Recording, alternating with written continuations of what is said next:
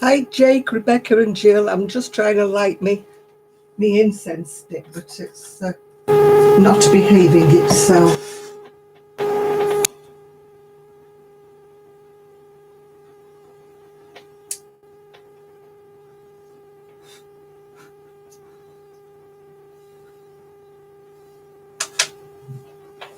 I think I've got it now. Oh, it looks a bit dark in here. Don't know why it looks dark. Right, hi Jake, hi Rebecca, hi Froggy Day Crochet. Hi everybody who I've missed. Hi Chrissy, hi Ginger, hi Miguel, hi Sandra. Oh blimey, feel like I'm doing the roll call at school. You go, present miss, present miss. You were getting anxious. No, it was me. I was supposed to be eating the rest of my tea, and time got away from me. I was enjoying me watermelon. Hi Nathan.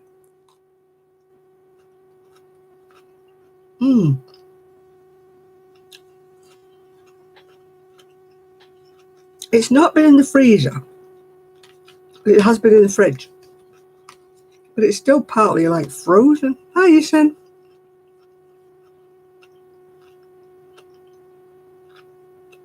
Oh, thank you, Michael. Michael, where have I got Michael from? Thank you, Nathan. Hi Michelle. Michelle's going to be a neighbour to Nancy. Ooh, that's good, isn't it? You can all get together then, can't you? Hi Jeannie. Hi Marsha.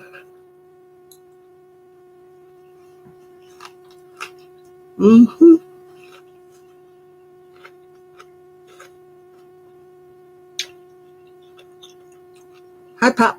Hi Marley. This watermelon is icy cold.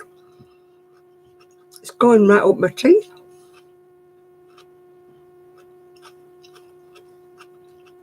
Hi Pauline. Hi Teresa.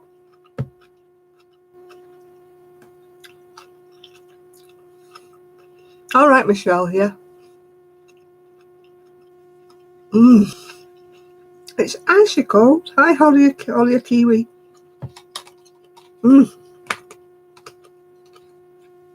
I did put it in the fridge and not the freezer, but I think they must have put it in the freezer at the shop. You know, it goes up your teeth because it's so cold. I've got old teeth. I've had them nearly as long as me. Oh, it's nice, isn't it? Isn't it gorgeous? It's one of the ones I got in the last bundle. I got another bundle, but I haven't done a video on it yet. In fact, I got 3 bundles, but I weeded out the ones I didn't want. I thought you don't want to see all the others, yeah. Oh, hi, Catherine. Oh, from Manchester, New Hampshire. Ooh, right.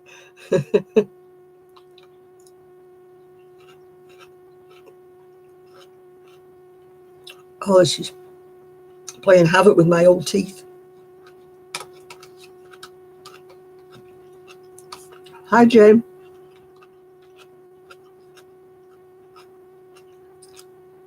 Well, I was very lucky today. I had to go food shopping, and my niece had to go into school today because the school had sprung a leak, and she had workmen there. So she had to go and open up and supervise while they did the leak on the roof. So she couldn't take me shopping. But I managed to get there and back. Well, I got there when it wasn't raining. I came out of the store and it had obviously been throwing it down while I was in the store. But I got home again without getting wet. And then I went to the takeaway to get myself you're not going to know what I'm talking about now, a rag pudding. It's a meat pudding cooked in suet, rolled up. Traditionally, they used to use white. I mean, obviously, clean handkerchiefs that they didn't use for anything else. But now they rolled them up in sort of some kind of plastic, I think. But I had a pudding for my tea.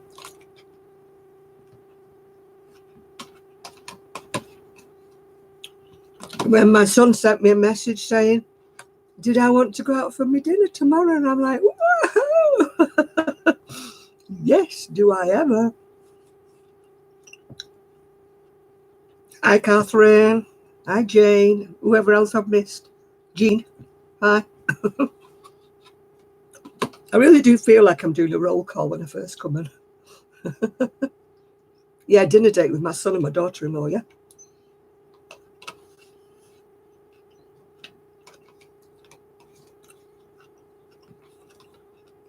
Well, it's more of a lunch date, actually. I mean, he does have his good moments, my son does sometimes.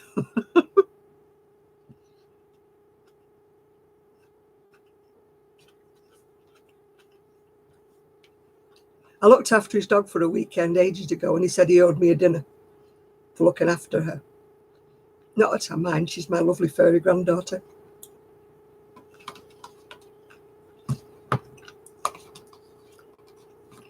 She's a joy to look after, is my puppy.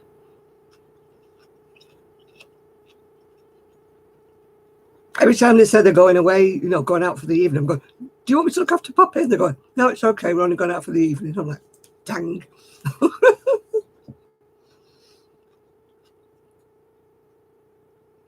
She's beautiful. I think I've shown it to you when I've been on here, when she's been here sometimes. She's a Rottweiler cross. Oh, hi, Brittany.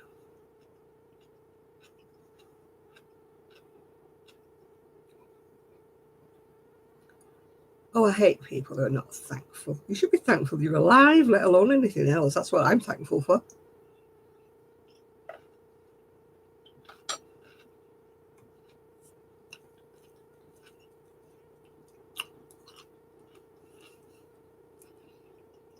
Oh, it takes me ages if I go anywhere in a car. It jogs me up and down.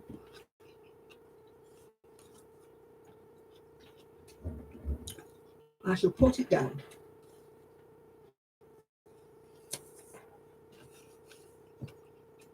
Oh, you're going to go, Michelle, right? See you later, love. Hope you enjoy your weekend.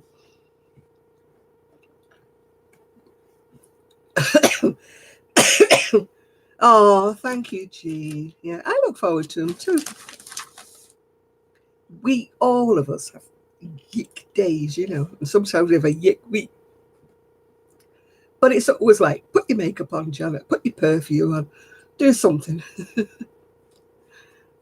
Don't dwell on anything. Yeah, you got your crochet ready, right? Have you got your knitting ready? You got your cross stitch ready? Whatever. Yeah, exactly, Miguel. She should be thankful for something. Oh, hi, every two non-yarn snobs. Hi, whoever you two are. There is always something, if you think hard enough, that you can find to be grateful for in your day, no matter how small it is. I've learned that as I've got older. I must admit, when I was younger, I didn't think that way. I was a bit poor me when I was younger. Why is it always happening to me? Yeah, I did. It's off. Somebody loves this sweater and I don't, because I get it hooked up on everything and everywhere. It's got this edging around the bottom as well. It's a Doris Chan pattern. It's called Ra Boom Day, I think. I made it ages ago, but I very rarely wear it because I get it hooked up on everything. I mean, I was sewing up my, the, oh, hi, Jen, sewing up the squares, and I knocked all the pins on the floor with the sleeves. And I can't wash dishes or anything with it on. Door handles get hooked up on everything. Yeah. Can't go past a door handle without going. Yeah. Oh, hello, Enid.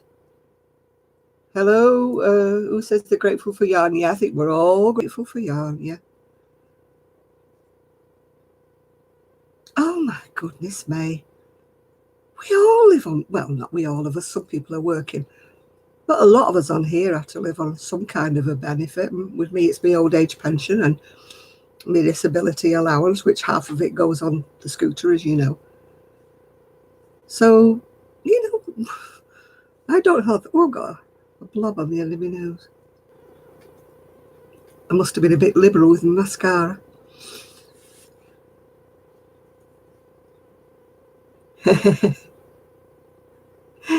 Yeah, we you know that feeling at the end of a month, you know, there's always too much month at the end of the month, isn't there? I don't whinge about it. You just get on with it, don't you? And just go in the store cupboard and see what you've got that you can cobble together. If you've got eggs or potatoes or something, you make something, don't you? I don't come on here whinging that I've not no money. Oh, no, I don't want donations now. That puts me right off when people keep saying, oh, I love this kind of yarn, but of course I can't afford it.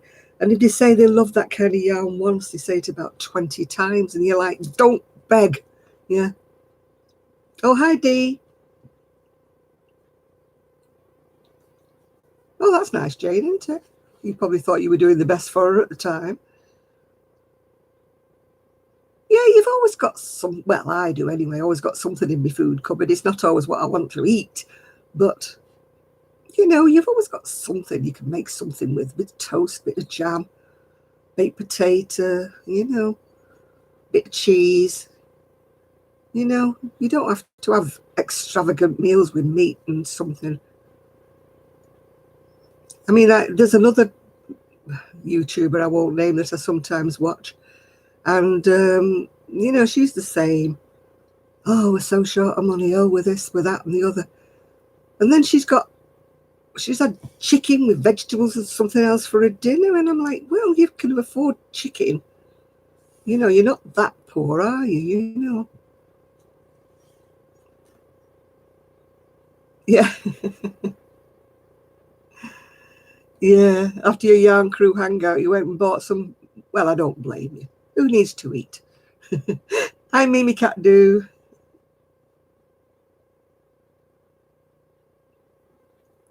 Oh my goodness me. I can't remember when I last had my nails done. I can't actually. My niece treated me to have my nails done. But they weren't my fingernails. She treated me to have me a pedicure, which was gorgeous, yeah. And yeah, I hate people who beg. I mean, I might say in passing, like, you know, I'm going to do a GoFundMe for a new scooter, but you all know I'm just joking anyway. Or I'll have a GoFundMe for a round the world cruise. Oh dear. Oh yeah, the video about the original Millers. I love that guy. What's he called? Martin Zero. And he does all these old films about old places in Manchester and Liverpool and other places, and I love watching him. You know, I mean, my family were cotton family, worked in the mills, or most of them worked in the cotton mills, because that was the trade at the time. And you know, I didn't take as much notice when I was a child as I should have done when they were telling me all these stories, which obviously in hindsight I wished I'd have listened more. And yeah, oh no, I only joke about that, you know. No way would I actually, you know, beg seriously. I would have to be in absolute dire straits before I would beg, and even then I wouldn't beg. What is going on?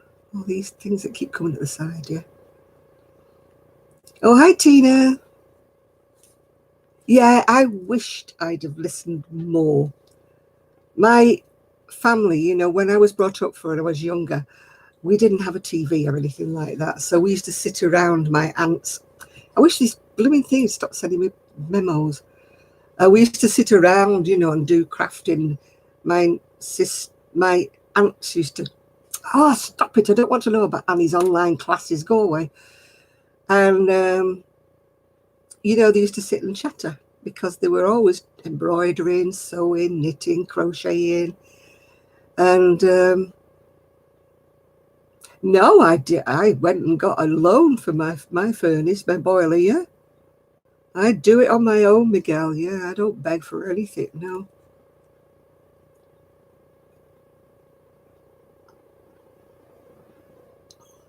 No, I always make sure I've got my bills paid. They're all, you know, paid online. They go out of my money when it comes in. They're all like a direct debit. Everything is paid. And what I have left over is what's left over, isn't it? Yeah. But I always make sure I pay all my bills. I couldn't sleep at night. Yeah.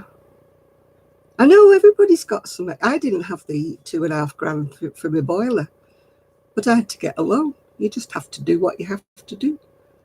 You know, I'm not moaning, I'm not begging. I'm just saying I'm going to do it. Yeah. Oh, a lot of the ones in Manchester, Miguel, have been turned into really expensive apartments. They're a bit like your, what I would call lofts. You know, they're all like, they've left a lot of the original features in them, but kind of, you know, built obviously bathrooms, kitchens, but they're more on an open plan, yeah. And they're very, very expensive, you know. I wouldn't mind living in one of them, but I will never have that kind of. Yeah. High ceilings, big windows, but honestly, you'd have to heat them, wouldn't you? That's the problem. Oh, hi, Kelly. Howdy doody. Oh, yeah, I'm sorry if your daughter's working on your last nerve. Kids have a habit of that, don't they? Yeah. Hi, Kelly, Kelly, Kelly.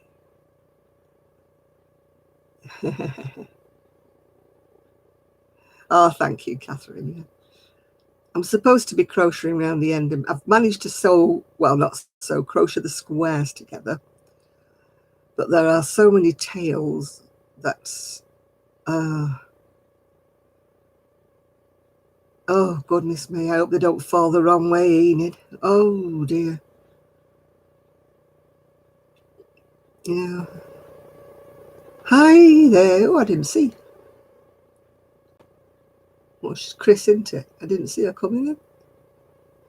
Yeah, I know, but you never know quite which way nature's going to fall, is it? Animals always know when you're not well, Miguel. They always want to give you a cuddle. Yeah. Yeah, Gigi was very, very cuddly. No, the yarn berries didn't come, Sandra. I'm sad to report. Nope, they didn't come at all to sew the ends in. I'm still in the same state. And I've got to do the edgings yet and the sleeves and everything.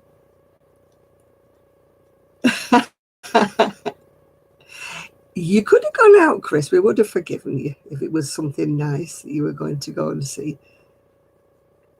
Enid, try not to worry too much. It'll be better when it's down, yeah. No, the yarn fairies must have been on strike, Brittany. Yeah. My tree in my garden fell down on its own. But luckily it missed everything except the lawn. Yeah.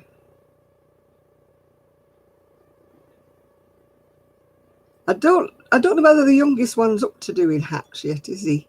The elder one is. He's getting he's getting better with his crochet, isn't he, Kelly? But the young one's still at the beginning stage. He just makes yards and yards of chain. He's getting there, getting there. He hasn't got to the stage where he's going back yet on his chain.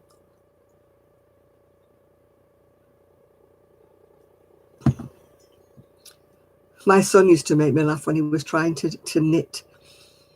He would see me knitting quite fast, so he would get the yarn and he would just wrap it round and round and round and around the needle. And then he's...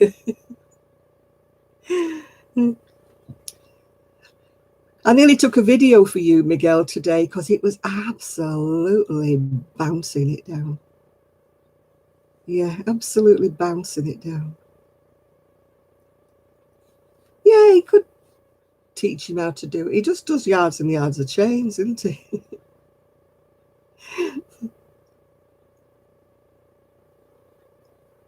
Yeah. Somebody said to sit somebody opposite you, not by the side of you, if you're teaching them to crochet on the opposite hand. Video of what? No,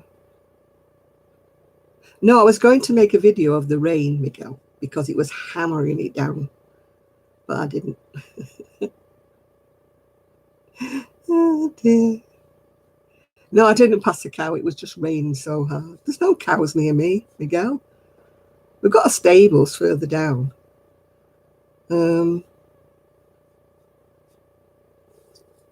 Yeah, where there's horses, but no cows, no sheep, no goats.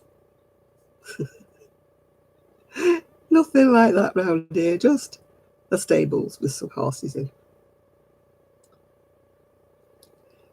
Yeah, my son used to always want to go down the lane to see the horses, but it used to scare me to death because there was no pavement on this road. And there used to be a refuse tip down at the bottom of this lane, and these massive, massive big refuse trucks used to come thundering down. And I used to have him in his little stroller, his little pram thing, I used to be terrified. And and he always used to want me to walk him down there. Yeah.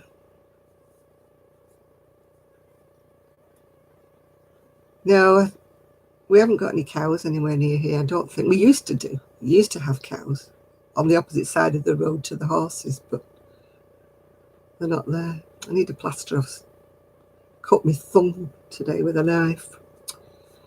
It's not bleeding anymore now, but I know when I start doing anything, it's going to start hurting. No farms around here. We've got a bit of grassland, but we've mostly got sort of open woodland, if you know what I mean. We've got loads of squirrels and foxes and things like that. Badgers, all kinds of birds of all descriptions, yeah. But wildlife, I think, is just rats and foxes and badgers. How long have I lived here? I've lived here for 50 years in August it was, yeah. Yeah, 50 years. Gosh. Or is it 51? I moved in 1968. I'm no good at maths. Might even be 51 now. Yeah, it will be 51. 51 in August I moved in. Been here a long time. Oh, you're good at maths, are you, Nathan? I'm rubbish. Yeah, August 1968 we moved in, the end of August. Oh, all the changes, yes. You were born? My son was born in 1969, yeah. I got married in 68 and I had him in 69. I was very, very young.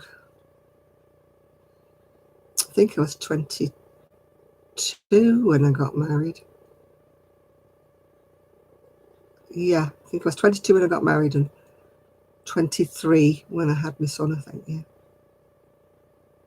Yeah. 50 years.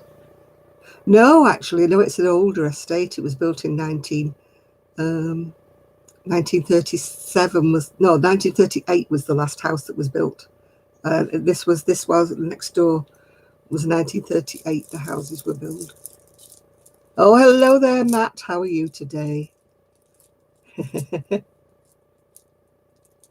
Rock out with your socks, right? Are you knitting today, are you, Matt? Yeah, I'm fine. Thank you, Matt. I'm fine, yeah. Yeah, we were the last two houses to be built before the war. There was all open land the other side, but I didn't live here then. It was a couple called Mr. and Mrs. Howarth. So there's only been two families that's ever lived in this house.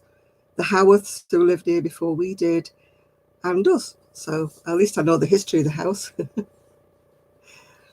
So I always remember when we were moving in, she said, "You're okay about this house?" She said, "Nobody's died in here. You have no ghosts." And I'm like, what?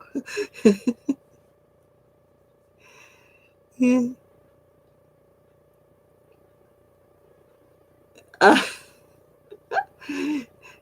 Wait, will you hear Sue's? When I speak to Sue on the phone, it's just so funny. Like, hearing that accent again, absolutely. Love hearing Sue's accent again, yeah. Oh no, it was a refuse tip. Well, we used to just call it the tip, actually. It was brilliant. It was just 2 streets away, and it was great.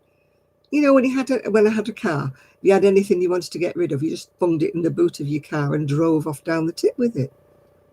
But now, A, I've not looked at a car anyway, and B, it's miles and miles and miles away. So you have to pay somebody to move your rubbish now.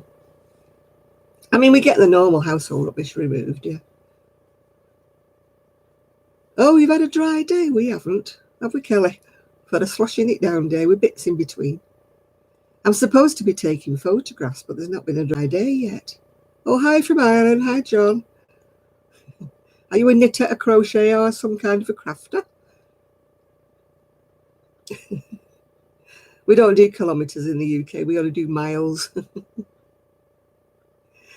Yeah, no, it's the car boot over here. Yeah, exactly. It's sad when you've got no transport. I can't put much on my scooter. If the tip was still where it was, I would have taken, my things down on my scooter. But that would have been fun, wouldn't it? Meeting the big lorry coming the other way. I think even ducks would get drowned, Nathan. Yeah. I can get a discounted trash pickup like once a year, I think, like a sofa or something. Because I'm an old age pensioner, but everybody else has to pay a lot more. Put the thumbs up. There you go. Thank you, Matt. Mitt, where'd I get that from? Thank you, Matt. We do have a nice scrap man who comes round and takes anything that you put outside that's metal. Oh, the blooming post office. I hate that post office. Hi, Mary. How's it like in Ireland? Is it wetter like it is over here? No, our post office is bloody manic. There's about 5 or 6 pigeonholes for people, the staff to go in. And there's only ever about 2 people on. One of, well, there could be 3, but one of them is just the ones who just, do travel what do you call them? Not travelers checks, money and stuff, money orders and stuff. Yeah, I mean, they make a fortune, don't they? It should be £30 to get anything picked up from here. A minimal amount, like a 3-piece suite or something. But I get it for half price because I'm an old age pensioner. So I paid 15 last time. I mean, the time before that, I got one picked up for free, but it was only one item, so they let me have that for free. One a year I get for free. Oh, no, our post office is manic. It's the only one for miles. So they closed all the other little ones down. Yes, Mary is here from Ireland, John.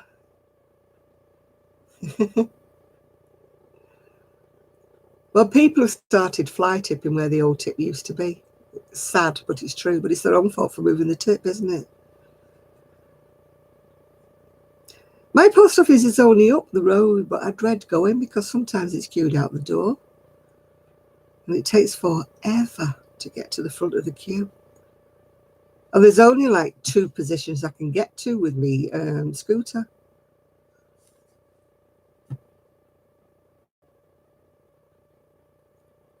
Oh my goodness me, no. I did try Wish once and I got a dress from them, but it wouldn't fit me. Ireland, I believe I've never been, and I've always wanted to go to Ireland. I believe it's very, very green and very, very pretty, but I've never actually been. I watched a video once when somebody, who went? A guy that does knitting and stuff. I don't know whether it was Franklin or something. Yeah, John, she's from near Belfast, yeah. Yeah. I read somewhere that, well, I think I watched it somewhere on a video, that in one country, you take off your shoes and you put them in line, you know, like you're waiting in the queue, and you go and sit down until your shoes move forward. I thought that's a better idea.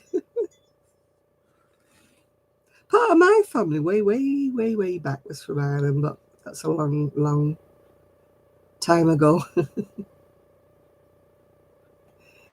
It's more likely to be the first one, Miguel Donovan, yeah. Yeah.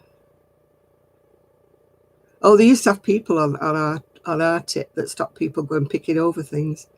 Because my friend was a monkey's uncle. She'd go down there and she'd come back with a chest of drawers or something like that.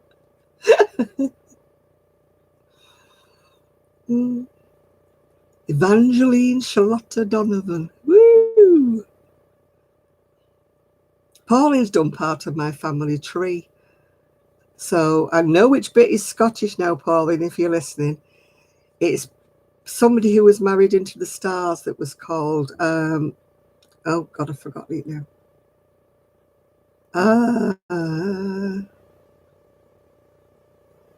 Oh my God. I've forgotten. I'll tell you another time. But I found out where the Scottish bit comes in. It's in by marriage, yeah. It's because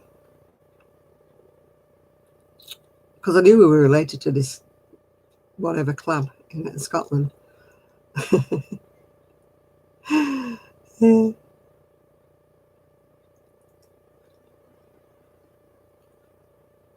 I'm surprised that I'm as British as I am, actually. I thought there was a lot more mongrel in me from other places, but apparently not. Yeah. I thought there would be a bit more, you know, sort of nice history, you know. Yeah. I wanted to have something from abroad, you know, somewhere like France or something in my heritage. But obviously the rumours in our family about us coming from Normandy aren't right. All the rumours that I got told. Borthwick clan, that's the Scottish clan, Borthwick. One of the stars, that was my family star, S-T-A-R-R, married a Borthwick, and the Borthwick is the Scottish part. Because when Pauline did part of my family tree, she couldn't find any Scottish links, but that's what it is. It's through marriage. It is a Scottish link. Well, when you think about it, a lot of, yeah. You've also shown something on there, Pauline, that my aunt was Miriam. Now, I always thought she was Marion. I don't know whether she was christened a Miriam, but she's Marion. And there was more kiddies than what, there were 16 of them altogether on my mum's side, yeah. So, yeah, if you look back in the history of the Starr family, one of them married a sort of somebody Borthwick, so that's where the Borthwick clan comes in from. So I know my dad said we were related to Borthwicks. Kelly, you'll be a mutt like me. You'll be more Lancashire than you think. My family obviously never moved around very much. Huh? Maybe one of my relatives went to Vermont then. Yeah. My grandmother's side of the family were stars, S-T-A-R-R, yeah.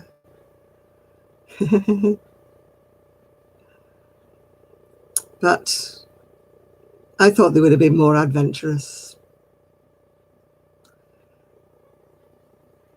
Oh, the royal family, honestly, they come from all over the place. They're so inbred, aren't they? They married cousins and all sorts of things, didn't they? There was a cousin in Germany. Oh, they married him off to them, didn't they? On that. Oh dear. No wonder you got confused. I do. I was watching a series about the royal family on TV. I followed it for about 5-6 weeks, and I got confused. I was all right with the younger end of it, you know, like the Queen and her family and everything, yeah. But when it started getting back into the Germans and the Greeks and the stuff like that, I thought this is getting a bit confusing. When you get even further back, I mean, you find that the kings and the queens weren't really kings and queens. They just took over. Yeah. They just decided, I'm going to be king, and took over. So how can you say you're related to people? Yeah. Oh, God, no. We can't understand what they all mean. Duchesses, countess. I don't know who's the top of the food chain and who's at the bottom. You know, whether a duchess is higher up than a duke, than a countess or a count. And oh, you know, and they keep changing the names, don't they? Duke and Duchess of Sussex and Duke of Cambridge, and you're thinking, who the hell is that? Why don't they just say Prince William and have done with it? Yeah. Oh, the Queen's best, and then the Rooks. Yeah, you're obviously a chess player. Yeah. The Knights and the Bishops. We've heard the titles, Miguel. That doesn't mean we understand them. It's all very complicated. You know, I suppose if you were a historian and into your history, then you would know, yeah. But by and large, the ordinary commoner in the street like me doesn't really know the difference between dukes, duchesses, countesses, whatever. And who the heck is, you know, this is and that is. You see the, you know, you'll say headline, the Duke of somebody or other involved in a car crash or something. You think, who the heck's that? And then you read down, it's the son of the son of the son of the whatever. Oh yeah, Queen Jan, Queen Jan.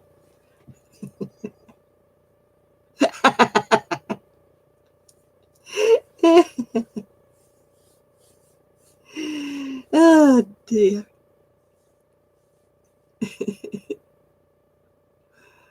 Oh, I never sorted out. When I was young, they used to put things like, when you were addressing an envelope, you either put Mr. John Smith or you put John. And I never knew the difference whether somebody was an Esquire or whether somebody was a Mr. And no, she doesn't wear a royal rosy wrap. Somebody put a photograph on, I don't know, it's on Facebook or Instagram, of them wearing a rosy wrap, and I was like, ah, you look just as daft as I did. She did not look any better than me, Miguel. Yeah. Oh dear. Esquire, I don't know. What is an esquire? I don't know if anybody knows. Oh, it's a landowner, is it? Right, okay. So you would address him as John Smith Esquire if he owned land. But if he didn't own land, he'd be Mr. John Smith. Man, you had a lot of rogue landowners, didn't you, in Ireland? I mean, yeah. Oh, you're a squire. No, you're not a man, Enid.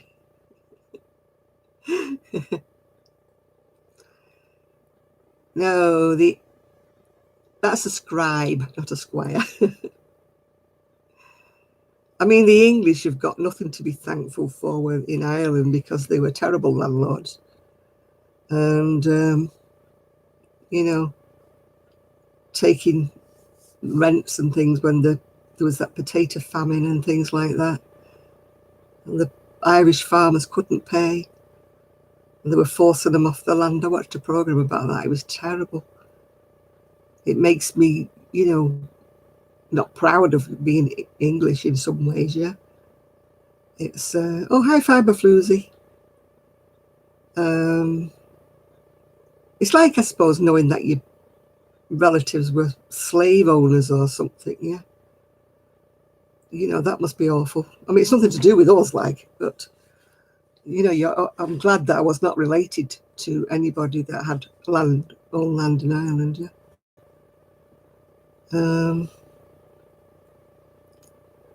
Yeah, it's sort of awful to think that your family, your ancestors were. No, Kraft can't be an Esquire because she's not a male, yeah. Yeah, there were some awful things that went on in our pasts. Thankfully, I don't appear to be part of any of it. As far as I know, none of my relatives were wealthy enough to be slave owners. And definitely none of my family owned any land in England or in Ireland. So, yeah. So I'm thankful about that. Do I want a balloon? What the heck would I want a balloon for, Wanted Angel? It's a bit early, isn't it, for trolls? I don't think there is a female squire, is there? You might know, John, because you're in Ireland, aren't you? Oh, very good.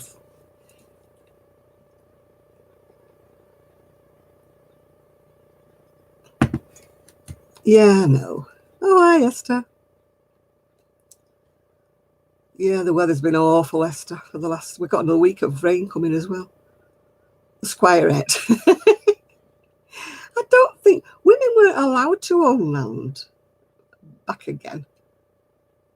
Wanted Angel, you get them in nerves now. Stop it. Well, a couple of mine died in the lunatic asylum, so now I know where I get it from. Mind you, a lot of them went into like the lunatic asylum or the poorhouse or whatever just because they couldn't pay rent, didn't it? Yeah, I think Angel's floated out somewhere, hasn't he? Oh, hi there, Donna.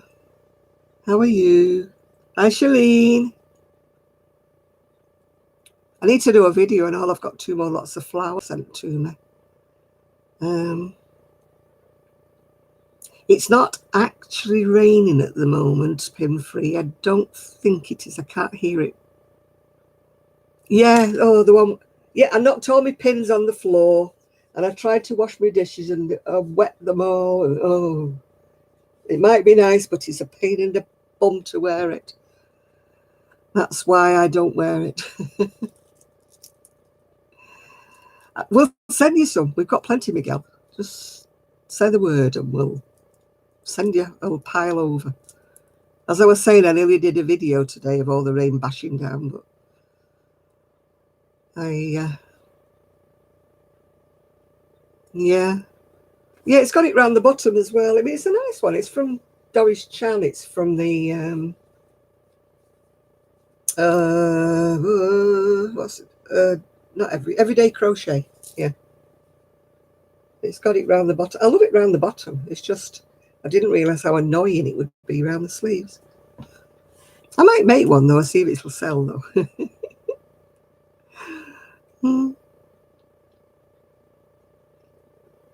Oh, I'm a lot slow, fibre floozy, so don't worry about it. Doesn't always pay to be the sharpest pencil in the box, does it? What, you want one of these? You must be joking. You're like dusted as you're going along, do you? Gets you out of the washing up, that's for sure. I should be sewing up my ends and crocheting around the edge of my jacket. A cardigan like this? You must be joking. Oh dear. The hurricane coming next Thursday. You better keep it to yourself over there in Ireland, John. Don't want it over here. Yeah, I need to sew my ends in. I need to crochet around the... This thing's made me lose me crow, Joe, doing this blinking jacket. All I've crocheted them all together. That's one bit I've done. Ow, ow, ow. I just caught my finger on the wool, the one that's been cut with a knife. It's done. I've crocheted it together bits, but as you can see, all the ends are hanging free, and I've got to do the edges yet. I'll try and do another cuff while I'm... My niece actually said, "Oh, that's lovely." I thought, oh no, don't tell me she likes it. Normally if she said she likes something, I think, oh, make it for Christmas. When she said she liked this one, I thought, oh,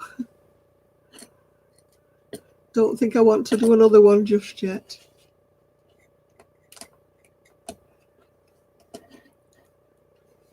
Yeah, I've got Gigi next week. His daddy was off work last week, but he's back in this week. Oh, I love doing that blooming bomber. I absolutely adored doing it. Even sewing the ends. My niece can just about crochet, but she's so busy. She's a head teacher and she's just busy with work. I don't mind making things for her because she's so good with me. You know, if ever I need anything doing or anything, she's always the first one, even though she's very busy. She's always the first one to offer.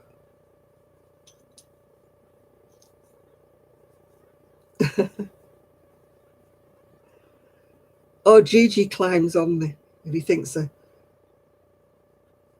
Oh, you're around in and out, are you, John? Okie dokie.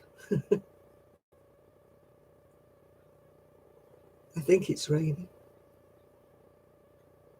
Yes, it is. It's raining.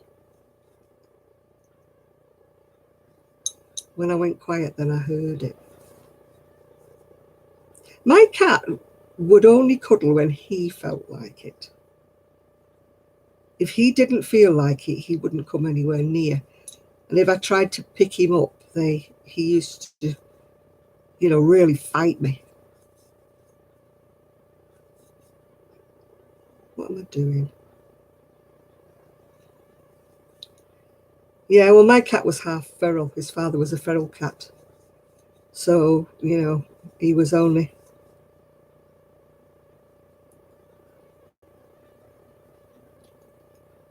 What are those around the neck?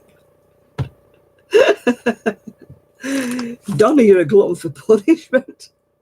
If you get hold of the, if you can look inside the everyday crochet book, I think it's in there. There is a sweater in there that's a sleeveless sweater that's got this big yoke, and it's lovely because you fasten it on with a cord, so you can either wear it with or wear it without. Yeah, so it's good. Yeah. In, out, round and off. Yeah. No, we've just got rain and more rain, and it's what's forecast all for next, you know, next week and all. It's all forecast for rain. Yeah. Oh, when my cat wanted to be friendly, he was friendly. But when he was in a mood, you didn't dare touch him. He would absolutely attack. And I don't mean pussyfooting around. He would attack like a wildcat.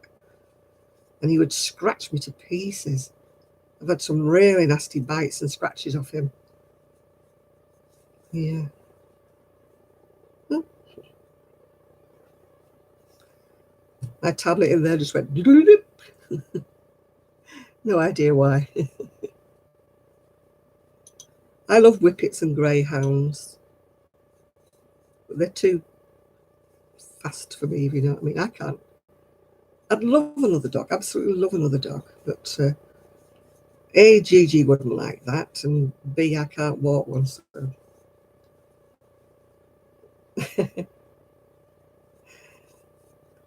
Yeah. Our little Chihuahua. He's got a heart murmur, would you believe, poor little Gigi. He had to go for tests again last week, but it's no worse than it was before, so we've got to be thankful for that, yeah. Yeah, I remember when the mama cat had kittens underneath your house, yeah.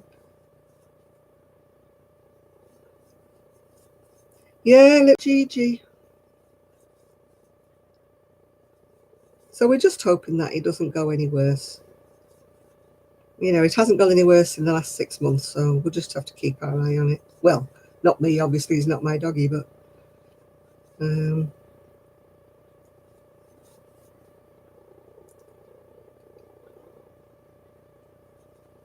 oh, my arms and my knees this morning.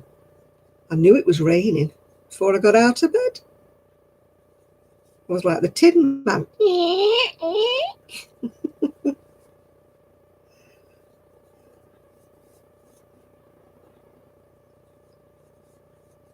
mean, when they did my artificial knee, they should have put a little point or whatever. Then I could put some WD-40 in it, you know, in the mornings when I'm creaking. It's really stiff, and it's supposed to be an artificial knee. I didn't think they were supposed to be stiff. It really stiffens up. I think they forgot to put lubrication in my knee when they did it. You need tea.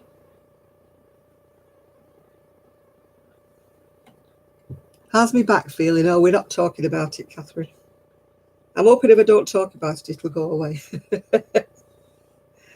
I can't have any more shots. I've got to go to... I can't go to this pain clinic thing until the 31st, is it? No, the 30th of October. So we'll see what they can offer me. If they offer me talking about it, somebody's going to get a black eye. Because, I'm sorry, but talking about it and thinking about it is not going to do any good for the pain. I talk to my back daily, on a daily basis. My back doesn't listen. What am I crocheting? It's a Granny Takes a Trip jacket. It's all done in granny squares. Well, they've told me that they stopped doing the nerve blocks now in the UK. The government doesn't have any funding for them, as usual. Always boils down to that, doesn't it? The NHS has no money for it. It has not been proven to be successful, right? It was successful as far as I was concerned. So we are now talking about different methods. So what other different methods are you going to offer me then? Don't know. I'll do meditation, shall I? I shall sit in the middle of the room with my... Well, I can't sit in the middle of the room because I can't get up again. You know what I mean.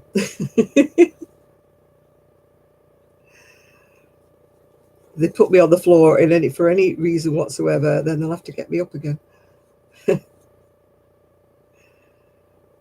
Yeah, somebody else has suggested I take weed, but it's illegal, you see, in this country. The doctors there's a ruling been passed that doctors can prescribe it, but none of the doctors will. And we can't buy it, yeah? Yeah, we just can't get it.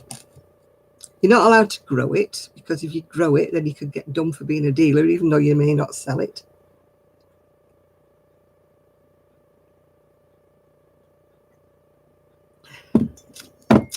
So you can't get a proper CBD oil over here. You can only get the weaky stuff that doesn't do any good.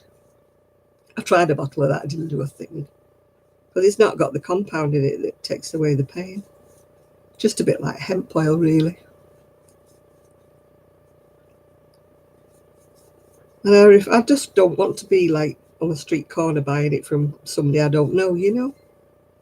I don't want that, yeah. Yeah, I eat a lot of ibuprofen and I'm not supposed to because I've got a hiatus hernia. Oh, hello, Susan. It's, what is it? Not boho spirit. Hang on, let me tell you what the yarn is. Yeah, it is boho spirit. Boho signet boho spirit is what I'm using, and the colour doesn't have one. 6461.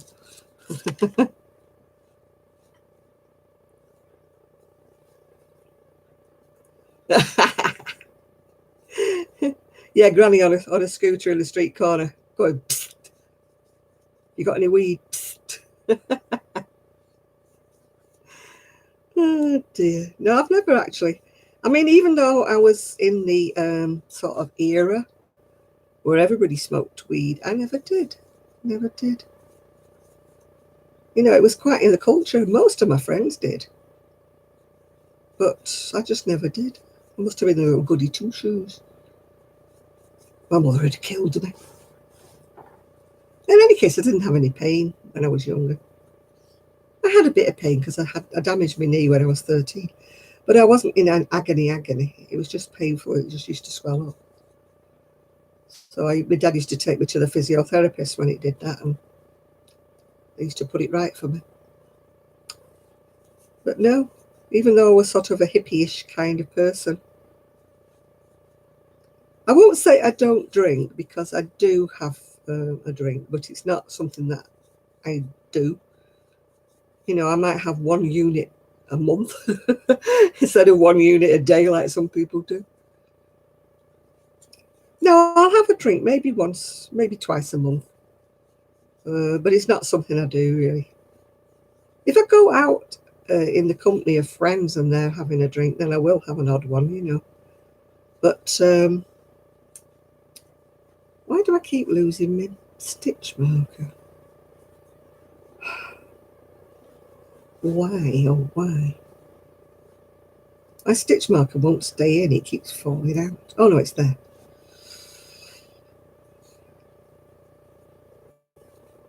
Yeah, I wouldn't mind having, you know, patches or something. But they won't give me over here. You know, you can get morphine patches which sort of drip feed, you know. You have them put on for quite a while. But you're eating my favourite. What's that? You can't be eating cactus.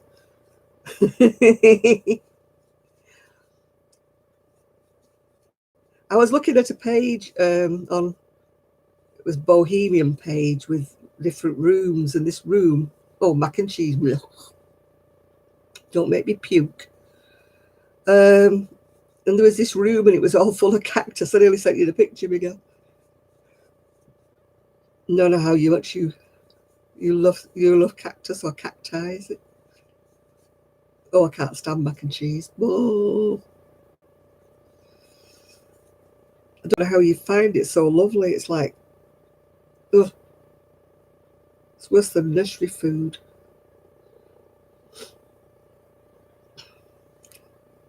I'd rather eat bucketfuls of rice pudding.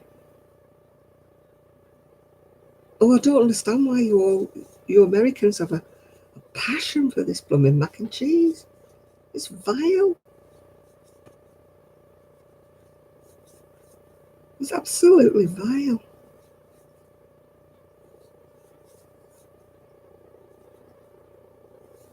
I love rice pudding. I like anything. Sega pudding, rice pudding, semolina. I love it all. When I was at school, nobody else wanted it, so I used to get everybody's rice pudding. Ooh. It was great. No, I'm sorry, I've tried mac and cheese a few times at a few different places and a few different recipes, and they're horrible.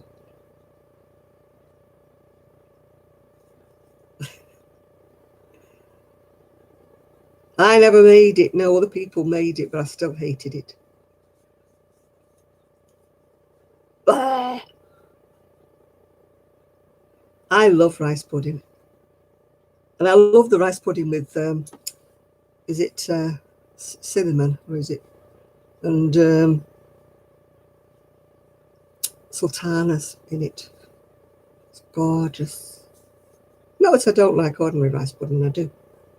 But do you know, I'm only doing 3 in a decrease and I'm messing it up already. Cinnamon and raisins, yeah, that's absolutely gorgeous, Miguel. Oh, I love that.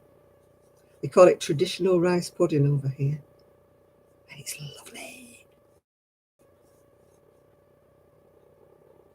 You making rice pudding? I just love rice pudding. And nutmeg, yeah. I just love it, love it, love it. My mum used to make it with what she called carnation milk. It was evaporated milk. Oh, and it was so lovely. Not ordinary milk, you know, cow milk. Well, it's supposed to be cow milk, isn't it? But I don't know what you call it in the UK, but we call it evaporated milk. It's like a sweetened milk, but not that sticky stuff. And that's how my mum used to make it, with evaporated milk. It was gorgeous. Hello, Patricia from Brazil. Yeah, that's what it is. Yeah, carnation milk in a. Is nobody going to buy it? What? Who wants biting?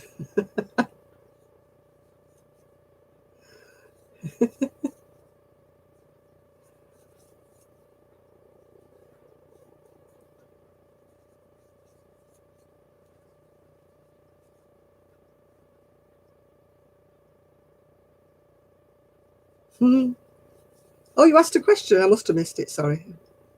The side things go up like that so quick for me that I do miss them. I miss questions sometimes. I don't do it on purpose, I can assure you. It's just that I miss the questions as they're going past. If I happen to look down at what I'm crocheting, like about 3 questions has gone past.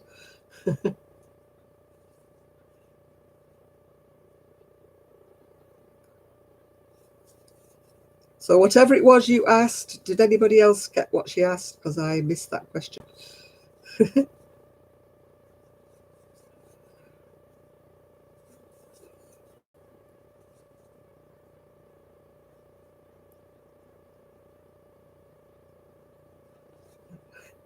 I don't like banoffee pies. I like cheesecakes. Oh, hi, baby. I'm fine. How are you? Do you know what upsets the hell out of you? No, I don't. Apart from your daughter, obviously, today.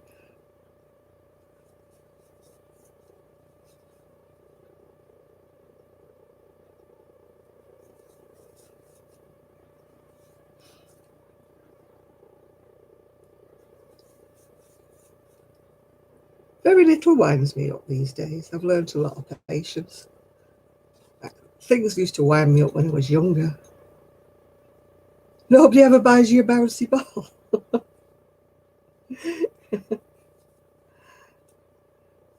Why do you want a bouncy ball? Are you thinking of taking up football? Or is it soccer?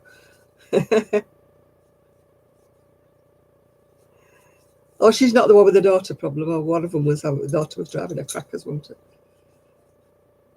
I get mixed up. I'm old. Yeah, I need some chocolate or something, obviously, don't I?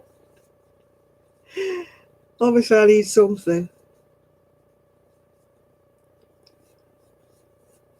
Oh, it's Jane with the daughter. Right, okay. I don't have a daughter, so whoever it is, it's not me. Yes, somebody mentioned the chocolate word. Yes, somebody mentioned that. Well, it's better than the other C word, which is Christmas, isn't it? Oh, I used to get you and Shad mixed up. Talking about that, where's Shad today? Has he gone fishing again?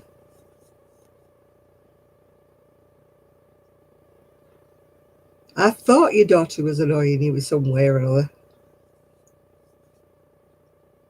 You've not got any chocolate? You're coming on Saturday Live with no chocolate? I don't understand this Christmas in July. What is it all about? I can't send you one from... it cost me too much money to send it in postage. No, Trevor, he's deserted us these days. He's turncoat. No Ian as well either today.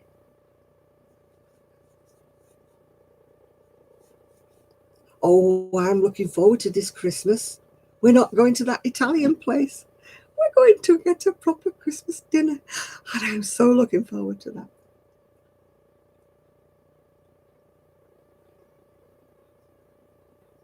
A bouncy ball. Well, I hope it's a ball that bounces. If it's something else, I really don't know. I hope it's not slang for something else that I'm not aware of.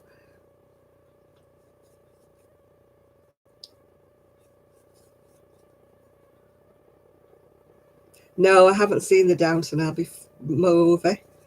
I'll probably wait until it comes out,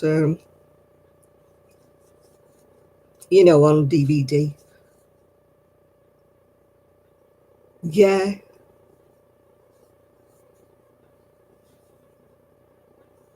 Oh, no, I didn't watch the Cadbury's thing. No, I've not watched Downton Abbey. I don't know whether it's any good. People have said it's a good film, so, but I haven't watched it, so I don't know. I must be one of the few people who never actually. Oh, excuse me. Oh, thank you, Lorella. Oh, Lorella. Yeah, that's so kind of you. Yeah, I got some flowers the other day from Shalene and some from. Oh, forgotten who else. I will show them on a video anyway. I just haven't made a video this week. I was just so off my everything.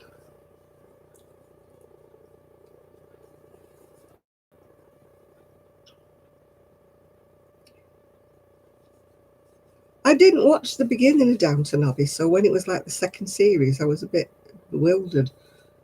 So, yes, it will, but I'm not putting them out of the minute yet because it's blooming raining hard.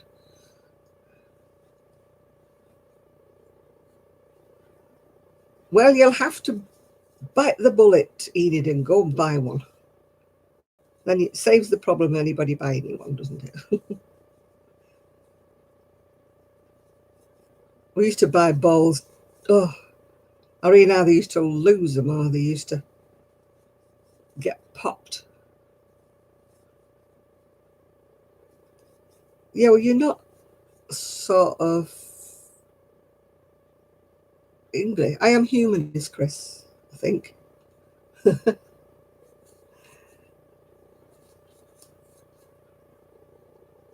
think we've got two Chris's in the room now. 2 or 3 Chris's. Let me see. Let me see. I've lost my page. Yeah, Chris is in the room.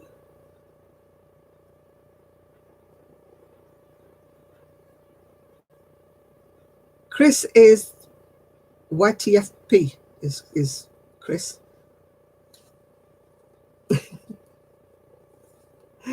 Yeah, I am human is Naomi, that's right. I have got you written down. I think. Yeah, I've got you written down.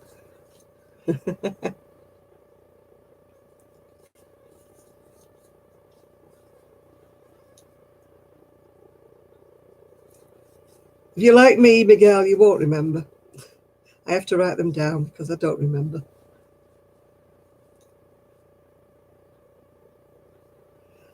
Oh, I love crimes.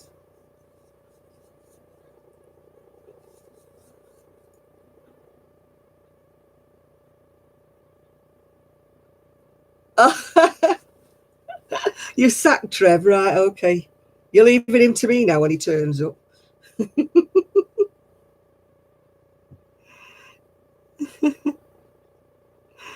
Oh, dear.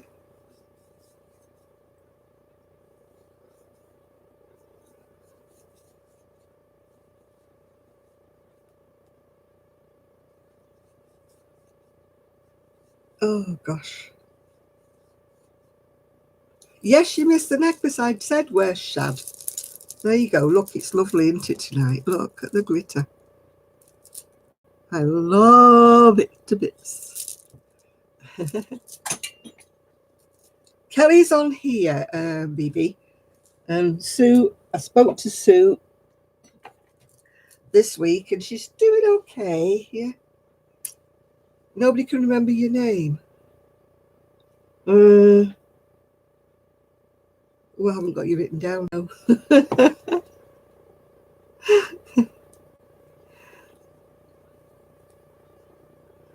I know, I love Sue, but she's so far away now.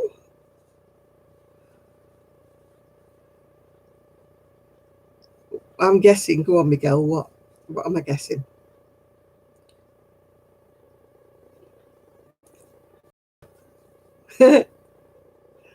Well, Craft Angel, you know what I'm like. I've got a brain like a sieve. Can't remember anybody's name. Terrible.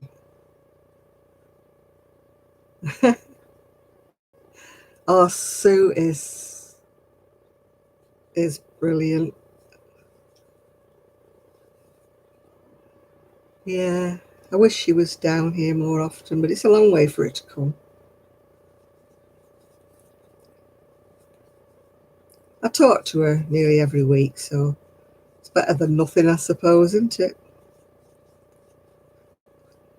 I'm making that Granny Takes a Trip jacket and crocheting around the edge of a sleeve at the moment.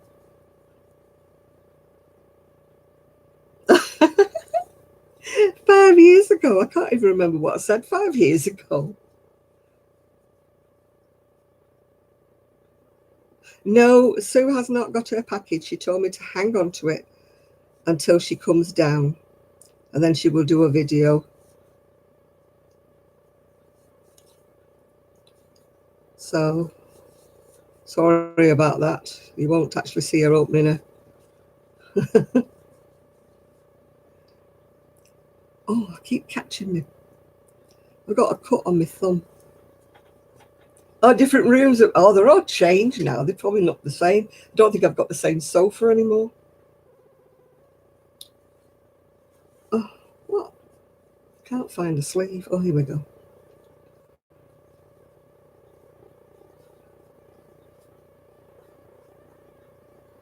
Yes, I've got a knitting machine. I've still got two, John.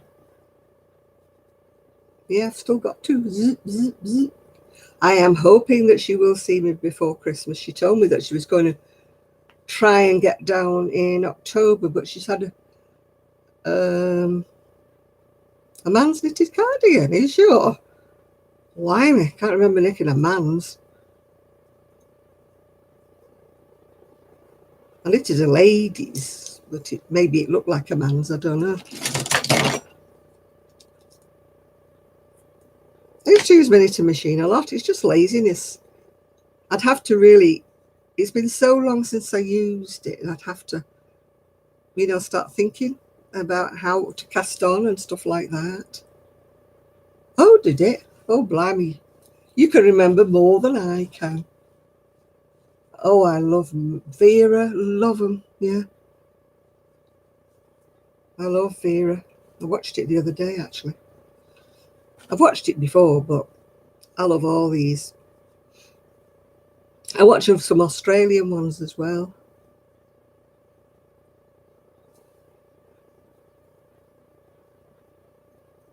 Mm. Oh, I keep snagging the cut on my finger on me. Napkin etiquette. Ooh. This pattern, it's a paid-for pattern on Ravelry called Granny Takes a Trip.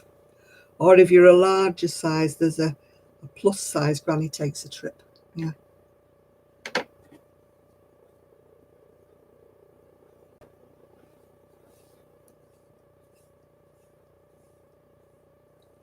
Do, do, do, do. I don't watch Arnie and Carlos. I don't know why I don't, but I don't.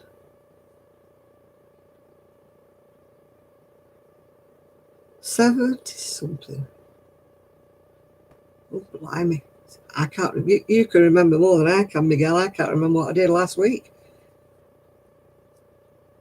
Oh, right. I love Loopy. Bye now. Hope to see you again. I don't know why I've never, you never get into some people. I never got into Arnie and Carlos.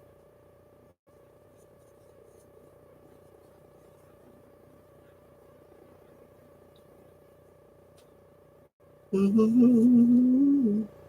Oh, hi, Hush Whisper.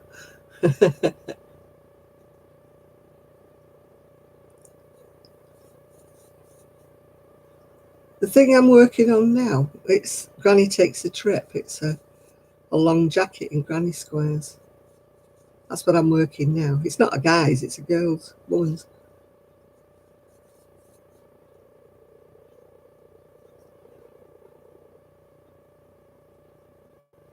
I'm not left-handed, so I must be rubbish. I must confess I do know a lot of left-handed crafters though. Yeah. Yeah, I did 76 squares, 2 half squares. Right, well, put a wrap on it, a bandage on it or something, Kelly. Not too tight, but just to keep it warm.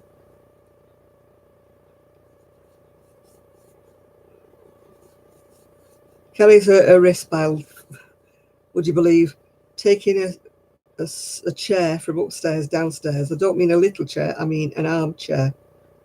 She's a nutter. A knitted men's cardigan. Oh, I can't remember. Knitted for a man. I knitted a sweater for a man, but that was for my friend's brother in Ireland. I made him an errand.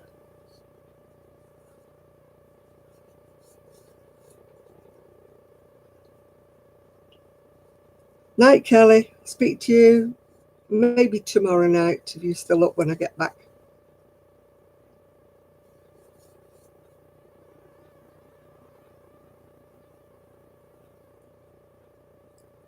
Yeah, I have to wrap mine up warm when I'm having a flare up. Not too tightly, you know, because I don't want to stop my blood when I'm sleeping. I've got some of those, what do you call it? Those like elasticated bandage things that you just pull on. But they're slack because they're really meant for a leg, I think. But they just keep my arm warm without making it tight. I don't want to sleep in anything tight that might hurt my wrist while I'm sleeping.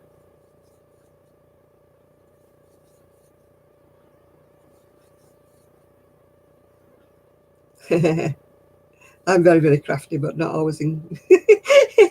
No, I'm not crafty at all. I used to be crafty.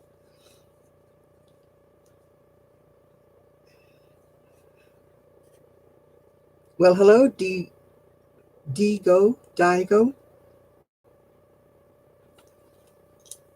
How many squares? 76 squares, 2 half squares, and 2 of these little triangular bits. Yeah. It was a labour of love. The first 2 that I made, I did in squares that were all different colours, and D for Diana.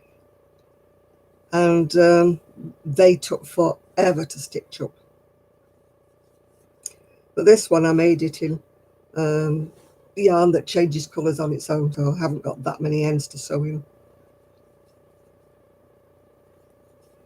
So now I'm going around the edges of the border.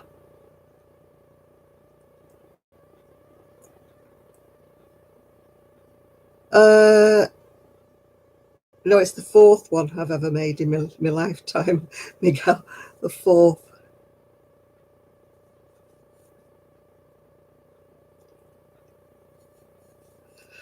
Oh, sorry about that. Write her down. Right, who down? Who. It's the 4th one of these. I've made about 8 or 10 granny square things in my lifetime, yeah.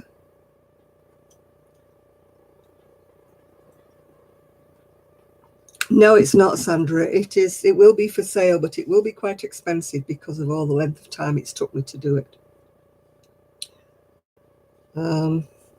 You know, it's taken me hours and hours and hours. I'm confusing you. All together in granny square patterns, not this particular pattern. In granny square patterns, I have actually done about 10 all in all. What size is it? I'm not sure until it's finished. I think it's probably about a 38 bust or something like that. Something in that region. I never know until I've actually finished them and measured them. Write down Digo. Oh, Diana, you mean?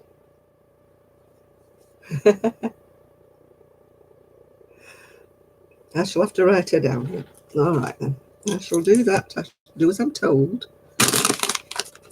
When I find my pencil.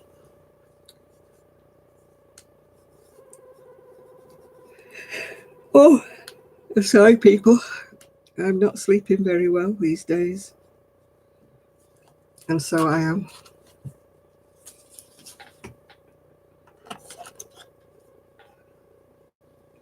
I got up this morning and sat in the chair while I did something and fell asleep. Had about an hour and a half in the chair before I even got anywhere this morning. Baby caps. Yes, I used to do loads of baby things. Baby blankets, baby cardigans, baby everythings for the hospital. But I was part of a group, a knitting group. And we were all supposed to be doing it. And I found out that I was the only one who was doing it. And that the knitting club was taking all the credit because it was coming from the knitting club. So I gave it up. I thought, no, I've had enough of this. Had enough. I don't mind if I was giving it and they were recognising it was just my stuff. But no, the knitting club was sending it as if it was the knitting club. And nobody else was making them, only me, so I got a bit peevish. Oh, I don't want loads of praise, but I just don't like people, taking credit for my work. Oh, thank you, Susan. I love making baby items, but they just don't sell at the moment. That's what I'm about because I've got a boiler to pay for. As everybody knows who knows me, got a boiler to pay for. So I'm aiming to sell at least one thing a month if I can, so as I can pay the boiler payments. But the weather's been that rubbish. I haven't been able to take any photos recently. So I'm not going to sell anything if I don't take any photos. I know my friend said that to me. She said baby things would sell like mad over there. I said, well, I'm not over there, am I? I'm over here.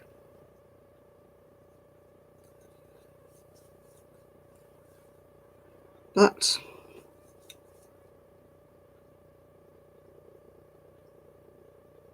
you're not that big word that you wrote down. Oh, ambidextrous. Ambidextrous means you can use both hands. When my son was little, he used to draw with both hands, so we never knew if he was going to be left or right-handed. So we didn't force him into anything. We just let him be what he was anyway. He finished up being right-handed. But that wasn't us forcing it upon him. That was the way he chose. But when he used to draw and colour in and that, when they're little, they used to use both hands. Not at once, he'd use either. And if he handed anything, he'd always put his left hand out to get it. So we really thought he was going to be a lefty. But he wasn't. But I'd read an article saying, you don't force them to be something that they're not. If they're naturally left-handed, let them be left-handed. So that's the way I brought him up. But I used to be ambidextrous with my feet when I was little. When I was tiny, when you play football and that with the boys and stuff.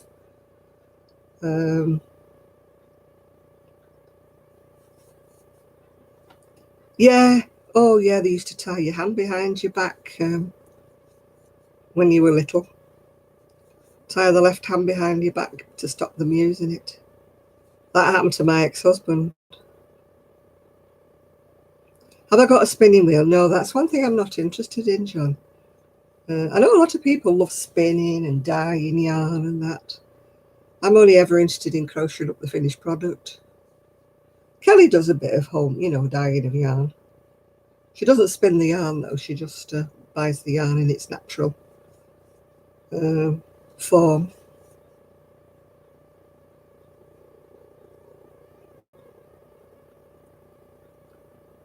Yeah, they used to have a thing, didn't they, about being left-handed. I mean, my husband would have been at school in the 50s, and he used to get told off if he used his left hand.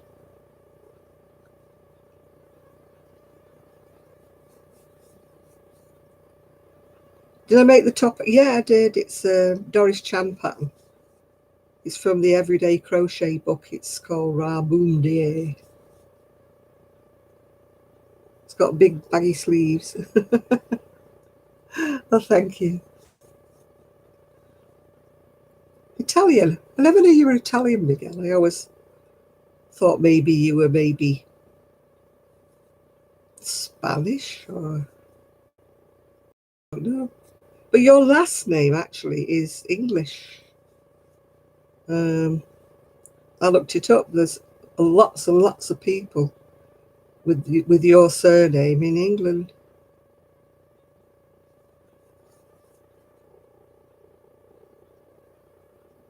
Oh gosh, yeah. Yeah, I just thought with your first name it was more Spanish or Portuguese or something like that. But then your last name is typically English for some strange reason.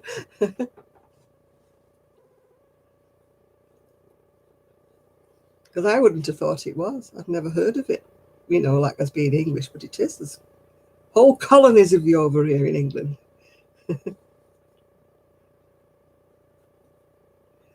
Oh, you can dust at the same time when you're wearing this. There's a story there, is there?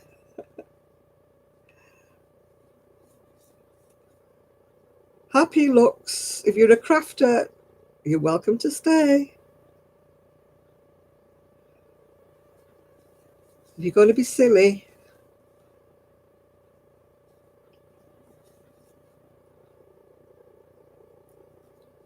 who, why, what, where? Oh, happy looks. You're just being silly now.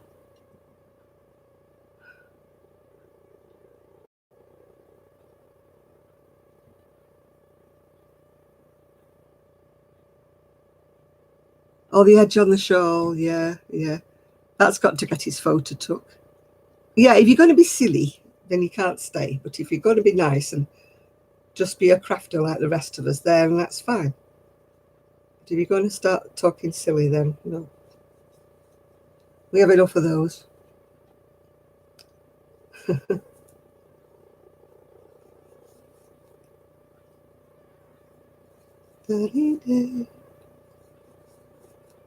When it gets to a certain time of night. Oh, yeah, do I have 35 likes? Oh, that's nice of you to tell me, happy looks. No, that's not silly. I know.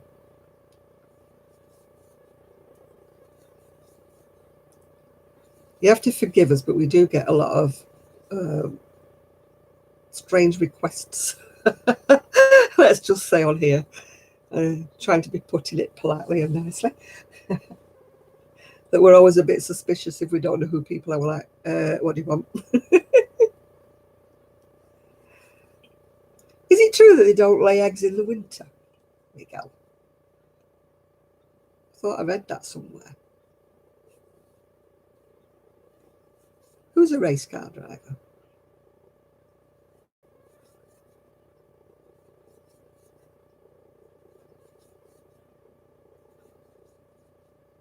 Oh, they lay all year. Man, you're in a warm country, aren't you? Maybe it's just over here they stop laying in the winter.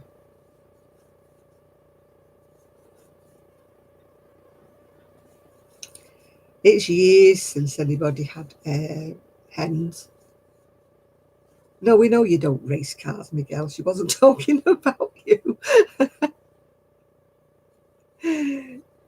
I don't race cars either. I don't even have a driver's license anymore.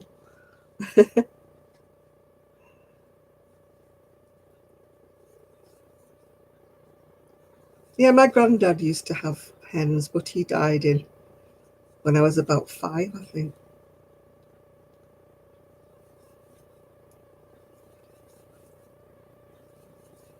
La la la. Oh, I'm going silly now. Singing now.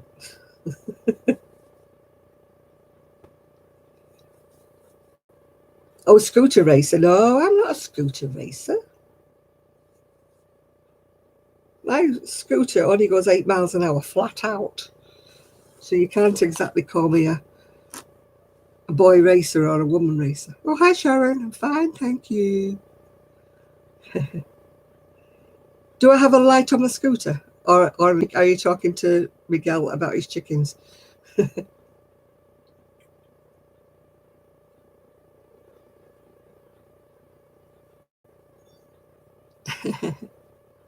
What am I making? I'm making Granny Takes a Trip. It's a granny square jacket. And it's driving me bonkers because I'm getting to all the going around the edges now. So I'm just going to pour myself some more coffee to get myself hyped up a bit.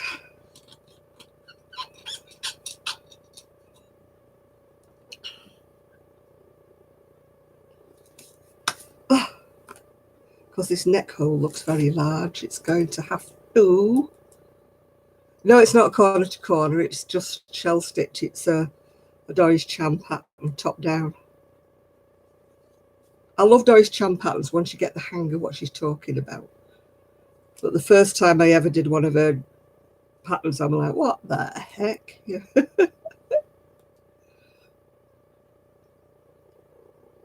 Well, my scooter's got a light. Yeah, it's got a light on the front and a light on the back, but I don't often go out in the dark, yeah.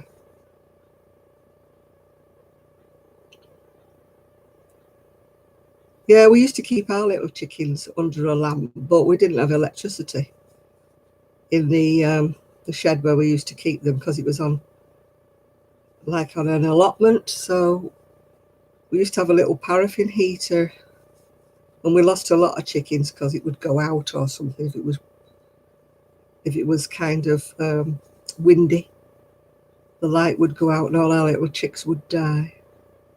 And I was only a little kiddie and I used to get really upset when we used to go to the pen, we used to call it. It was an allotment, and the little chicks had been died. He didn't get much luck with his chicks, really. Not many of them grew up to be adult hens. He didn't buy them as eggs, he bought them as chicks, yeah. Got hair in my eye. Ooh, I don't know where it's that coffee then. I just had a hot flush. Ooh. Yeah, but last week, don't forget our winters over here were very, very cold. And, there was no electricity in the allotment where they were. As I say, there's just a heater that was, run by paraffin or whatever you want to call it. And, oh, what have I done here? Oh, let's come undone. Silly Belly. I made a complete boobaloo.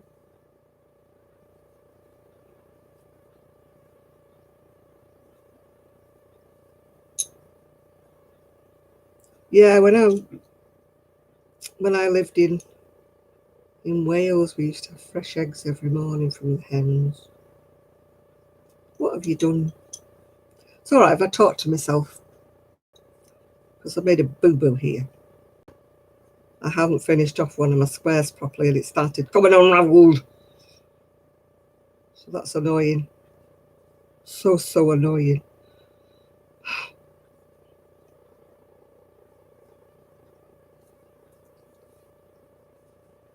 No, we didn't get any taken by foxes, but they used to be in the orchard. The orchard had netting all around it, wire mesh and stuff all around it.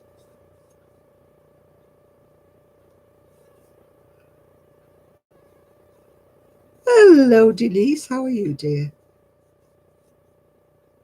Okay, Miguel. Catch you later. How are you doing, Denise?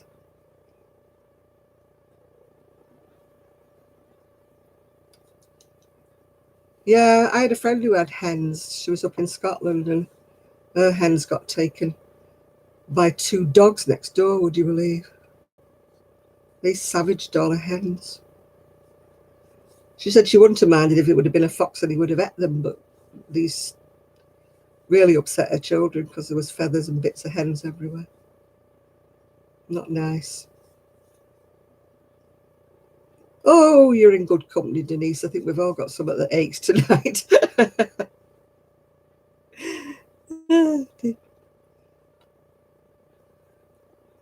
My son's dog chases squirrels. Luckily, she's not fast enough, so she's never actually caught one. So Nathan's ignoring. I'm sure he's not. Probably like me, he didn't see what you asked him. Oh no, my son's dog's not fast enough to kill anything. Thank goodness.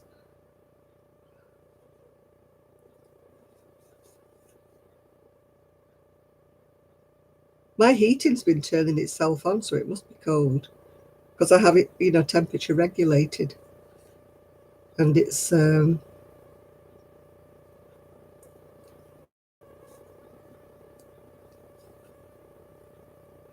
see, I told you, Enid, he wouldn't have seen you. Sometimes the comments, if you're not like concentrating, the comments whiz past so fast that you miss things, and then people get the ump because they think that you're forgetting them and you just don't see them.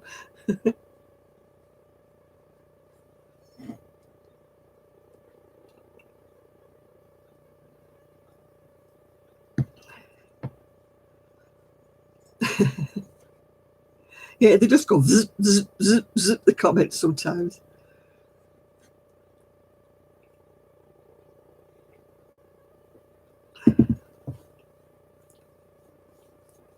Yeah, they won't do cortisone injections in my knee because it's a fake knee, so I'm not supposed to be having any pain in it, but I've got news for them. I do. Gosh, going round this, it's like going round everything. It sounds a bit wild, your dog, Enid.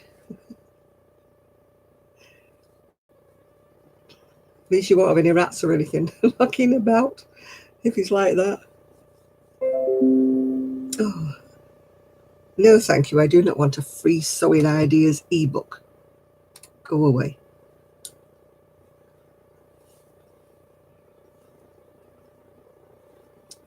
So you won't be running any marathons, Denise?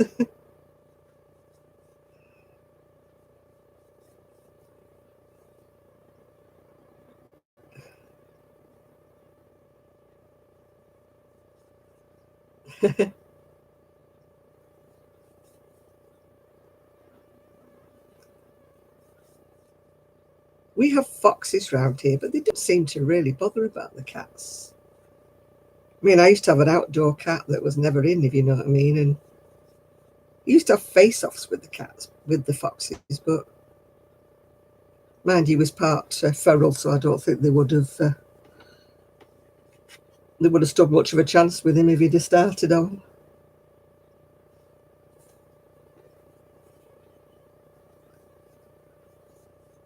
I can't take naproxen because it upsets my stomach. I do.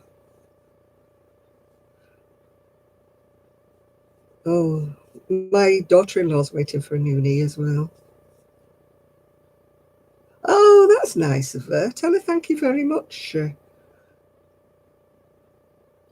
Yeah, tell her thank you very much for recommending me. That's nice of her.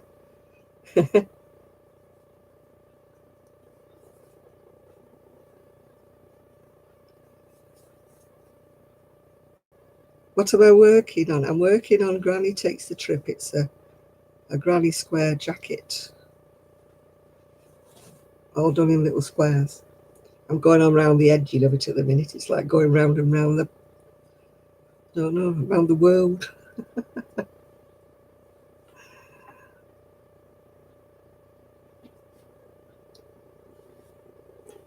Well, in England, a little chihuahua got carried off by a seagull.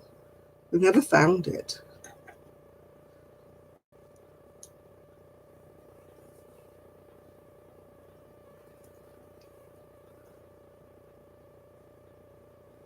Oh, right there, Craft Angel, yeah. Yeah, a seagull, yeah, picked up.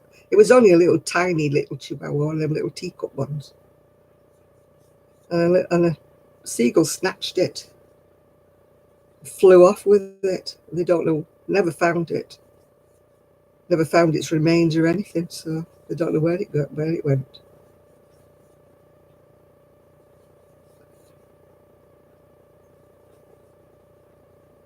Oh, I don't even like to think about that, John. Don't speak about it. It's like a swear word around me. Yeah. You only have to say that word in England, everybody goes, oh, no.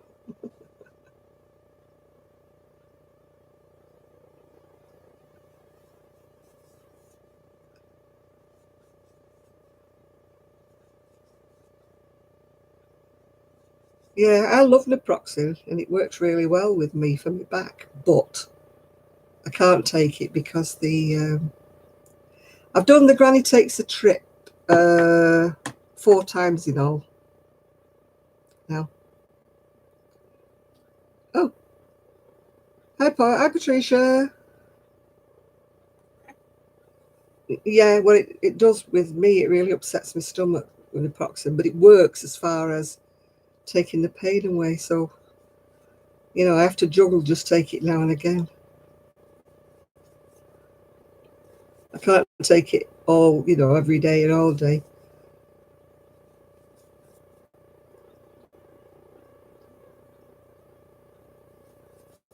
If your blood sugar's low, get something sweet down you, or a piece of chocolate or something.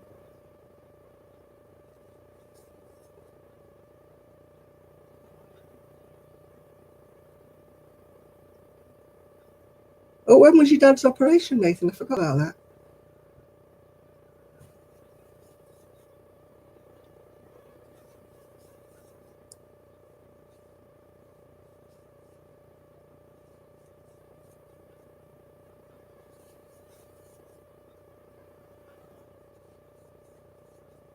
My cousin had one of those.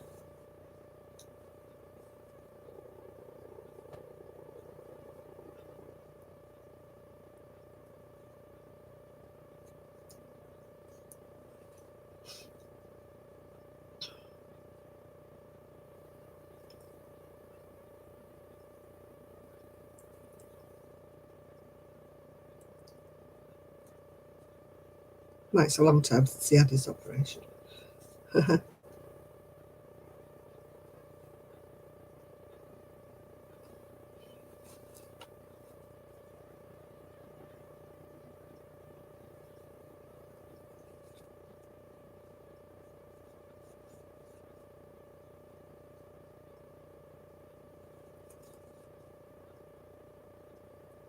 It's starting to rain. You love to hear it on the window. I'll move here. Bangs on the rain, the ceiling, whatever. Flat roof, anything. Patio. I get sick of hearing it drumming. I wake up in the morning and think, oh God, no, it's raining again.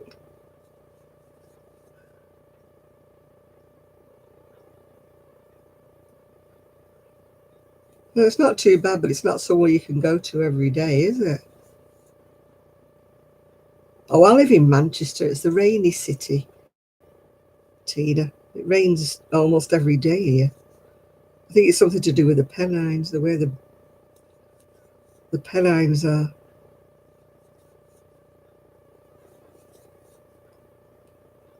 Yeah, it's not like it's round the corner, is it? Because you don't have a car, do you, Nathan?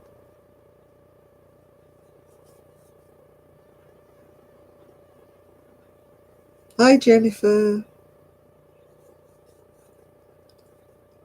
No, it's hard. I mean, I don't have a car anymore now, and it's hard when you've got loved ones in hospital and you can't get there. Well, that's okay. At least your sister can take you. I have to rely on my niece or my son if I have to go anywhere. I don't like asking though, unless it's really, really important. If it's somewhere local, I just take a taxi rather than ask people.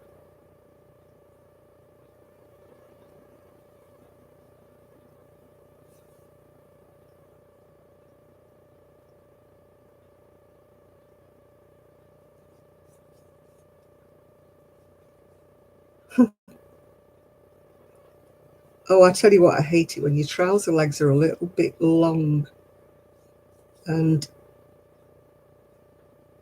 the water soaks up your trouser leg so that you're wet to the knees. It does that to me on my scooter. I get my legs wet up to my knees. It's horrible.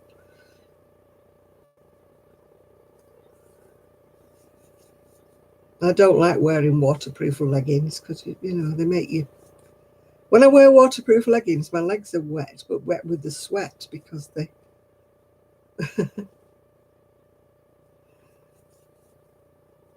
make my legs wet from the inside, yeah. 4 kids, blimey.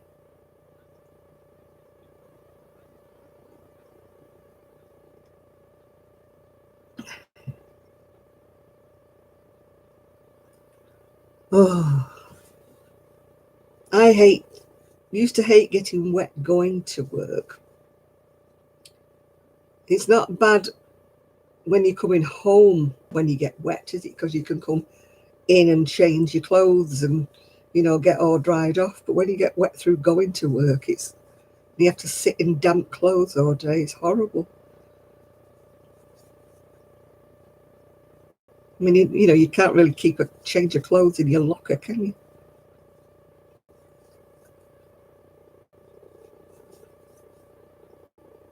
I used to be so miserable if my trousers were wet through when I got to work. Do I think Russians and Americans? I'm not American, love, I'm English, so I can't answer you that one. And I've never been to Russia, so I don't know.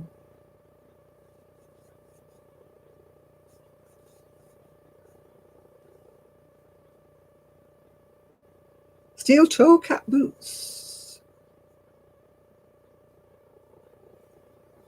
Oh, I hate it when some drivers think it's highly amusing, don't they? To come right next to you and splatter you completely from head to foot. And they think it's really funny. I used to go round puddles or go really, really slowly through them so I didn't make a big, big wave. Yeah, I can't really say TJS Jennifer because I don't really know anybody who's Russian. And I only know American people through the internet, really. So I can't really compare.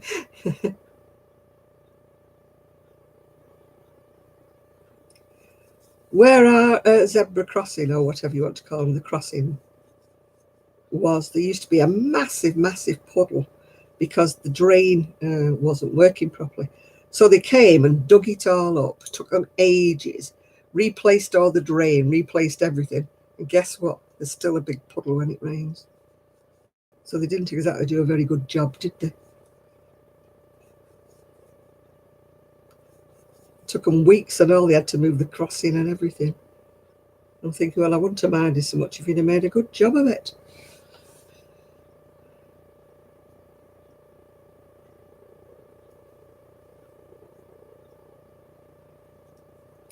Yeah, it took them ages, Denise. They had moved the crossing over. So it was somewhere totally inaccessible, yeah. Yeah, I'd fill the car up if it's going to be raining. Pick a minute between the raindrops, yeah. All right, Diana. Oh, God, are they trying to get at me here? Take a cup of this before bed and it burns your belly fat. Yeah, okay, right. Really? I'll get 2 bottles of it then. If it works like that.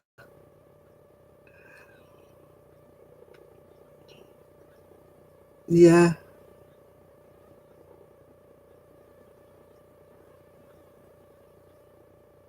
Right, I don't understand that at all, Jennifer. Yeah, not at all. Night, Diana.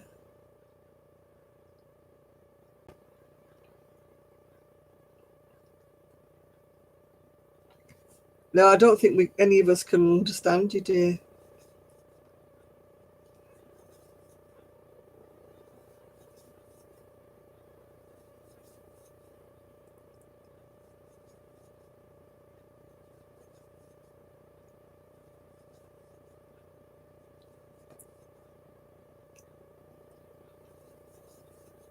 It's funny that somebody called Jennifer should come into the chat tonight, because while I was scooting down the road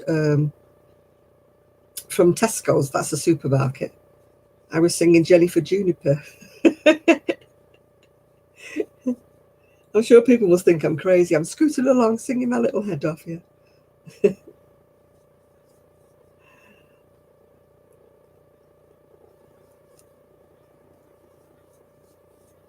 You were named after Jennifer Juniper.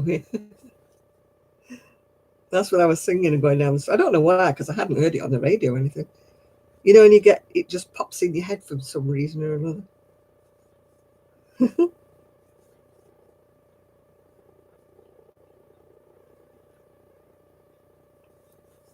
I was named after my two grandmothers, one on my mum's side and one on my dad's side, just so that there wasn't any arguing.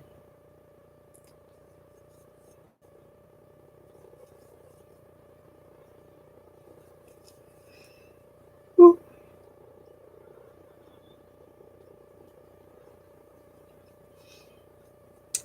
It's like my mum when I was in trouble, Janet Elizabeth.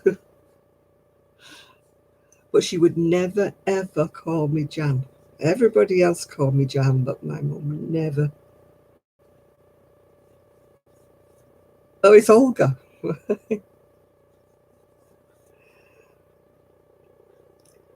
If she called me by my two names, then I know I was in trouble. Really in trouble.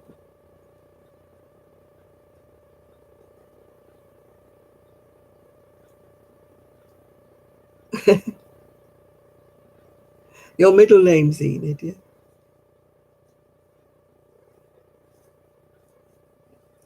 Well, I've just done one row all the way around. It's took me forever to do one row. I've probably got about 3 or 4.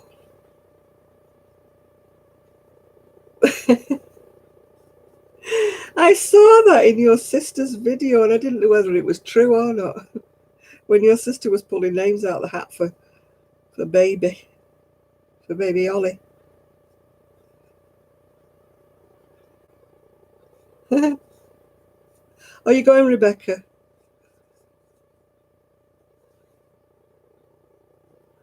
Right, we'll hopefully see you next week, dear.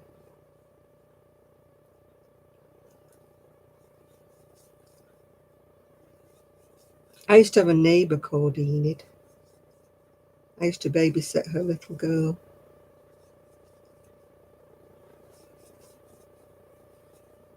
And we've got an Enid down the street as well. She used to play badminton.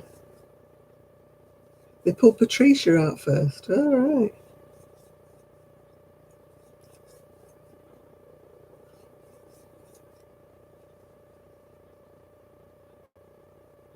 Oh, hi, Becca.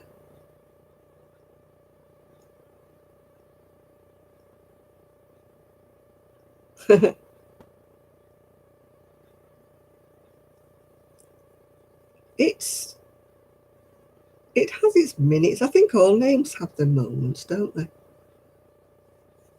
I mean, my mum was called Lucy, and I hated telling anybody that her name was Lucy because everybody used to giggle. And but now Lucy's quite popular for a little now.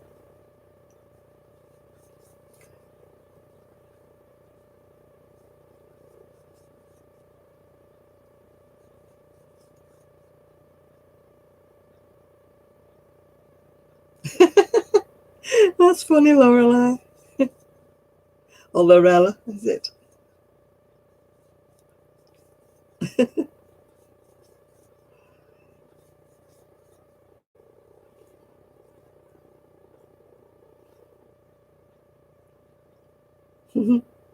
Or Laurelie.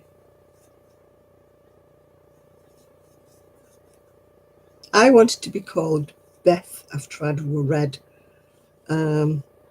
Little Women, was it? I wanted my mum to call me Elizabeth or Beth because I thought it was a really nice name, and she kept saying, nope, I've called you Janet and that's the name you're going to go by.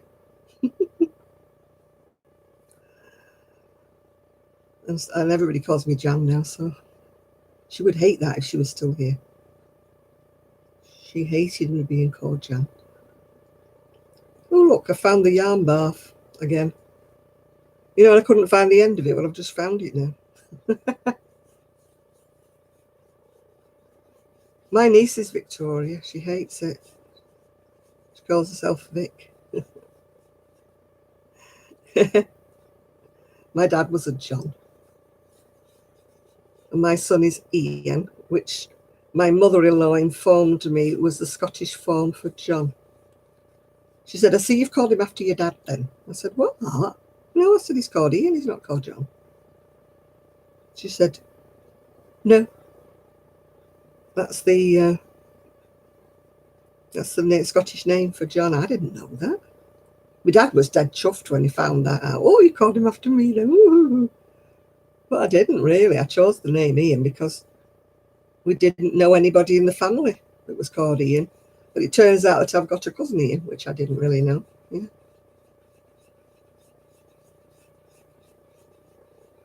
I know mothers are such a nuisance, aren't they?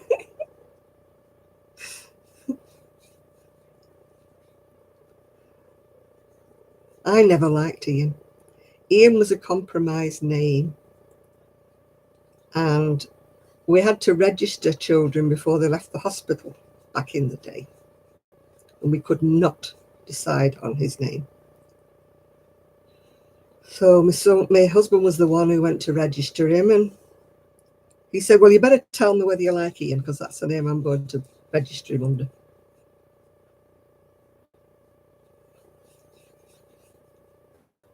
Now, in 1969, when my son was born, you couldn't take your children out the hospital without having them registered.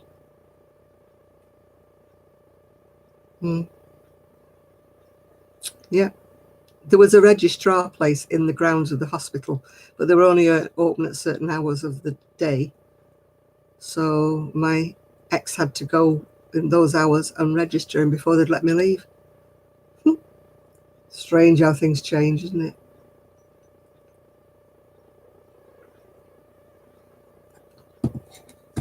I mean, now people have got up to 6 weeks, I think, to name a child, yeah.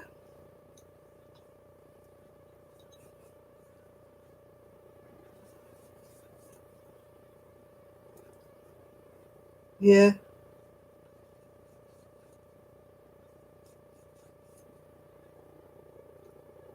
No, I could not do. We couldn't agree on a name before my son was born. We were really arguing. Would you believe my ex-husband wanted to call, if it was a little girl, he wanted to call it after his ex-fiancée, and he couldn't understand why I went Raven Potty.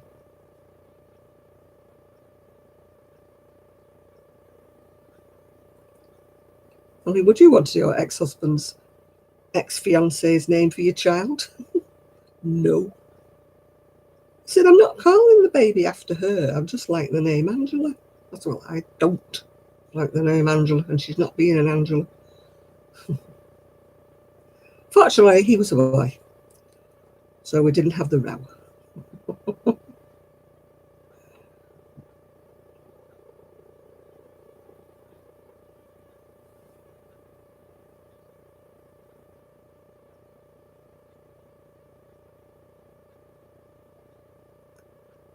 Yeah.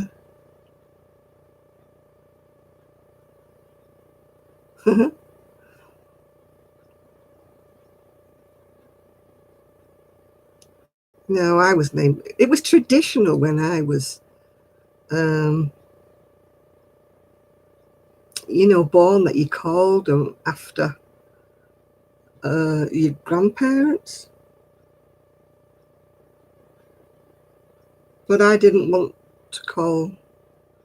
My husband's mother was Florence, which is quite popular now, but it wasn't back then. And my mum was Lucy. So there was no way I was calling a little girl either Florence or Lucy.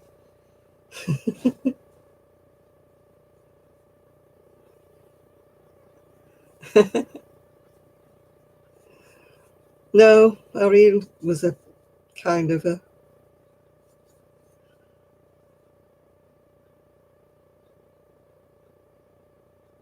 yeah. No, there was no way I was calling my baby Florence or Lucy. No, my little girl, if she'd have been born, was Joanna. Two separate words, J-O hyphen big A-double-N-A. She was going to be Joanna, but not all one word, which nobody liked and everybody thought was being very pretentious. But I would have stuck to it. If she'd have been a girl, she would have been Joanna, otherwise known as Jo.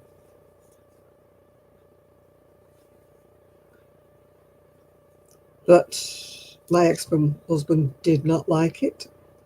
Nobody else in the family liked it. So it's funny how you always get pressurized into things you don't want.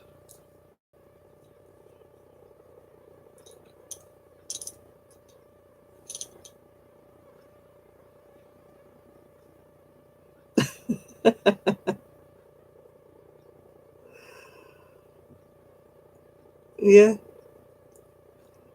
It gets quite confusing when like, your sister, you got Mike and Mikey. It gets a bit confusing, doesn't it? Especially when, you know, they grow up.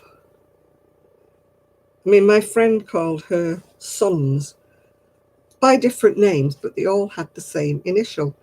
And back in the day, people used to write letters, or loads of letters to people. And if it was always Mr. whatever, whatever, and she never knew which of her sons it was for. It was always Mr. and then the initial and the last name. And I said, well, that's a bit awkward because, it's privacy, isn't it, when you don't know which letter, which son it's meant for, this letter. And she said, oh, I didn't think about that when I named him.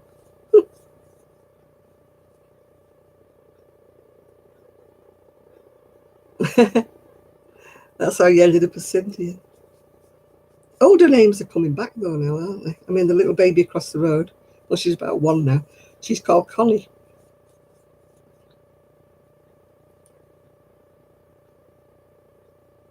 Be back in a B, whatever.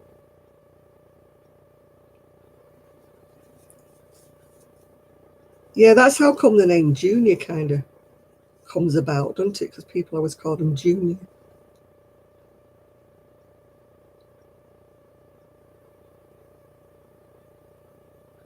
My dad was called John.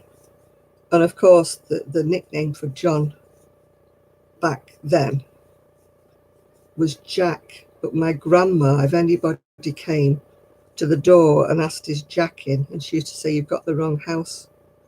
There's nobody called Jack lives here. And she used to shut the door. And my dad used to get really cross. Was that one of my friends that's called for me? She used to say, no, it was somebody asking for Jack. Told him they don't live here.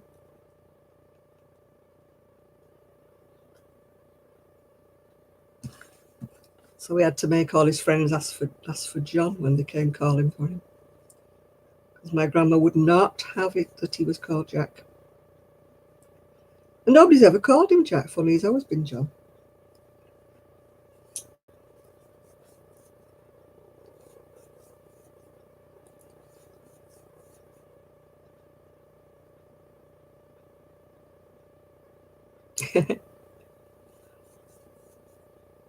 My son looked like Henry Cooper when he was born, the boxer. His face was all squashed up.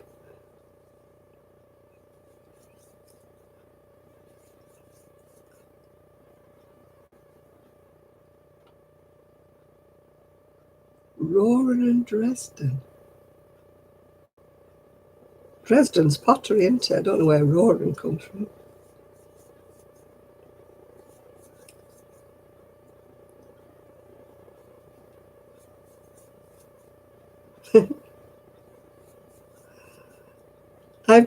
I used to know two sisters, and they were called Darnborough, the last name.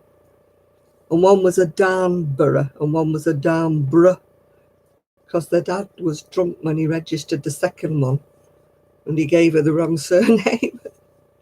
So even though they're sisters, they've got the different names on their birth certificates.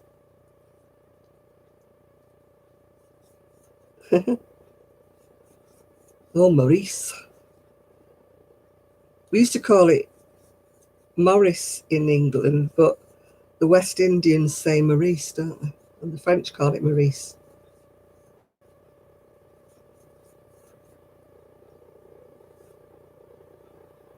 You forgot it was Saturday, did you, Faith? Roar and Dresden. Oh, God. Bet you're glad she wasn't reading any science fiction. I had a friend like that who named one of her kids after her. She was reading some Mills and Boon, you know, some like romantic novel when her daughter was born.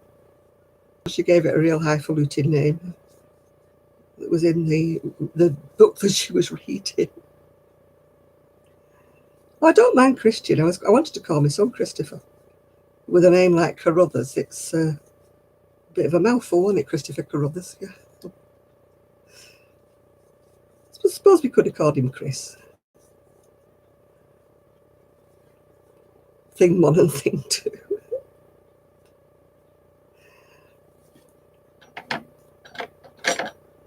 I don't think I could call him anything weird.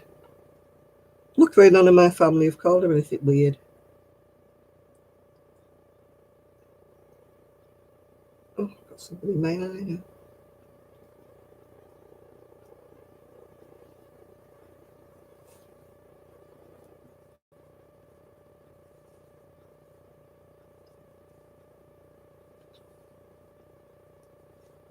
Yeah, the older names are all coming back now, aren't they? I can't remember how many people our Ian's age were called Wayne and Shane, and it was a fashion to be Wayne and Shane.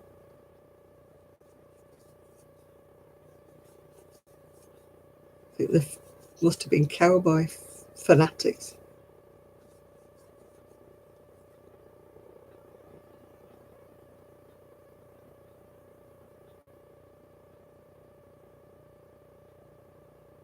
Van and Jace. What was it? Vanessa? What was Jace? I used to get called JC a lot because of my initials, JC.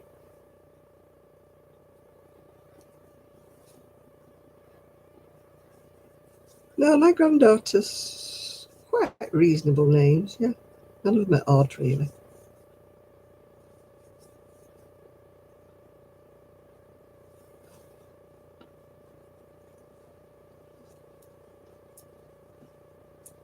Oh, gosh, this is too heavy on my knees. I'm getting really fed up with this now. Tell you, if I charged $10 an hour for crocheting this, it'd be in the thousands, this cardigan, not the hundreds. Oh, what have I done? Oh, what have I done? What have I done? Caught the keyboard. I was resting my cardigan on because it was getting heavy on my knee. No, my grandchildren are fairly even names. I don't think any of them are weird. The only one that could be weird, but it's Irish, it's not weird, it's Orla. O-R-L-A, Orla. Not really odd, though. It's just Irish, isn't it? Are you going to bed, are you, Jenny? Night, night. I'm not going to be too late tonight either, because I've got to get up and get ready, showered and everything ready for 1 o'clock when my son calls for me.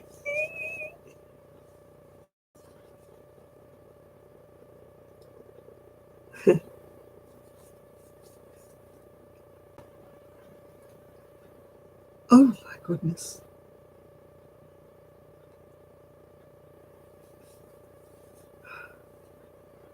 Those are weird names, Faith.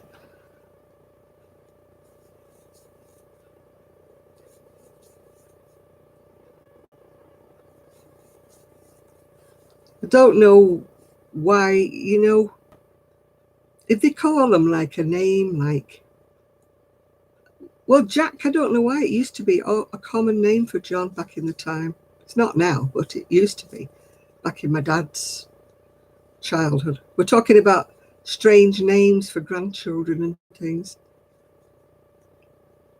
I mean, none of mine are really odd. It's just I wondered where Orla came from, and then I realised it's Irish for little princess.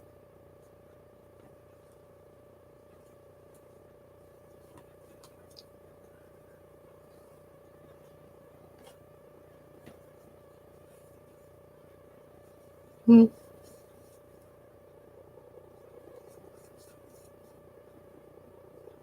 Yeah, he was John Kennedy, but people used to call him Jack, didn't they? Yeah. I don't know where it comes from. Oh, hi, Linda.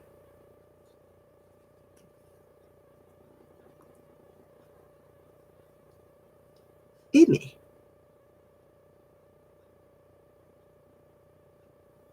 Amy? Is it a girl?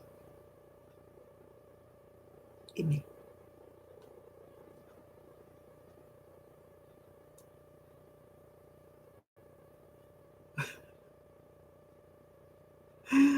Hi, Jessica. Hi, Linda.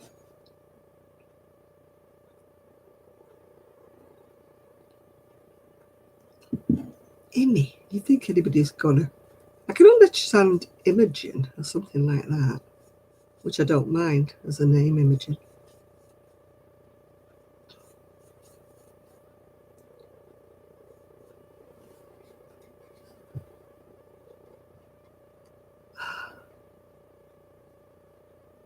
Oh, God. I keep getting all these stupid messages.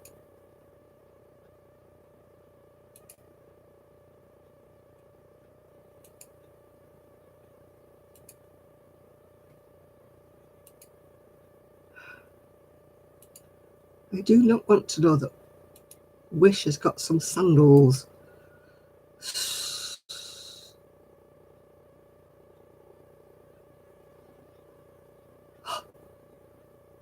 Thank goodness for that. Stopped. Honestly. I hate it when you get all these updates coming at the side. I know a Grey Summit, isn't he? The guy who dresses up as a woman.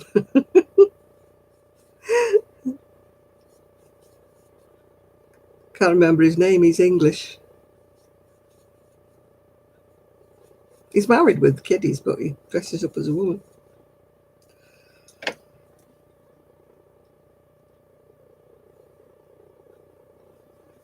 Oh no, this is a full-grown man in his 50s.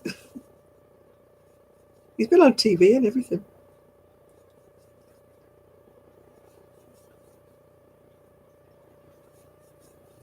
I'm getting fed up of going round this thing. I was hoping to get it finished tonight, but it's not going to be Tanner. Now, I've heard of that. No, Paula Grady, no, he was Lily Savage, yeah, when he would get dressed up. Tanner, somebody's called Tanner, aren't they? Oh, I know, it's, what's she called? Margaret Olander. Her husband's called Tanner, I think.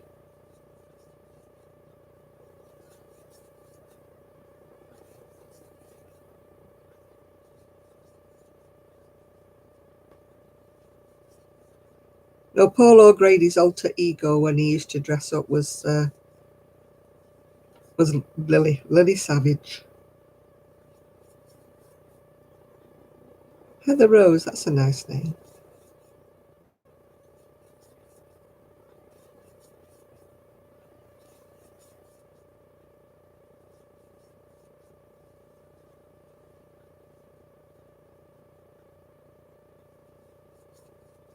I love watching him now when he does the dog programs, and then he goes into Great Ormond Street Hospital talking to all the kiddies, doesn't he, Paul O'Grady?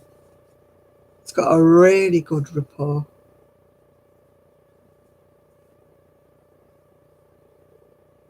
I'm making a Granny Takes a Trip. It's a jacket all in squares, which is driving me bonkers.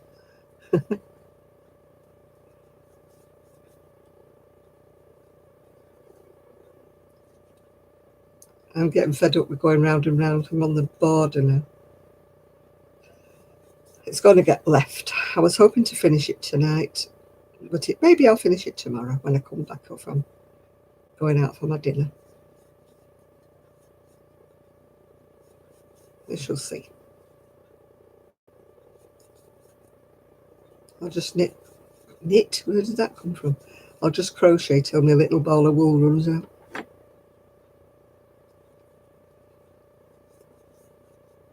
And then I shall decide where I'm going to put. No, I don't mind doing black. When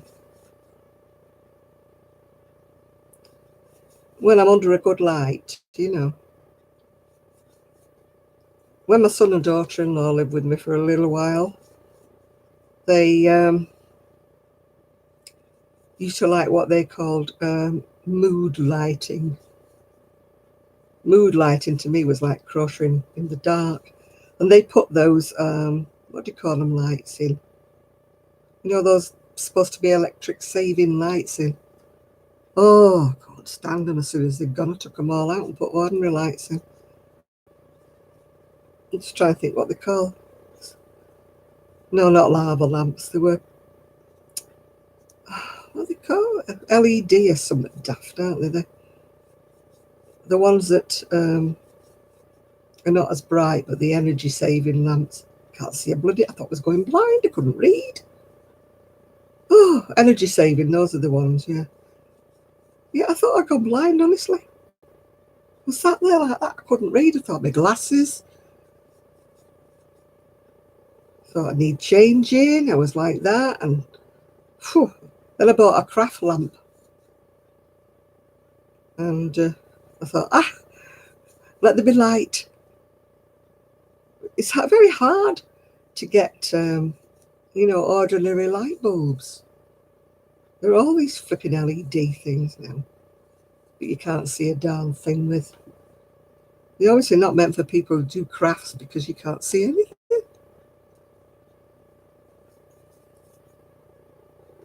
Yeah, my son and daughter-in-law like this subdued, like, you know, dull little wall lights and things. You know. But neither of them craft, you see, or read. And if my daughter-in-law reads, she reads on one of those tablet things, you know, where they light the screen lights up.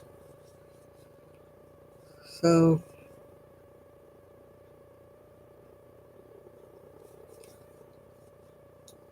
oh, thank you, Laura. Well, I wanted candlelight from 2 different places. And hi, Chantel. Yeah, like a little tablet thing she has, yeah, with her books on it. That's how she reads, yeah. But I like a good lamp over my head. Good craft light that shines on me so I can see what I'm doing. Can't be coping with subdued lighting. Drives me bonkers. I suppose it's all right if you're feeling romantic and there's only 2 of you there and you're not doing any crafting, but that's not very often. Definitely nothing romantic happens in this house. I tried one of those lights that sits on your forehead, but Oh, that's nice of you, Enid. Yeah. Oh, I need to see. My eyes are going. You know, when you get older, they're not the same, are they? They're not as sharp as you used to be. Yeah, they sent us out packs of these blooming energy saving lamps in the post. And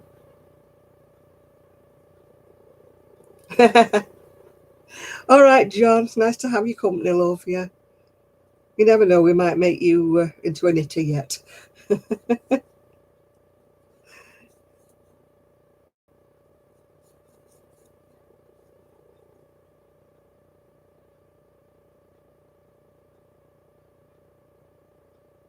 Hi, Chantel.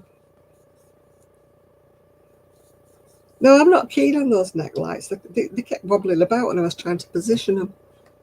They didn't stay focused on where I wanted it to be. Maybe I kept moving about too much, who knows.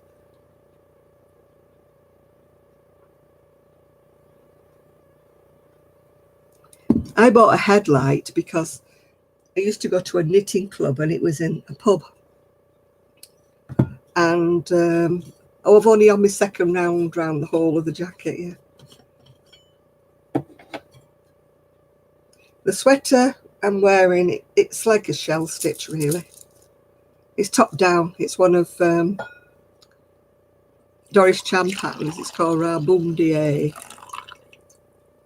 Pouring out the last. Oh, nothing's what it used to be. You get told that. If I say anything like that, it's like, oh, because you're an old fogey, you know. No, I couldn't wear a neck light. It just got on my nerves. It kept moving about. You know, as I'm crocheting, it was like going one way, the other way. Oh. No, I bought that headlight because where we used to crochet in this pub, it was very dim lighted. Well, as your pubs are. So I couldn't see what I was doing. So they all used to laugh at me wearing my headlight. I looked like a miner. Oh, it does, my thermos. It's only a cheap one, but it's been a really good thermos. I think I bought it from. I think I bought it for my son. I'm not sure. You know, so he could take a hot drink with him. I mean, I wouldn't have brought it for myself because I don't go anywhere to have a thermos, but I know I've got it in the cupboard, so.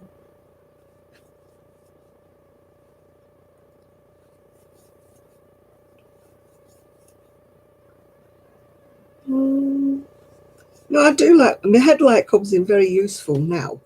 If anybody if the lights fuse or something and the son has to go into the pantry, you know, to see where the fuse is and where it's gone. You know, he always goes, have you got a torch? And I say, no, I've not got a torch. You have to put my headlight on. But when they wear the headlights, it means that both hands are free when they're doing anything like that, fiddling around with fuse wires and stuff.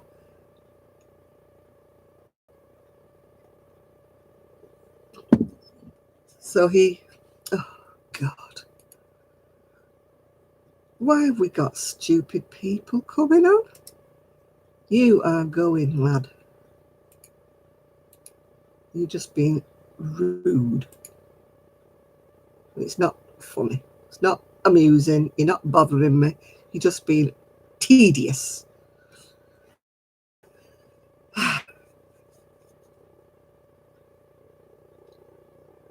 All right, Patricia. We'll see you later.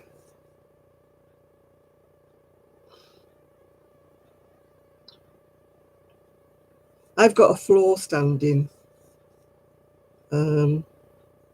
craft light. I had one that's supposed to go on a table, but it wouldn't get it. I couldn't get it in the right position, and it used to keep falling over. It was like top heavy.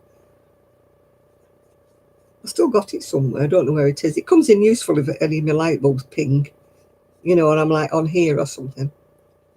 My light bulb overhead pings because I can't change it. You have to have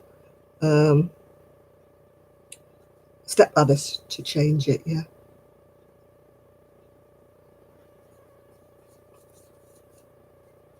Yeah, I don't like my craft light when I'm not crafting. It's too bright then, but I do love it when I'm doing anything. Yeah.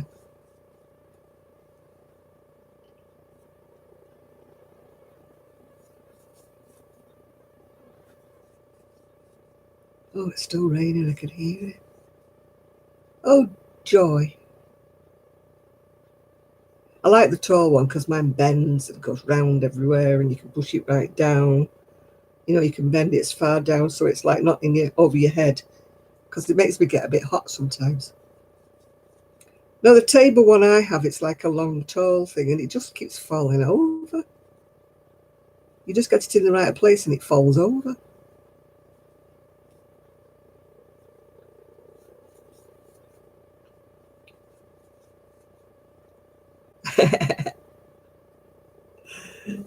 Oh, they have really strong lights. Oh, you were talking about those like flimsy. I'll show it you one day when I get a camera up there. Every time I open the door falls off in my hand. It's just clipped in. And when they come flat pack, and you have to make up all the cubes, and then you have to slot the cubes together. And as fast as you're slotting the cubes together, one comes unclipped at the other side. Oh God, I had somebody to help me and he said it was a pig to put together. And then when he finally put it together, I put my t-shirts in there, you know, my rolled up my t-shirts. And every time I opened the door came off in my hand and I'm thinking, oh God. Yeah. It was, I thought it was such a good idea, but it was too flimsy. If it was better made, it would be okay, but it wasn't. It was me being cheap, you know, trying to get a set of like things like that were within my price range, and I shouldn't have bothered. I should have saved up and got a better set, you know, from IKEA or something like that. So I wouldn't recommend them, Miguel, to anybody. I get so annoyed with them when the doors fall off.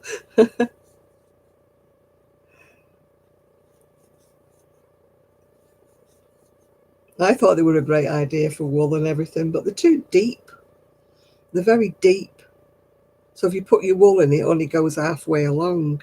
You'd have to have, you know, like one lot and one lot behind it, you know, for wool. So, no. If it was going to be that flimsy, it should have been half the size. Yeah, they seem a better idea. I mean, Erin, give me yarn 418. She used to have plastic milk cartons stacked on the side when she had a craft room upstairs before they moved, yeah. I just have, I have shelving, but the problem with that is I can't have loose balls of wool in them because they've got no sides in, so everything just falls off them. I really wanted some, you know, like built by the carpenter, but I couldn't afford it, so didn't get done. Then I would like those, you know, from IKEA.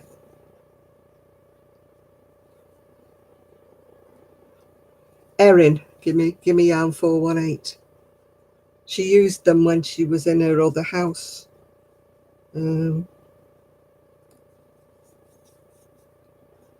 She had them up in her craft room, all stood on end, yeah.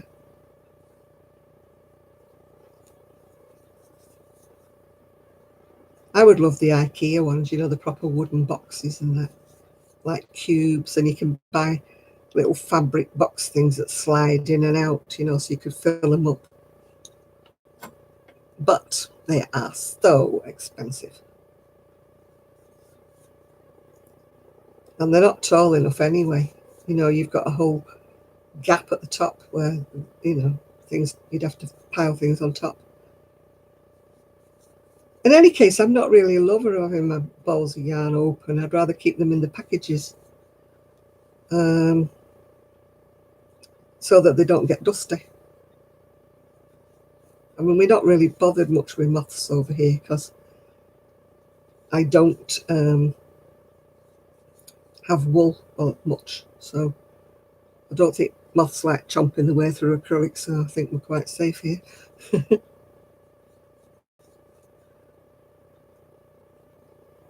Hi, Kim.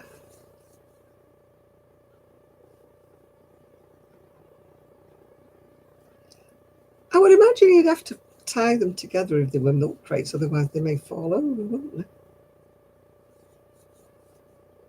I keep my yarn in packets. I tend to buy things in packs. Bear in mind that I'm not in America, so I don't buy many like loose balls like you buy in America when you go to the stores. They're all just one balls, aren't they, that are loose.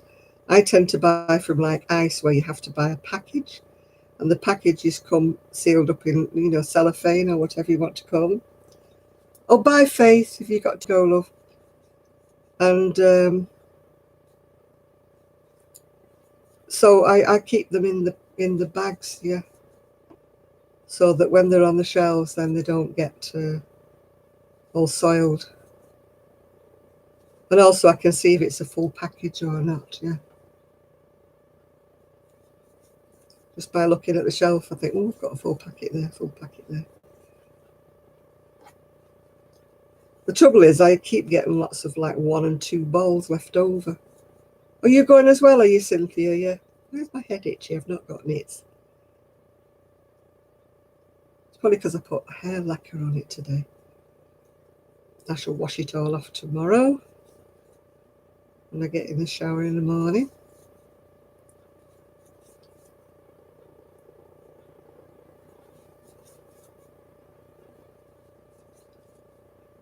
I like the yarn store thing that Krista's got. It's just all her shelves and everything, and she's got everything all laid out, hasn't she? And colours, and mine's a bit higgledy-piggledy.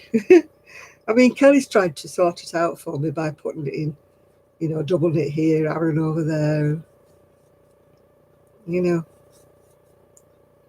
But there's some that doesn't fit any categories, you know, and it's like, well, where do I put this then? It's a mixture. It's not cotton, it's not wool. Where is it going? All right, Denise. Glad you could join us. Night night to you. I need to watch your last video. I've not watched that one yet. Well, there's a lot of people's videos I haven't watched yet. Oh, my nose is itching. Why is it itchy? Must be fibres going up my nose. There's a lot of people's videos I haven't watched. I've been terrible lately. My emails, you know, is full of all these blinking things I haven't watched. I don't know whether they're all as bad as me. How do you find time to watch all the people that you want to watch?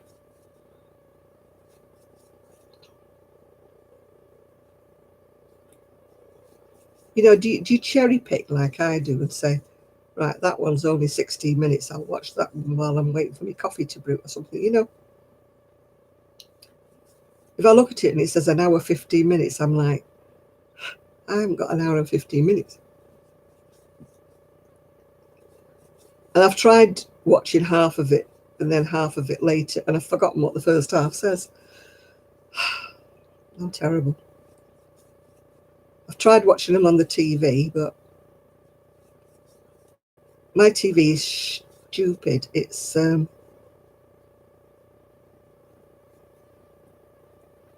oh dear, be having to buy a new one. Where's Rebecca going? Where's Rebecca? Ooh. Oh, Rebecca, right, good night. If you're going, love.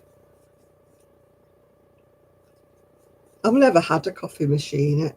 I just prefer, dare I say, instant coffee, because I don't like strong coffee. I know some people like it really black, don't they? And no.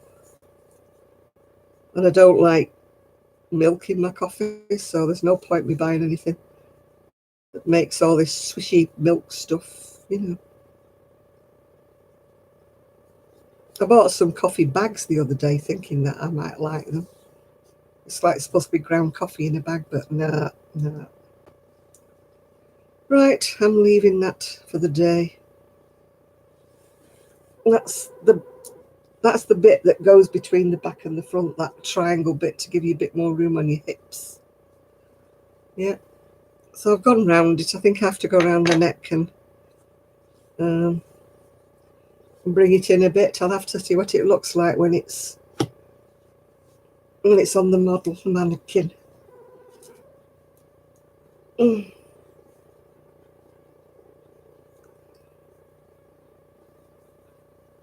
That's what it's going to be like when it gets its edges and sewn in, and it gets its blocking done. And all the squares don't wrinkle up like they are at the minute. It doesn't look nice until it's finished and it's got his buttons stitched on and everything.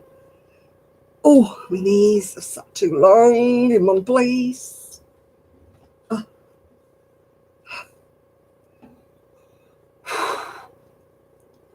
Yeah, as I said, I've cheated with this one. It's not single colours, it's the boho, Signet Boho Spirit.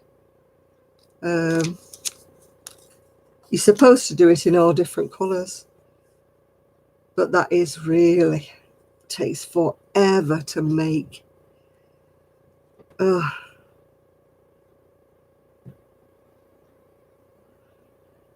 I didn't like the coffee bags.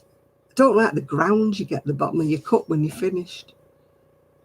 Well, hello, Mr. Marsh. You've just discovered line streaming. Oh, blimey. Well, I didn't kick you out, Miguel. Sorry about that, dear. Right, Mr. Marsh, do you do any crafting? That's what we normally do. Yeah, I'm looking forward to it stopping raining, actually, Sandra, so I can take the things out and take photos of them. Oh, they'll never get sold if they don't go on a site, will they?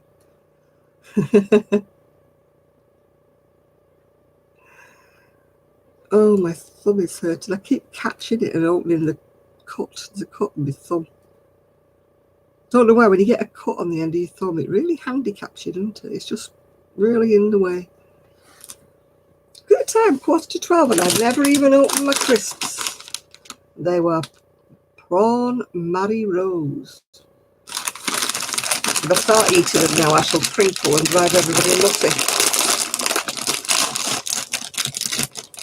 Mr. Marsh is into Weatherstones. Are you, Mr. Marsh?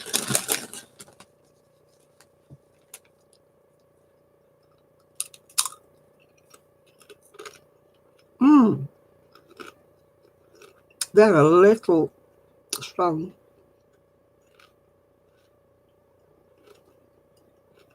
Oh, that's lovely. I love it when toys are so loved, yeah. My little boy had a rabbit. It wasn't a knitted rabbit or anything like that. It was a fabric rabbit. And it had a little satin dress on and satin ears. And somebody stole it off his pram. I mean, can you imagine anybody being so mean as to steal a little child's rabbit? It was tied onto his pram because he was at the age where he was throwing everything out. Yeah. Was fancy. I went to the shop because in those days, my son's 50. I could leave him outside of a shop. Yeah, somebody stole it. It was tied on, so they must have cut it to get it off. And he was screaming and screaming. And I couldn't understand what he was screaming about. And it took me a while to calm him down. And then when I looked, I realised his rabbit had gone. I thought, that is mean. He was only months old, stealing a rabbit, yeah.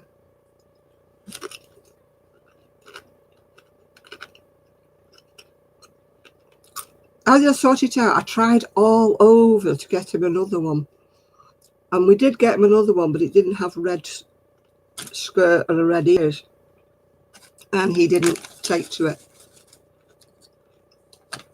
He knew it was different. Young as he was, he knew it was a different colour. It was the same rabbit, but I couldn't get a red dress with red ears. I could only get, I think it was blue. Blue dress and blue ears. And he never took to that one.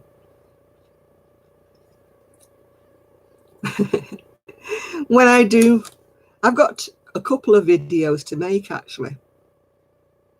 Well, I've got 3 videos to make. One Miguel won't like because I've got a load of necklaces. But I put all 3 of the bundles of necklaces together and just picked out the ones I want. And so you won't want that video. I'll say right at the beginning, Miguel, that there's no crochet in this video. so you don't have to watch it. But there's 2 other videos I need to make, and one of them is I've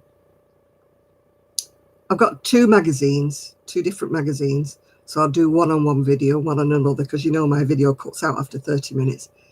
And then I've got some flowers that were sent to me. Some by Shalene and somebody else whose name I cannot remember. I'm very, very sorry if it's you. And but I will show them on the video and say who gave them to me. So there'll be 2 videos coming up, but I doubt it being tomorrow because I'm going out with the son tomorrow. Well, son and daughter-in-law. Can't forget her, can I?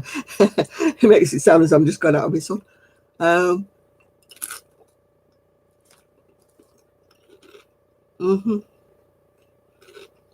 No, I've been very good, Jane. No yarn.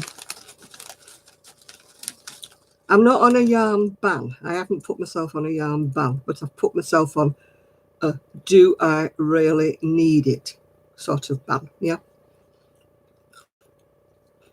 I don't know whether I'm going to their house for my dinner because my daughter-in-law's a lovely cook.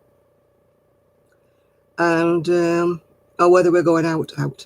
I won't know until tomorrow. We sometimes go to a nice little place like a sort of a, well, it's a pub that does meals. Well, they do nice meals.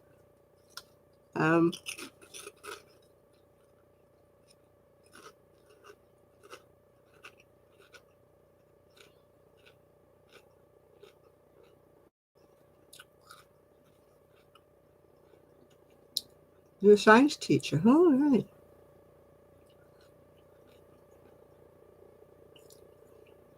Well, crochet can be done, can't it, really?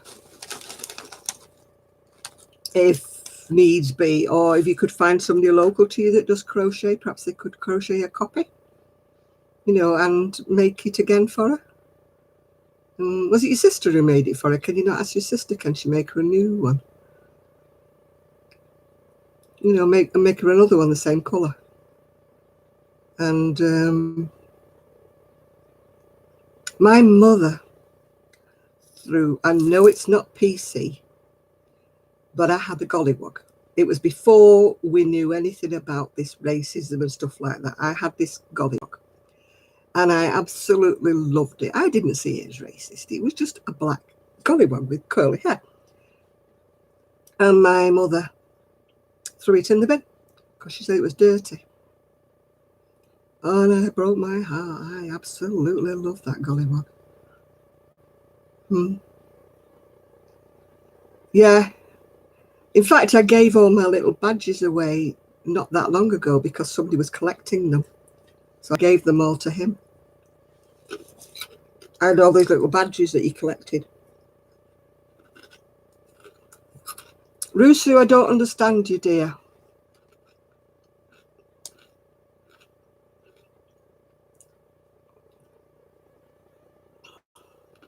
Oh, you're in England, yeah. Maybe your sister can do you one. Oh, there's 1 or 2 people online who crochet toys, yeah. I don't because I can't. What do you all these Russian people want? Whatever it is they want. I don't understand you all. If you think you're annoying me, you're not. You're just being a pain in the backside. But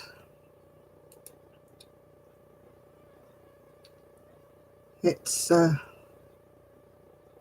there's quite a few ladies who make toys online that sell them. Yeah, they may make you another one if your sister can't do one.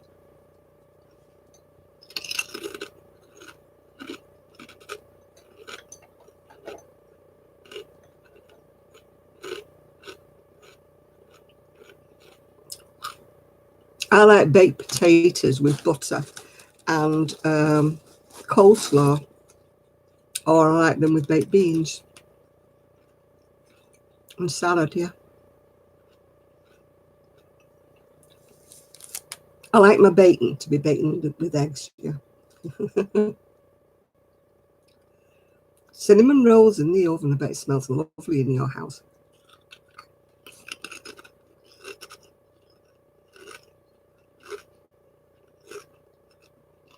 I've never eaten clam chowder.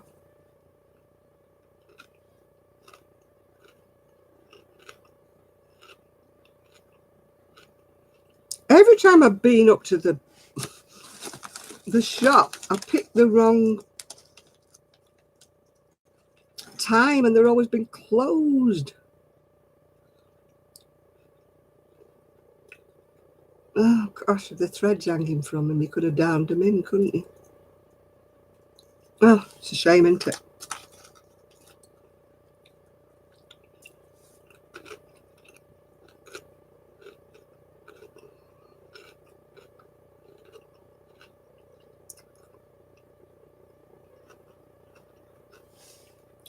No, I've never eaten clam chowder.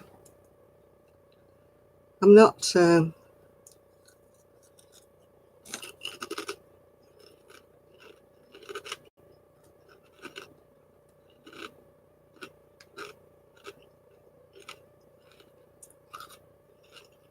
I'm always a bit wary. Over here, we're never quite sure whether our seafood is as fresh as it might be. So,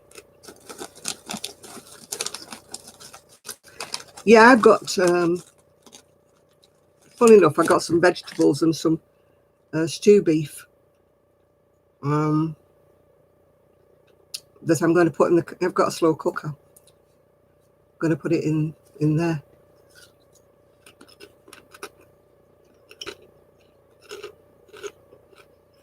I live on an island, but we're not well known for our seafood, really. Years ago, all these people came from all over the world and started overfishing. And they overfished our waters, yeah.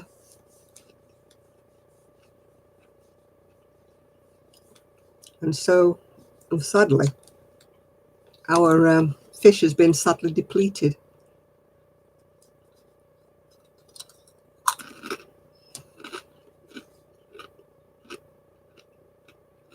A lot of our seafood now is farmed, you know, like salmon is farmed, the shrimps are farmed. Yeah, the fish stocks haven't recovered from being overfished. It wasn't our fishermen usually, it was people from abroad, you know, they were illegally poaching into the limits. There's a limits of so many miles around the coastline, but these other fishermen coming from other places were just poaching, coming in and poaching and taking the fish. Because it's been overfished, it's taken ages for it to, and of course all the seas are now polluted with all this garbage and stuff that's been shoved in the sea. I mean, it's sad, isn't it, when you see all the plastic and rubbish that's in the seas. There's certain parts of England where you can't even go in the water, you know, the sea. It's so dirty out there, so polluted. If you fell in and swallowed any of it, you could get anything.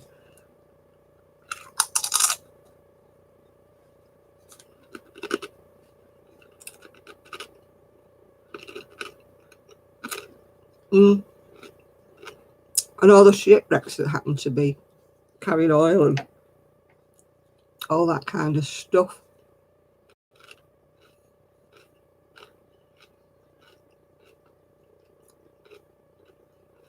Yeah. All that micro bubbly things, you know, those little bubble things that you get in everything. Like scrubs, you know, facial scrubs and that have all got these little bubbly things in that are all toxic to fish and everything. The only fish there'll be farm fish in a bit. There won't be any fish in the sea.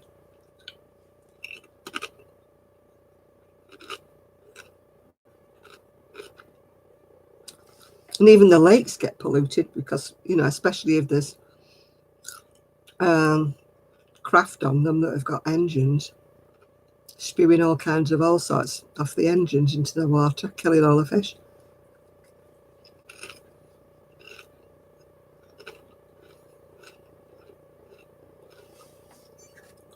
I mean, they need to do something. I mean, this world is just going to go. There'll be nothing left.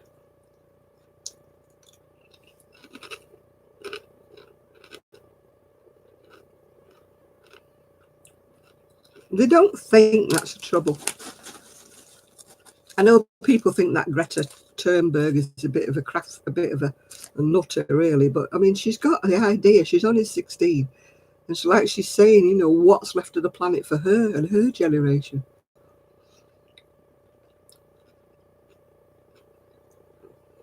Oh, it's good to be alive, yeah, but I worry about my grandchildren and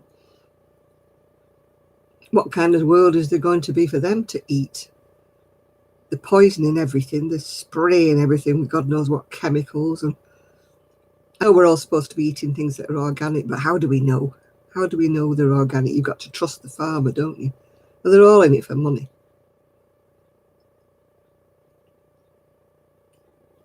Well, I mean, people would say, right, we're crocheting with acrylic, and that's toxic or whatever, but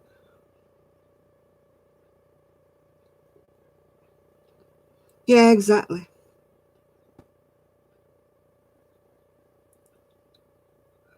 Yeah, they say messing up the planet, but when I was young,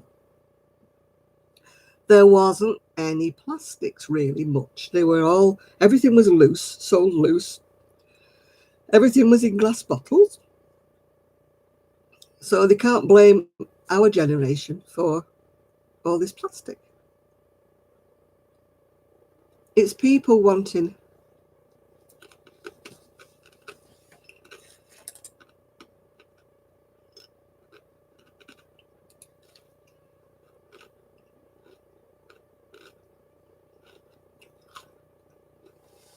I mean, I wear a lot of second-hand clothes, as you know. Partly it's financial, but partly I'm doing my bit by saving something from going into landfill. Yeah, I know clothes have got acrylic in them and whatnot in them, but at least it's not going into landfill, is it, if I'm wearing them?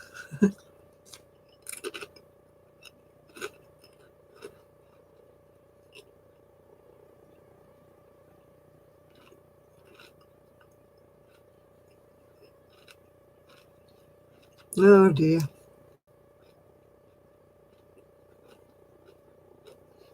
Can you not find one on eBay? Yeah, everybody demands everything is wrapped up, don't they? You know, your apples have got to be in a bag, haven't they? They don't want them with the loose, and oh dear.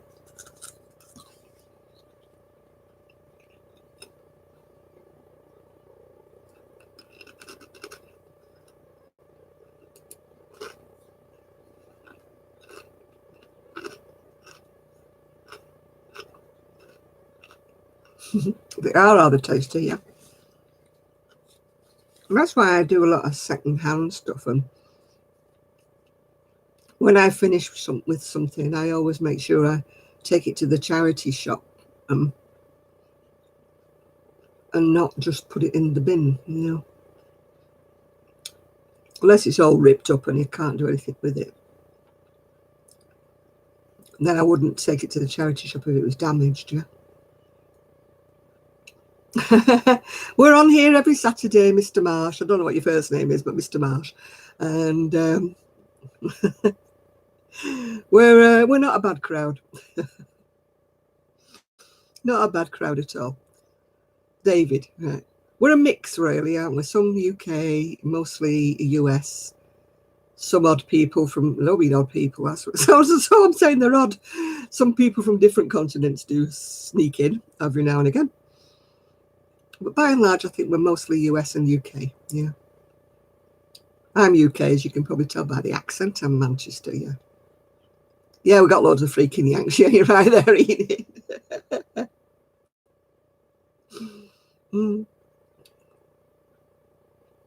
Yeah. So if you're leaving us, night, David, and hopefully we'll see you again Monday.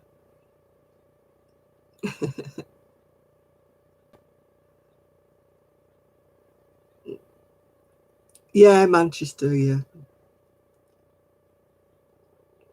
I would guess science, Nathan. I think he teaches science.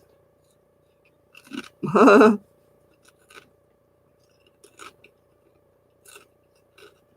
I said odd, I didn't mean that you were odd. I meant occasional rather than odd. Yeah, if you're Canadians, yeah, that's right.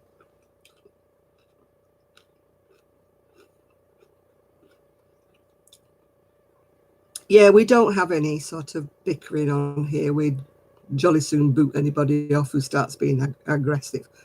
We have sort of like an unwritten rule that we don't talk about politics, we don't talk about racism, and we don't talk about religion or homophobia or anything like that. Yeah.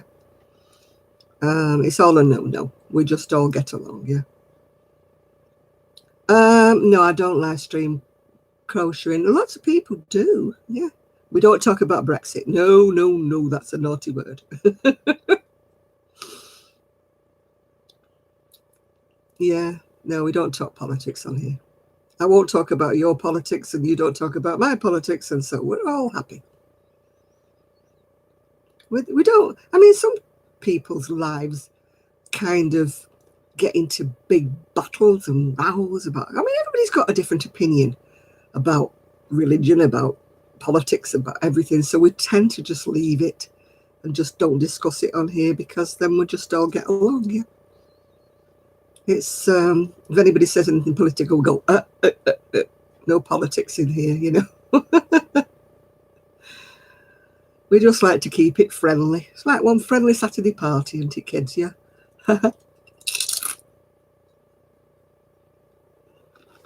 Oh, it's the jacket. Mm-hmm. Holding it upside down, sideways. That's the back of it. And that's the sleeve. I haven't finished it yet. Yeah, it's a long jacket.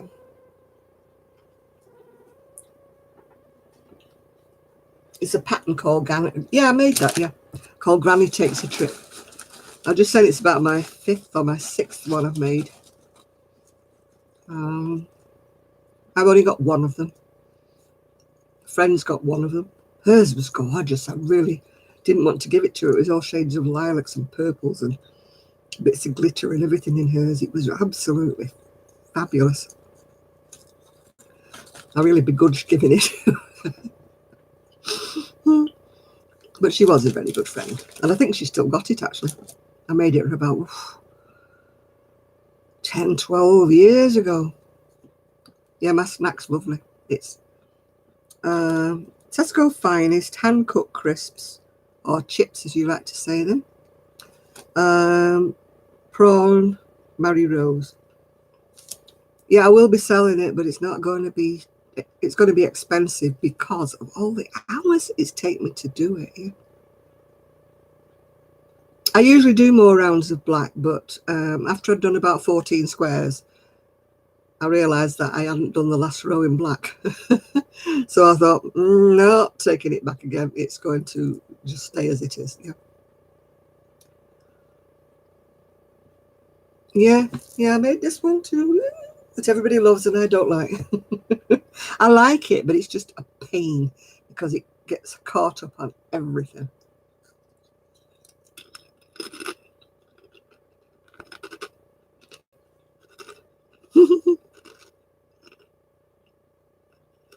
Yeah, all little squares. Yeah, this one is different. I usually have black all the way around everything.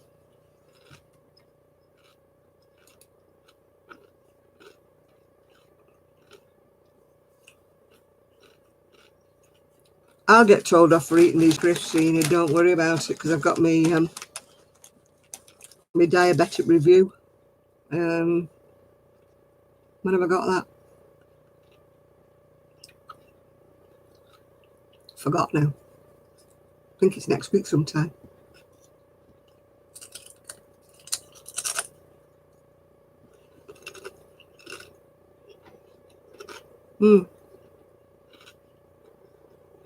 I've got the crocodist on Tuesday. Oh,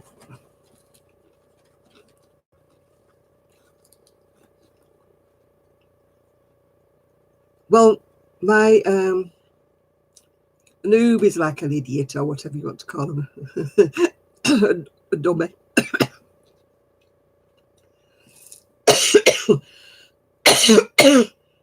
Oh, I swallowed a crisp down the wrong way. I cannot do fasting. Cannot do fasting at all. No. Kelly can when it's, you know, like Ramadan or stuff like that, whatever it is. I cannot do fasting at all. Except when I've gone in hospital, you have to do it.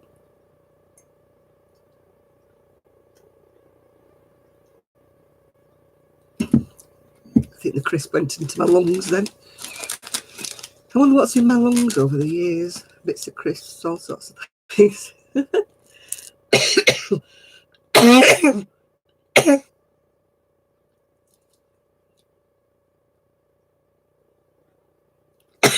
Oh dear.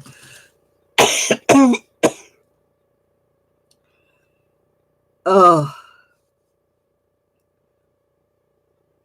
Well, I couldn't do that fasting, Mark. I know it's supposed to be good for you, but no. I'm diabetic anyway. I'm not supposed to do it anyway. I've got to eat something every 4 hours, but it's just gone midnight. It's 7 minutes past midnight.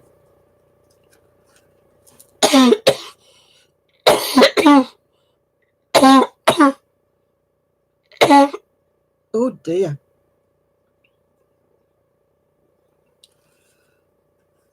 But when I say I'm supposed to eat every 4 hours, I'm not supposed to eat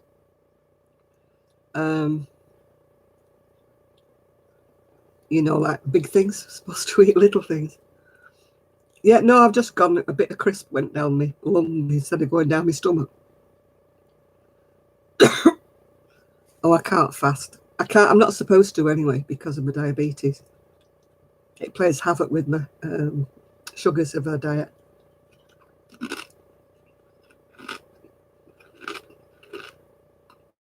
Not of a diet, sorry, if I fast.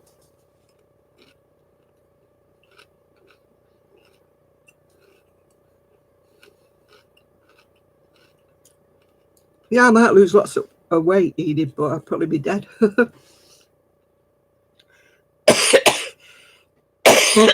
I'll probably be in a diabetic coma or something. Oh, dearie me. This is driving me nuts, this crisp. I'm not meant to eat chocolate. No, I know. But it's here and I've not touched it, have I? So, if there's nothing wrong with you health-wise, then there's no reason why you don't have to fast if you feel like it.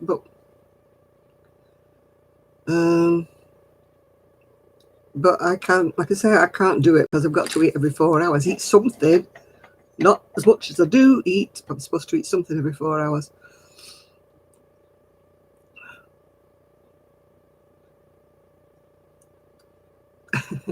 I wish I could walk 8 miles, 6 miles, whatever. I wish I could. I'd love to be able to walk again. No, I don't like dark chocolate. I get very crabby. My mother used to say when I used to get really nazi, well, we call it nazi. It doesn't mean nasty, it means you're just grizzly. I used to get really nazi when I was a kid, and she says she wants something to eat, she needs something to eat. And sure enough, if she gave me something to eat, I would be fine. I would bite people's heads off when I was little, if I was hungry. I get really, really nasty if I'm hungry.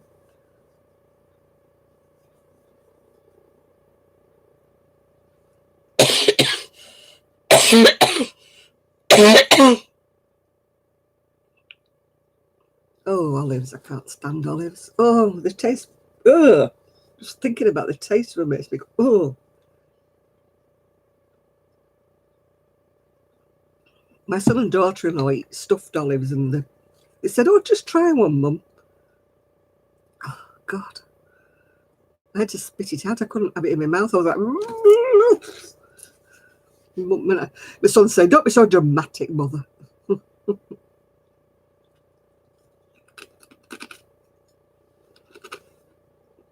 Hi, Shad.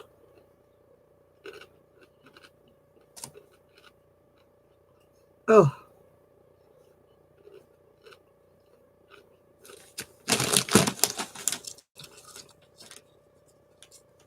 Eat pickles. I will eat pickles on a sandwich with some cheese or something. But I don't eat pickles on their own.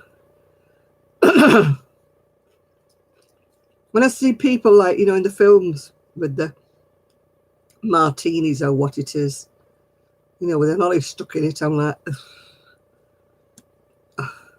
no.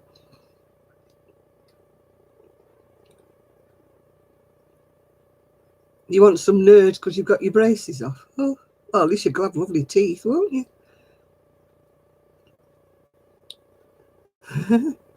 Night, Shad. We'll see you next week. If you're not fishing. I can't stand olives. I don't know why.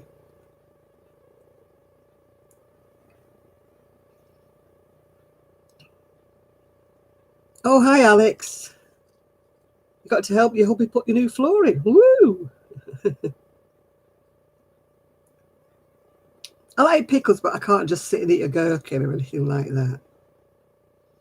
I do like a drink now and again, but I'm not really a drinker, David, no. I will have a drink. I'm not teetotal or anything like that. But you won't see me, very, very rarely, you'll see me with a drink of alcohol. Yeah.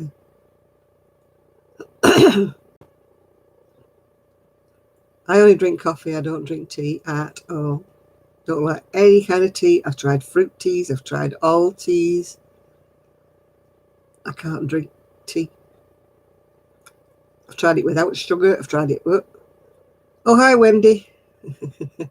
From you and the cat. Hi to the cat. I would love a cat. But Gigi would get bullied. Cats bully him. He's only little.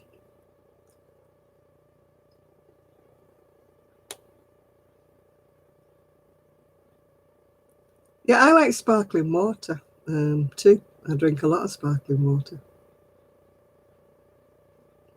Now, I've tried iced tea as well. I don't know why. I just don't like it. I just don't like tea. Oh, dear. Oh, I'm glad, yeah. I don't drink an awful lot of coffee. I sort of limit myself to about 2 or 3 mugs.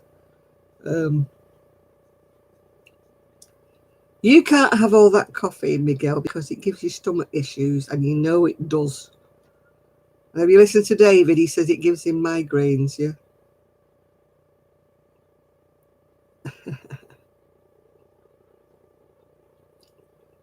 It gives Miguel stomachache, but he will keep drinking it.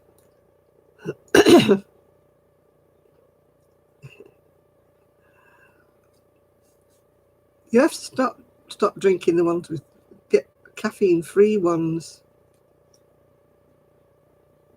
Blimey, when you get a migraine to drink coffee, it's usually the opposite.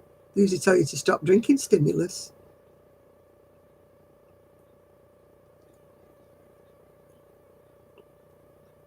Now, I only do a live on a Saturday night. The other videos I do are just me chatting. Nobody else gets a look in. It's just me. That's when I showcase my work and chat about things that I've bought, like magazines. I buy a lot of magazines, and like other people buy them because now they come in plastic bags, so you can't have a look what you're getting before you buy it. So I always think, well, if people buy magazines and don't like what, then they don't have to buy the magazine if they don't like what's in it. Ruthie was on Facebook, or was she on Instagram, showing the dog and showing her she'd just been doing a granny square little blanket with little granny squares. So she's around, Ruthie. She's fine. Yeah. Oh, hi, Anna.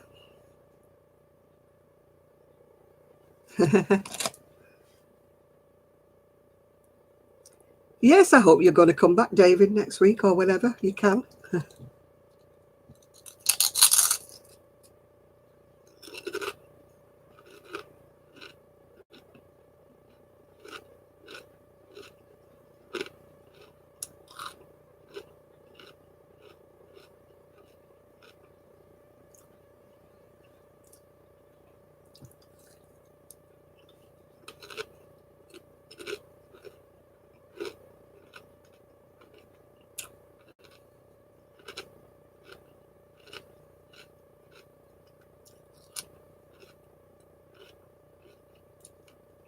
Nine o'clock our time, David, yeah.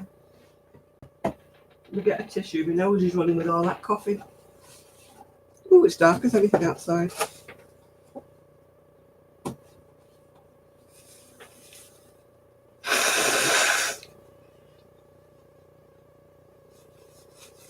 Yeah, it's 9 o'clock our time we start on a Saturday. If you're bored enough and you want to watch crocheting and crochet magazines, you'll just see me intermittently. Let me just light me.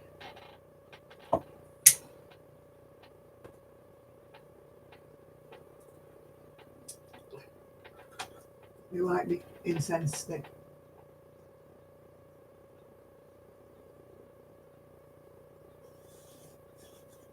And the incense stick of choice tonight is white sage. Yeah. Mia's had a cataract done. Yeah, I've got it burning now. It's it was burning before. It's white sage. I've actually got a smudging stick, but I was a bit frightened of lighting it because it's like a big thing like that. How do you put it out, you know?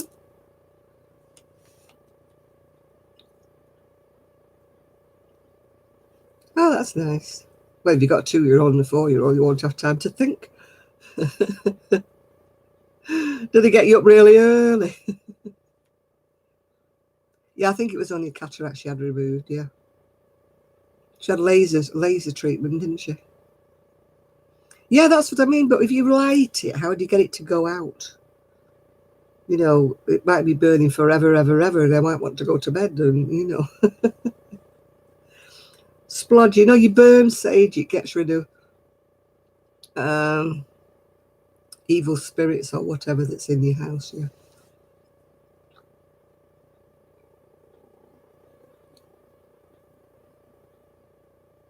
Yeah, it purifies the air, yeah. But I don't know how you get it to go out. That's what I'm bothered about.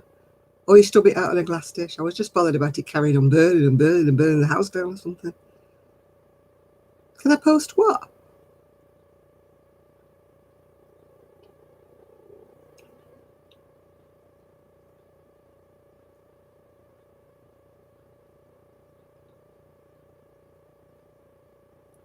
Might I have to light a stick, yeah. Cleansing for the house, yeah. I could do run it over the sink, but then I would have to dry it out before I lit it again, wouldn't I? I don't know what he wants me to post. Or what he wants who to post what. I lost the plot ages ago, yeah.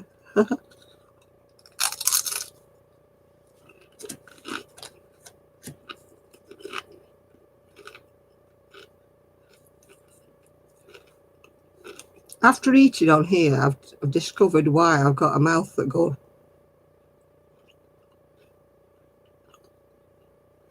Oh, right, no.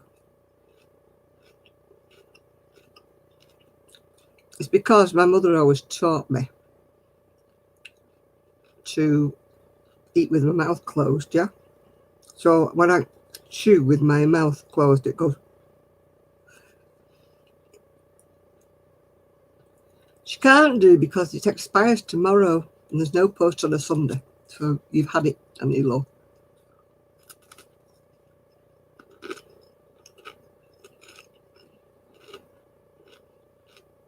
But that's where I'm getting the cat's bum mouth. I couldn't understand it because I'd never smoked.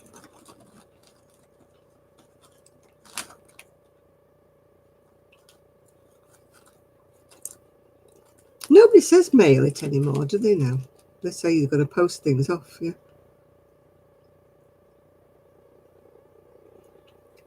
Coffee will stain your teeth. I think it's too late for my teeth.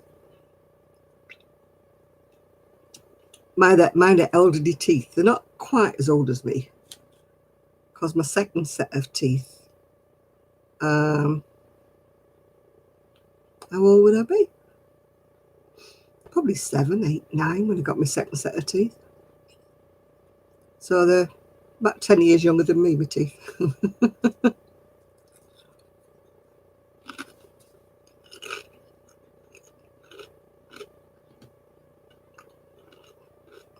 Mine are not stains because of anything I've eaten. Mine are just stains because I'm old.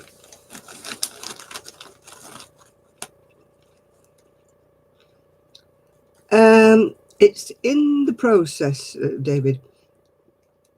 I used to use Etsy. I have a shop on there, Urban Gypsy Crochet. But I've stopped using Etsy at the moment because they're charging too much and taking too much money off me when I sell anything. They charge to list it, and then PayPal takes a chunk out of my money. So at the moment, I'm undecided about where I'm going to start advertising it. So, oh, Sandra, bought your third set of teeth. Hi, Melly. How you doing? Oh, Brittany, I don't like. Yeah, it's Urban Gypsy Crochet. I've got some things still on Etsy, but I'm letting them run down as they run down. I mean, I've paid to advertise what's on there, but as they're drifting off, then they're drifting off. But I haven't decided where or what or how I'm going to put them up for sale yet. I've got loads of new things. In fact, I should have had 4 new things brought back to me this weekend, and I didn't. She didn't come and bring them.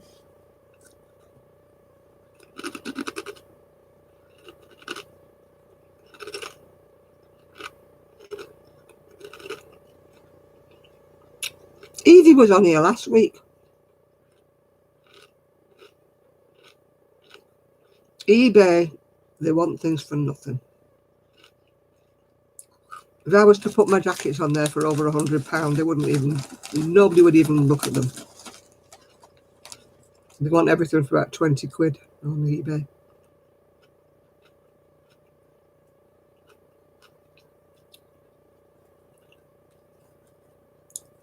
I've been crocheting now for about 60 years. 60 years.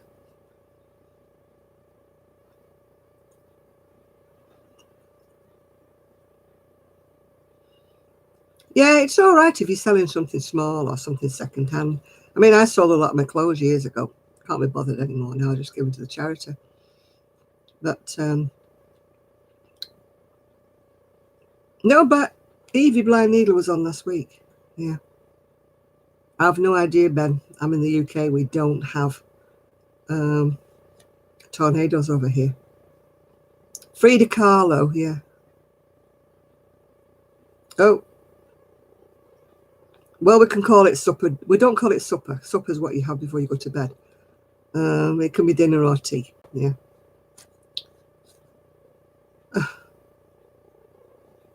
Hello, deluded fraud. What are you doing?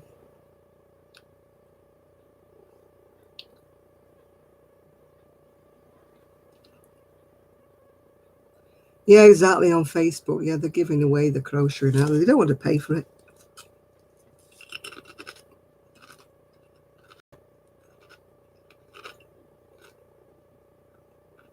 Well, I hope you find one, deluded fraud. But you won't find one on here.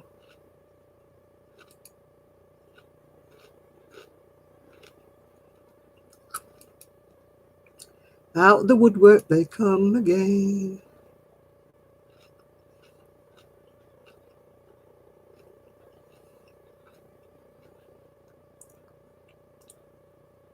Came out a lot shorter, Miguel. That's why I made it longer. Oh, they come and they go, Brittany. You just have to roll with it.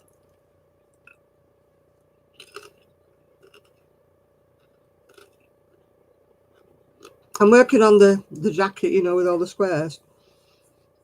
When I finish that, I'll I'm going to do something plain. I've had enough of squares and colours and different things. I've got the wool to make another of those Frida Kahlo jackets, but the base will be cream instead of black. So it'll be all lighter colours. But I don't know whether I feel like starting that right now.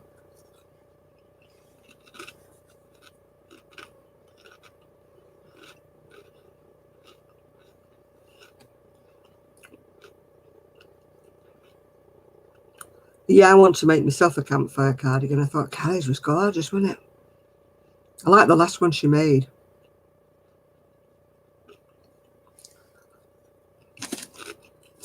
Oh, can't make blankets. In one of the magazines I've just bought, there's a beautiful, like a Ruana or whatever. Beautiful, all in cables, but it's like making two blankets, stitching them together. I'm one of the unusual ones, David. I do like to complete one before I start another, but some people have loads. They call them WIPs, WIP, works in progress. A lot of them.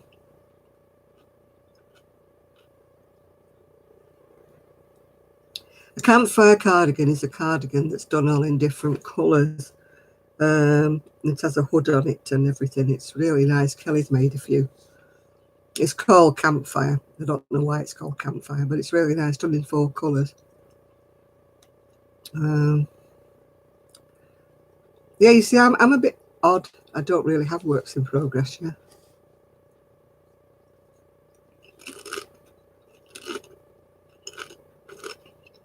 You'll get your second wind. And he won't be a baby forever. Got to remember that.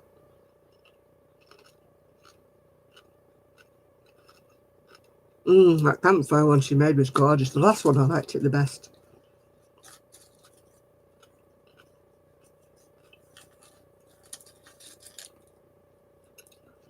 I still got your bundle of necklaces for your son, Nathan. I keep adding to it instead of... No, I wouldn't make another cake. No, no.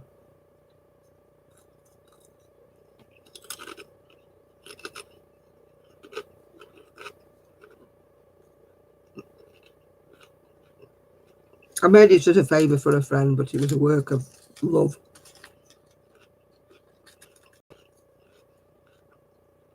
It took me so long. I mean, by the time I got to the bottom of it, it was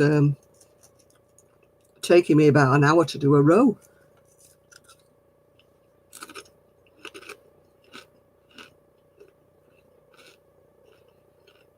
Oh, thank you. Thank you, Popel. It's quite old, actually. This is one of the first ones I made out of Doris Chan's. It's a bit small, actually, to a truth be known. Got the frilly bits at the bottom. I might make another one, you know, to sell, because people always love it, so maybe they would like one. Yeah, I do have a preference. That's why I'm not very keen on taking custom orders, because I always get... I'm a big girl myself, so I shouldn't be prejudiced, should I? But I always get the very, very big ladies who want me to make them things, and it just kills me. I don't design them as much, Miguel, as I alter patterns. All right, Jane. See you later. If I look at a pattern and I think that doesn't look quite right, I will just change it as I go along. And I make some of them up. I just don't even use a pattern for some of them. And that irritates people, because they say, have you got a pattern for what you just made? And I'm like, no. It's making them, Popel. It just sucks the life out of me when I'm making something about 60-inch bust, you know. It does, it just sucks the life out of me.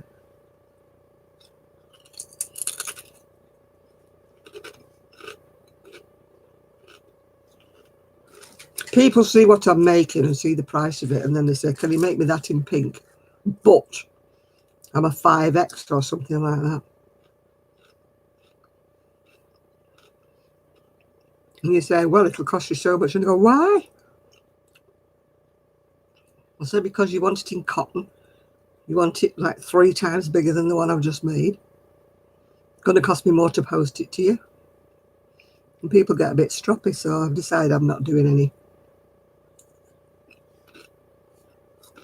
If I make a size and they like it, that's fine. Kelly will do custom orders, but not me. The last one I did for a lady, the brown one, it absolutely killed me. I had no interest in it. It was a boring pattern. No, I've never taken another order since that brown sweater I did. And she kept saying to me, oh, I thought it was an easy pattern. I don't know why it's taking you so long. You thought it was an easy pattern. Why don't you do it?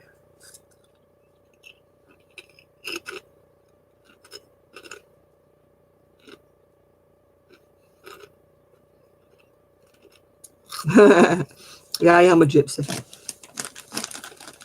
I'm a boho.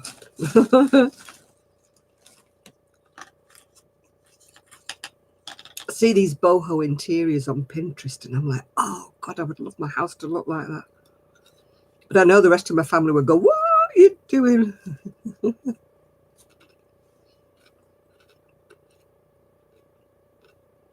It's all expensive though, you know, these embroidered velvet curtains and stuff like that. Oh.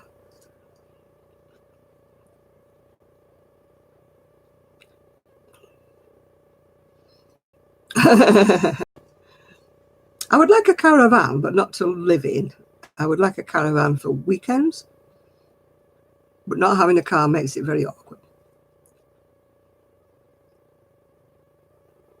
If ever I gave up crocheting, I wouldn't mind having a tiny house. Less cleaning to do.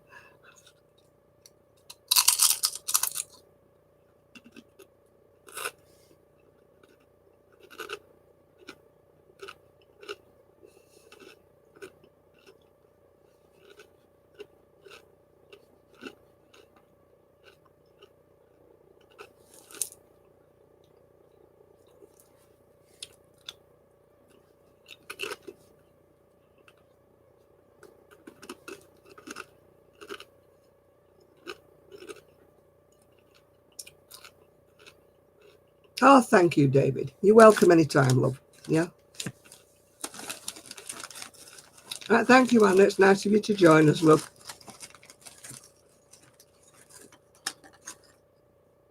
I've been left with 2 or 3 things that people have asked me to make.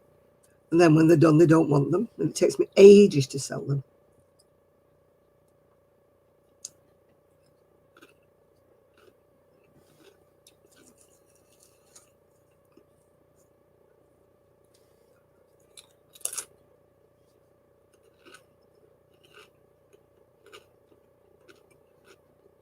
Oh, Hina. Yeah, the travellers are not like the proper gypsies of old. My dad calls them diddycoys or tinkers.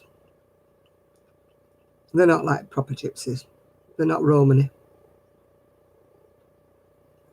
They just, roam about so they don't have to pay council tax or anything. They just roam around, leaving a mess behind them. They don't clear up their litter or anything. They leave a right mess for the council to clear up when they move along. They're not proper gypsies.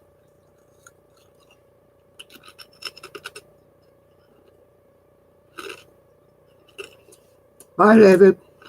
Bye.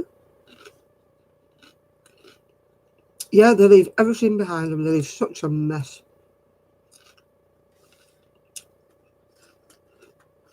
I know when I was working, they camped on a forecourt of a garage that closed down. Oh, that mess they left behind.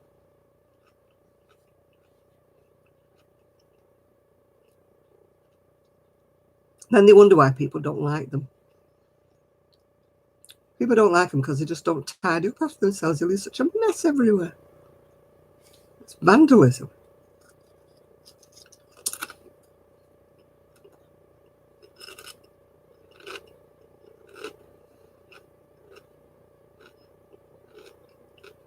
Yeah, when the Romans, proper Romans used to travel, they used to tidy up everything and leave the countryside absolutely beautiful. They didn't leave litter, mess, bits of old iron and all sorts behind.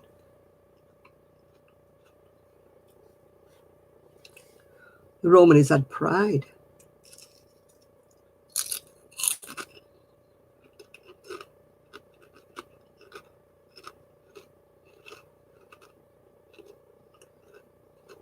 I wouldn't call any of these people gypsies now, like you said, travellers. It's a lifestyle they choose to leave, not that they've been born into.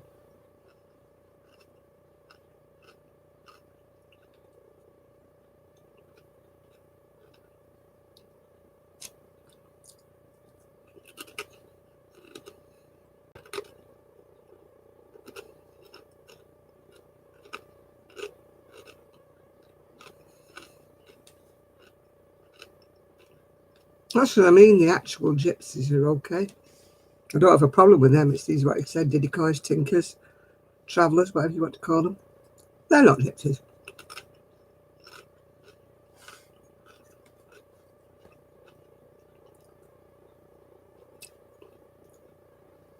Hello, Japanese. If you knit, you crochet, or you craft, hello.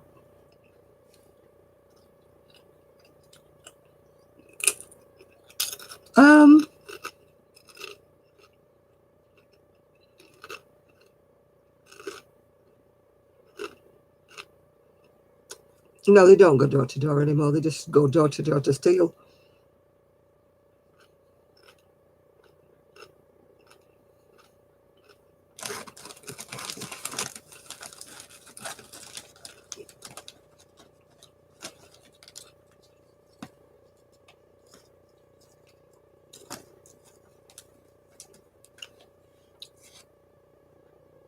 Who's going? Don't think Nathan's going.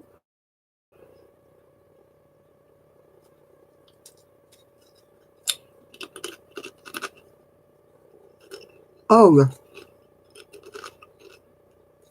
the travellers who live in the caravans, the poor ones, they just wander around stealing anything they can steal, anything that's not nailed down.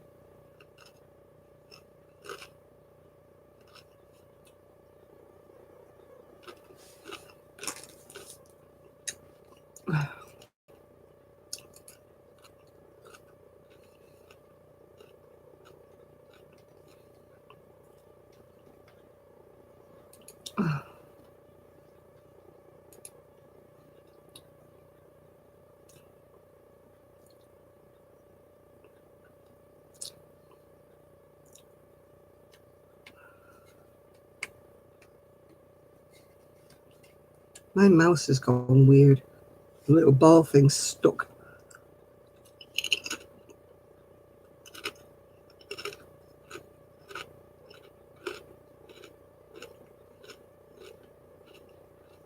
I don't like keep eating these crisps. I'm fed up with them.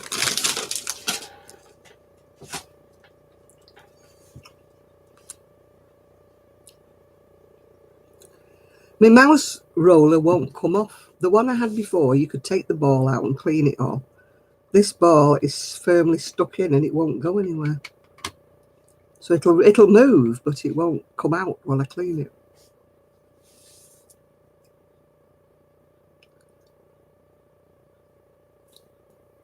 There's no hatch, there's nowhere for me to.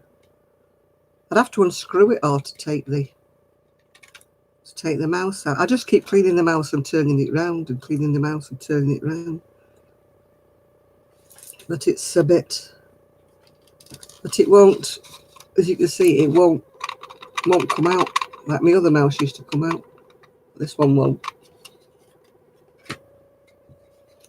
And every now and again it goes sticky.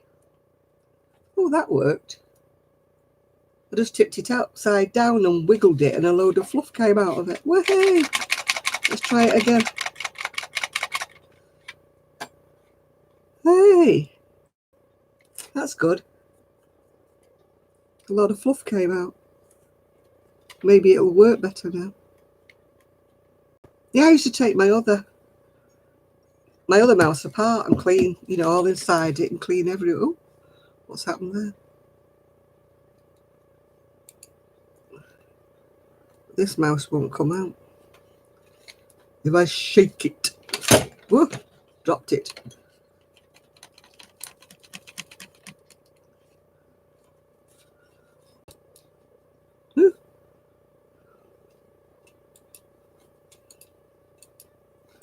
Oh, what are you doing, mouse? Behave.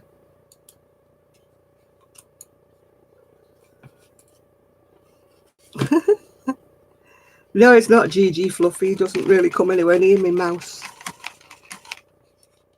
No, it's just... Oh, look, I've got a bit more out as well. No, it's not belly button fluff. It's one thing I've never had. I've never had belly button fluff. Am I missing something not having belly button fluff? I could do with some of that canned air anyway to get into the keyboard, you know. I've got brushes and stuff like that, you know, for cleaning the little keyboard with. Where you go? Little brushes. No, it's not crumbs from me. Oh, it comes from me. Yeah, with chips it might be. I'm thinking he meant chips. You mean chips as in crisps, don't you? Oh yeah, I can see some fluff in it now. You got me intrigued now. See, I'm going to be trying to clean it out. I've actually got a little vacuum cleaner that works from my computer. Maybe that'll suck out some fluff.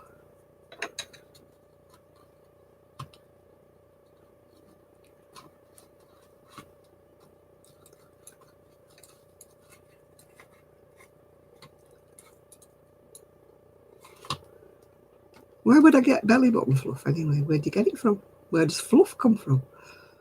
Does it come from your clothes or something like that? Yarn fluff. I don't crochet in the nude, Nancy. So I don't see why I've got yarn fluff.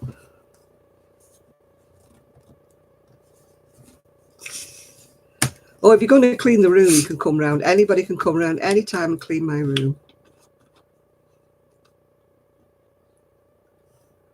Because my rooms really need a good tidy and clean, as you can see. I am not the tidiest of people. I need to tidy up a bit before my son comes tomorrow. We go, Mother. Oh, the fluff on the mouse. Yeah, it could be yarn fluff, could be, because I do crochet around the mouse, yeah. I need more than Kim and Aggie, tell you. I need that hoarders team. My bathroom just needs cleaning. It's not filthy, but I've got a little bit of mould growing in one corner of my shower and I can't get down to scrub it. You know, it's all things you miss, isn't it? Like being able to get down to scrub the floor and stuff. It wouldn't have looked like that in, you know, a few years back when I could do everything. But I can't kneel. Since I had my knee done, I cannot kneel. And when I said that to the specialist, he said, well, you will never kneel on a replaced knee. Well, not your replaced knee. He said, you'll never kneel on it. I thought, oh, thank you. But I just can't, and I can't bend over enough to clean the shower. So, yeah. I mean, I try my best with a long handle brush to try and scrub around, you know, the shower area and that with my squirty bottle and stuff. I do try, but it's obviously not the same as getting on your hands and knees and giving it a good scrub with the cloth and brush, is it? I was always on my hands and knees with oh, the Thomas Cook situation. I'm just glad I've not got any holidays booked. It's terrible, isn't it? I feel so sorry for people who've got holidays booked.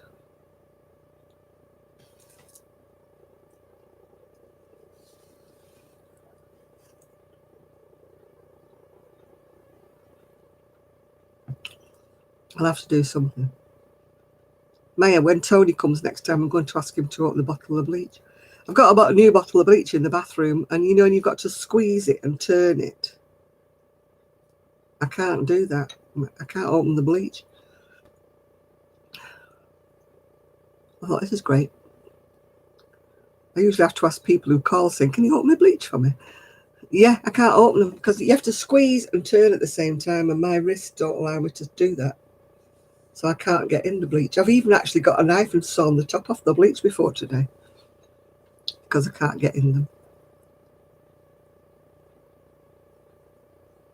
Once they've been opened, I'm all right because I don't shut it properly.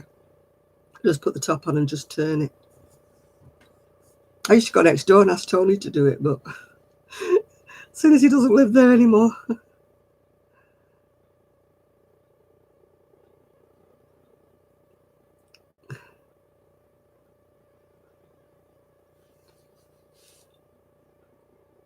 No, I've not heard from Ephraim. Oh, yeah. Well, so Steve. Yeah, my wrist is so sore these days. I have to wear a gripper thing on it usually. I didn't have one on today, so now it's hurting. Yeah, I've got all these little gadgets it's supposed to open things with, but they don't work on the bleach bottles because you've got to press them in and turn them at the same time. No, I'm actually worse if I don't crochet, Nathan. It's you're going to score a free iced coffee. Don't tell Miguel. He'll want one.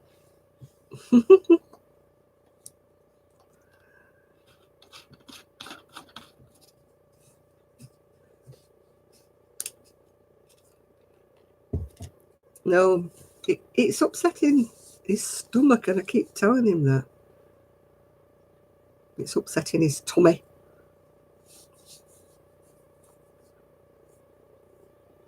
Yeah, my wrist is hurting. No, Miguel, no. Think of his stomach.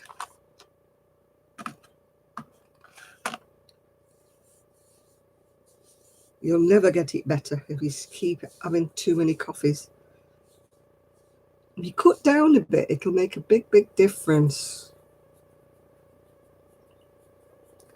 I need my ibuprofen gel, and I don't know where it is. No, that's not it. That's for bruises. Soothing relief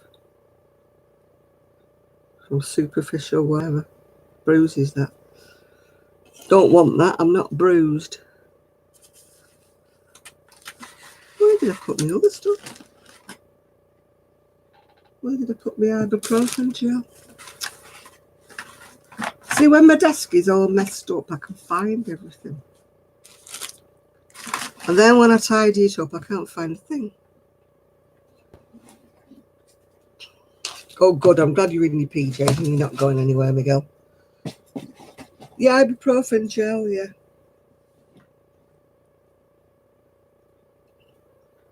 It's what the GP gives me. It's supposed to rub on my arthritis and make everything so much better. And does it? No.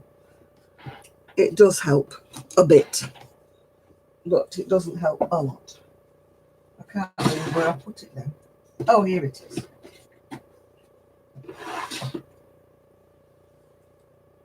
Yeah, that's what it is. That's what I get. I believe 10% gel. Oh, I need somebody to organise everything. Yeah, it's prescribed. You see, it's got the sticker on it. It's not. Yeah. Ooh, it's cold.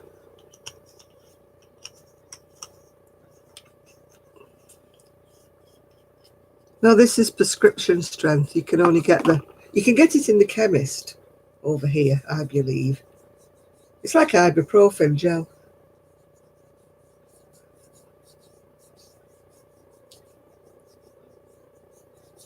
It does help a little bit. And it doesn't stink, you know, like some of the ones you put on for arthritis and they smell disgusting. And you go in a shop and people go, because they're wondering what on earth you've got on.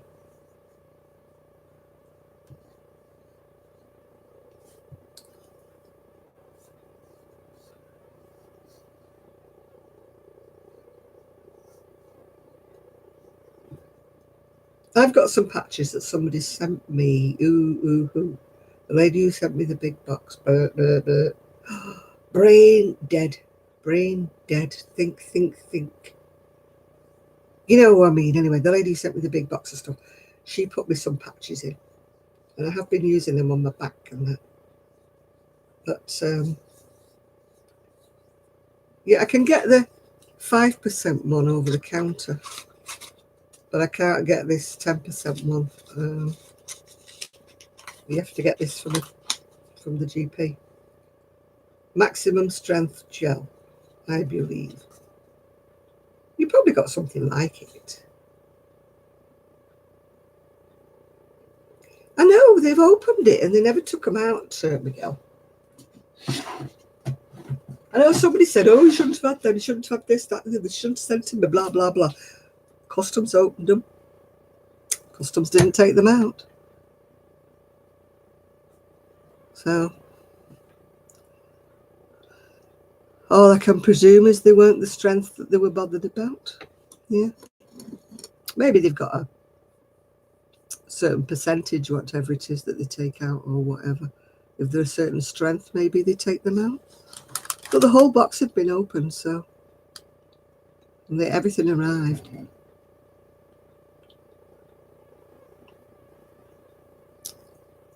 So maybe the customs weren't that bothered. They seem to be more bothered about charging me for the blooming, what do you call it, that was in there? The yarn that was in there. I'm going to put my long glove on now to keep it warm.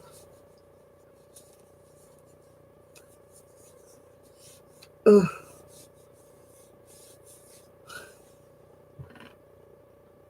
Oh, the shawls were gorgeous. I've got 2 of them from 2 different people.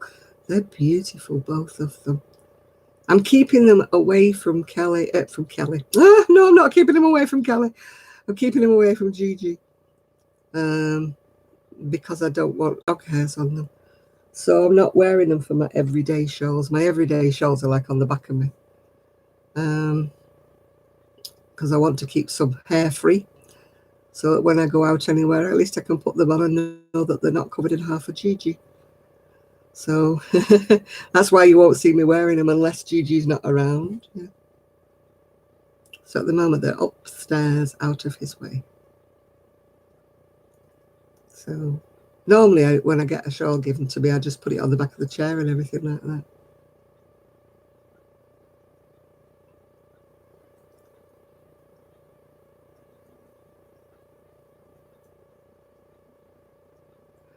I don't know, because I don't usually get Christmas gifts from abroad. I never ask for presents because I can't post back and I feel mean because it costs me so much to send things off. So I don't know what they would do. You know, if people send me gifts, I always say, please, please, you know, don't send anything expensive, don't send anything big, because the customs will stop it. And then they charge me, or the last box I got, the lady did send me a check to cover what I had to pay the customs. And, you know, that's why I don't want people to, I never ask for people to send me things anymore. Because A, I don't like begging, and B, I don't want them to go to the post office and faint at the cost of the, of the parcel that they're sending. Oh, bye, Fibre Floozy. I know your name, don't I? Let me have a look. Jill. Bye, Jill.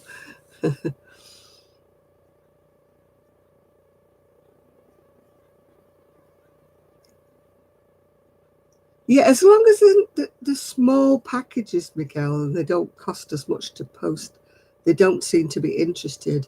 It's when I get a box with anything in, and it's got like knitting yarn or something on the customs label, they have to open it and they have to have a look, yeah. And then they charge me far more VAT, or charge you, that's usually me, far more VAT than what actually the yarn costs, you know. I mean, people in the past have sent me lovely, lovely yarn that they've got in sales and that, they've paid a couple of dollars for them.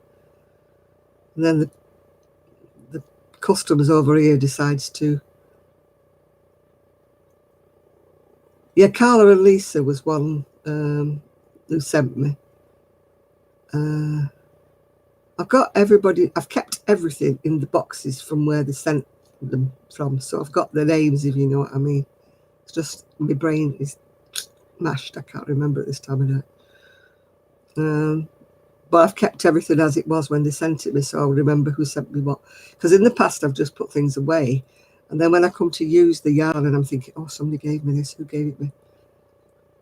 And I'm hoping that somebody spots it, you know, on my video and says, I'm glad you saw, you know, you like the yarn I sent you. And I'm like, I should put them in like plastic bags and stick a sticky label on the outside saying, such a body sent me this, such a body sent me that. And then I would remember.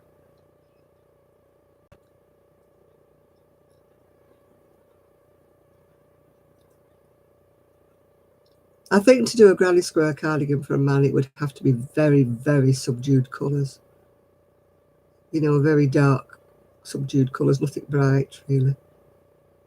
I mean, in the 1960s, people like the Beatles and that used to wear granny square waistcoats and things in very bright colours, but that was the era back then, 60s, 70s, when people used to wear them. I could do, Sandra. I'm just so hopeless. I'm hopeless, honestly. I am really hopeless. I mean to do all these things. It's like when I buy yarn, I mean to write how much I bought it for, how much it's cost me. So that gives me some idea when I'm pricing things up to sell. But I forget. And I mean to do it, and I don't. And then when I start using it, I have no idea. No clue. Yeah, the 1970s men wore them, but they were always dark, earthy colours.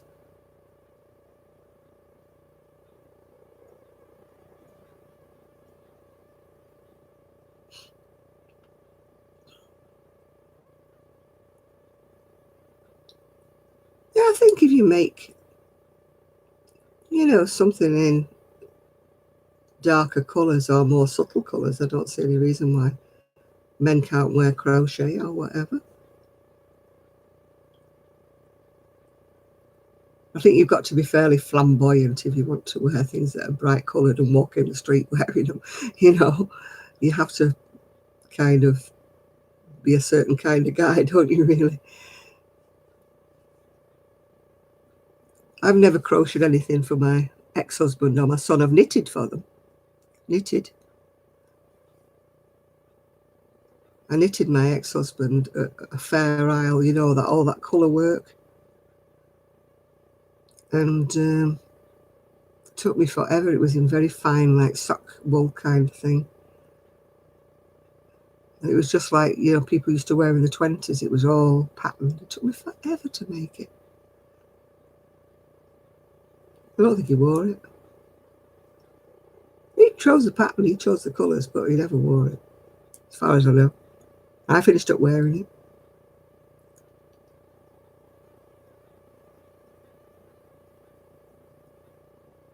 Yeah, I think if you use a tightly crocheted stitch, I mean, obviously you wouldn't use anything that was lacy, would you, like this or something like that? You wouldn't wear something like this for a man.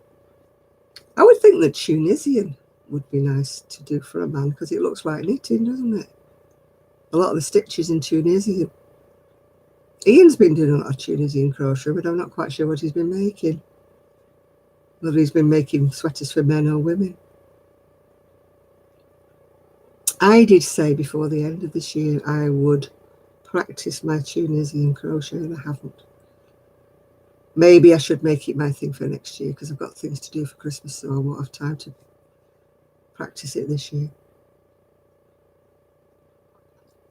I think my next bigger things will be 2 little blankets. No, I'm not saying crochet garments are not for men. It's certain stitches. I think if it was lacy stitches, you wouldn't want to wear it, would you, Nathan?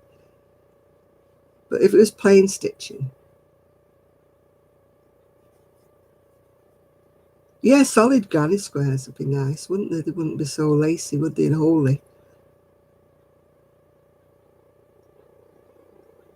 No, I mean, you wouldn't do lace kind of shell stitches and things like this, would you, Nathan?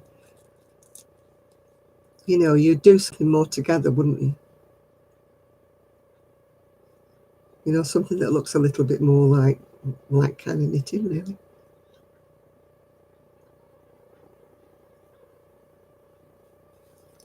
Yeah, it was meant to be my goal this year, Nancy, but I just haven't got around to it. And I've got to make 2, I know I don't make blankets, but I've got to make 2 little blankets, but they're only small children. For my niece's children for Christmas this year.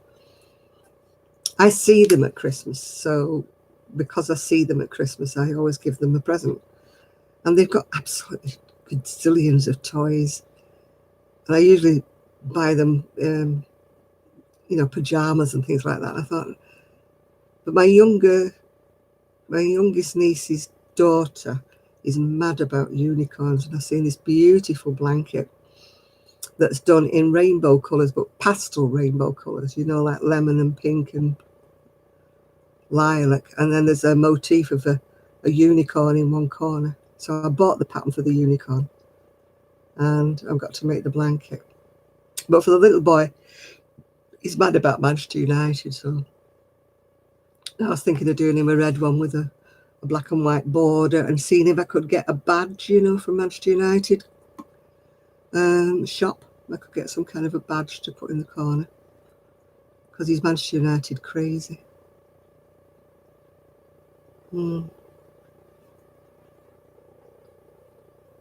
Yeah, front post, back post stitches are okay for a male, or half double crochets, as you call them in America. Double crochets, half double crochets, and single crochets. But you just don't want anything that's lacy, like you say, like this, with a lacy stitch on it, or very open work. I think that would look a little bit female.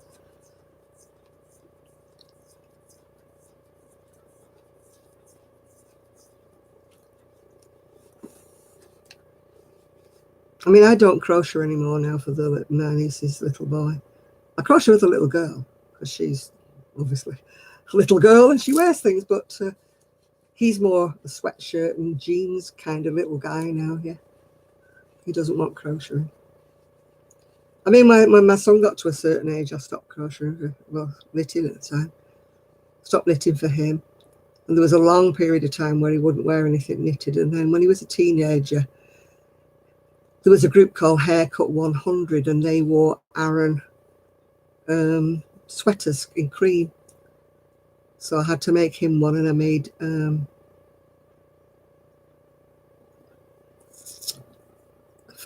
one for his friend and another friend. So yeah. No, I haven't watched these videos. I've got ones, the strapper ones that come down. They've got a metal bar all the way down them, but they fasten with Velcro, and they get in my way when I'm crocheting. The Velcro sticks on the wool. Oh, the number of hand things I've bought. You know, all different types, all different kinds, but they will have a load of Velcro on them, and the Velcro catches on everything you're making. And also when you have the bar down, the big metal bar down that keeps your wrist straight, it's hard to crochet.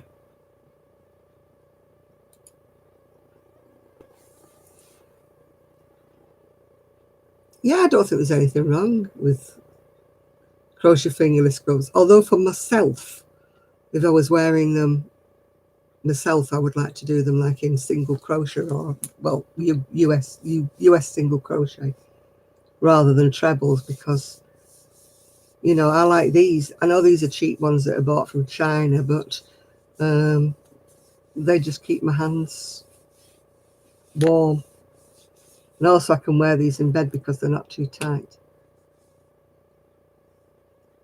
Yeah, I've got elastic gloves. I've got gloves with pads on the thumbs. I've got neoprene ones that don't have the splints. Ooh, depends what you do. It might be a bit uncomfy. Unless you lined the briefs. And with me having a big boobs, I don't think the crochet would hold them up enough. If you watch Maya, she called Maya something or other. She crochets like bras and that. Yeah, the metal does slide in and out, yeah. Yeah, fingerless gloves are nice if you do UK double crochet or US single crochet, because that way they're warmer and they stick on your hands. I find if I use trebles and that, you can sort of, the wind blows through them a bit. They're not as warm as you think they're going to be. Kelly's made some beautiful ones. You know, in like sock yarn. Oh, God. How lovely. Yeah, but Maya Luna's also got a lovely figure, hasn't she?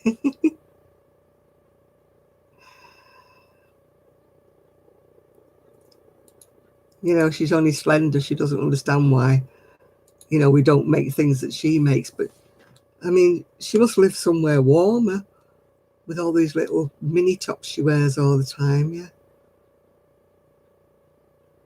Kelly she was on earlier. She's called Crafting by Kelly X. If you watch her YouTube channel, she's got some lovely crochet on her.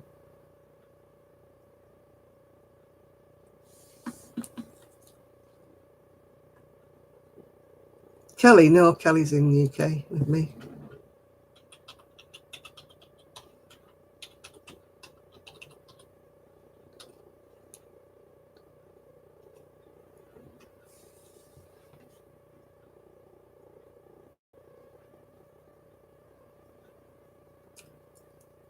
Oh, Maya.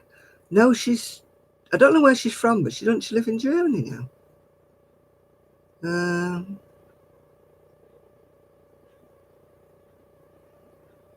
Yeah, Maya something or other. She's on YouTube. She's on Facebook. She's on... Yeah, Kelly's on YouTube. Kelly's on Ravelry. We were talking about Maya, I think, what she called Maya. Maya, she makes these little... Can't think what her last name is. She's on YouTube. She makes all these little bra tops and little shorty little top things. But she's very, very slender, and she does things like yoga and everything. They're like what I call festival tops she makes, aren't they, really? But she's got such a pretty little figure. I mean, yeah, not everybody wants to make her things. Yeah, Maya Luna Crochet, that's the one, yeah. I do like her designs if I was younger and I had a figure. Yeah, they're very, very pretty. But, I mean, obviously somebody my age group is her stuff. I might crochet it, but I'm not going to wear it. My arm is so sore. It's all this rain. I did yoga when I was young. Not the really hard yoga, you know. But I did do yoga when I was younger. I find it very relaxing. I don't know why I gave up doing it. I used to go every week with some friends of mine. It was just to a little local place. I think maybe it closed down or something. It was a little local place that used to do like night school or whatever you want to call it. We call it night school over here. It's where you learn different crafts and things in the evenings. You used to have to pay a certain amount to join. I used to do knitting machines and that at night school. I also did wine making, but I can't remember anything about it. I used to love going to night school. But it is government cutbacks, isn't it? They stopped it all.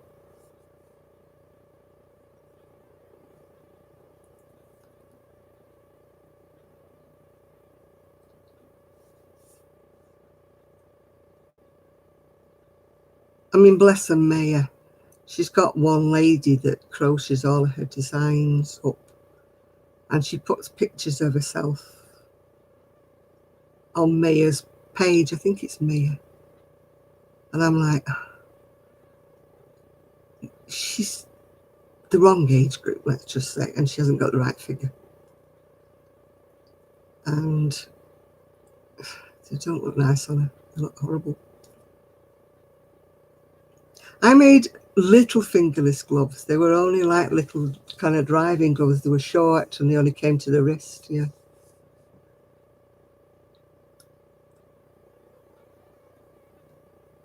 Kelly's made some fingerless gloves for this, you know, obviously for the coming winter, to try and sell them for the coming winter.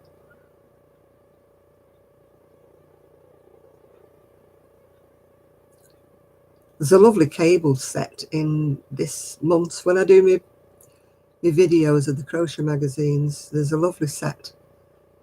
There's like a big sort of poncho-y kind of thing. It's gorgeous. That's all full of cables, and then it's a scarf with pom-poms on, a hat, and these fingerless mittens.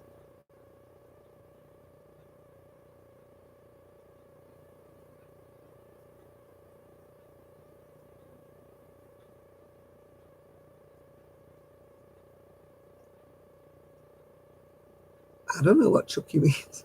The only thing I know about Chucky is that thing that on the films, remember that Chucky doll that was frightening all the kids to death?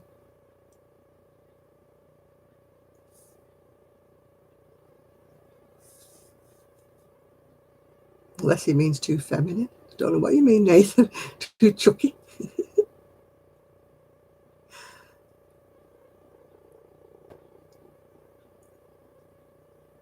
I wish Bag a Day had stopped making all these giveaways and start making her patterns again. I keep looking at them and think, oh God, another giveaway. And I won't enter. I won't enter because obviously I'm in the UK. So I just won't want anybody to send me anything out. So I just don't even bother looking when she's doing her giveaways. But I used to like it when she did her patterns.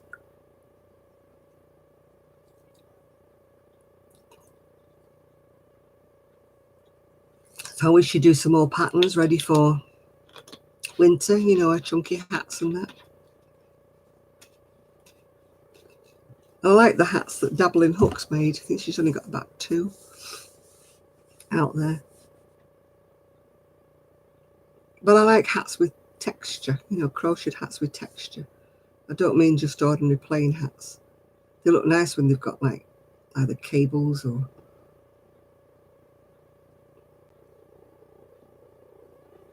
Yeah, I hope she does. Yeah, do. Yeah, I just get a bit, I shouldn't say bored. Everybody loves the giveaways, but I just get a bit bored with, oh, it's a giveaway, it's a giveaway.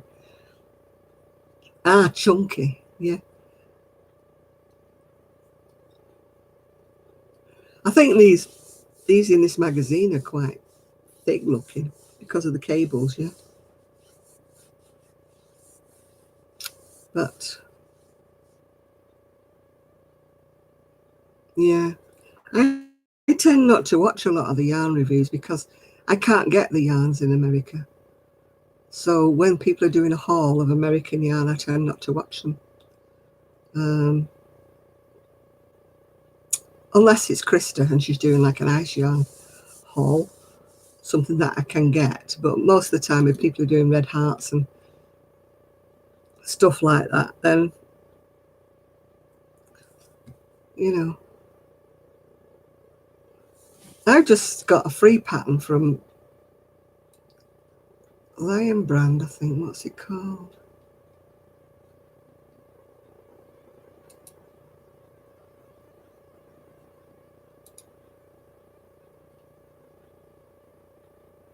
Just trying to think what it's called. I got it free, I think, from Lion Band. Oh, Button Wristers it's called, yeah. If I put the link, I don't know whether it's going to work.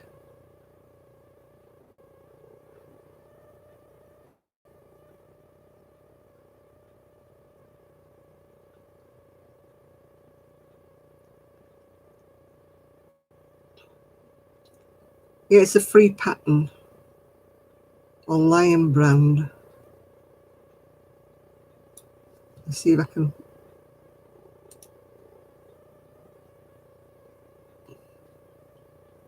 save the picture. I'll be better off showing you what it's called, won't I? It's called Lion Brand's Vanna. I'll tell you what I'll do. I'll turn the camera around so maybe you can see it. Those. It's a free pattern and it's called Lion Brand Vanna Glamour Button Wristlets. I think they look quite mannish. But I don't know what they've done in. Let me scroll down. Vanna's Glamour Platinum. But it's on a 425 hook, so it can't be that thick, can it? So I don't know. If you look for that, it's a Lion Brand free pattern. I think they could look quite mannish if done.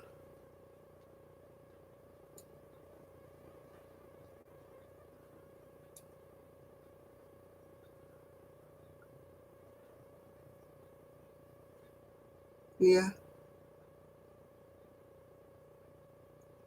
4-ply yarn to you is thicker than our like double knit or whatever. Our 4-ply over here is like your fingering.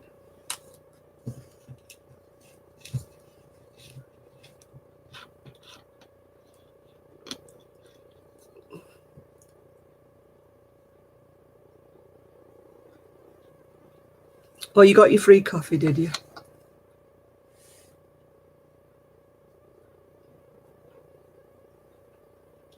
Oh, for goodness sake, I'm getting all these.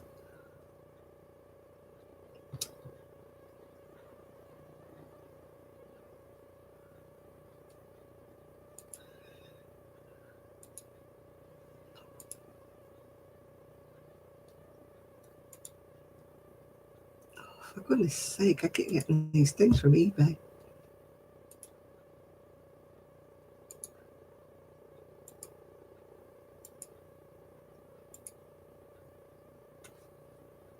Oh, for goodness sake.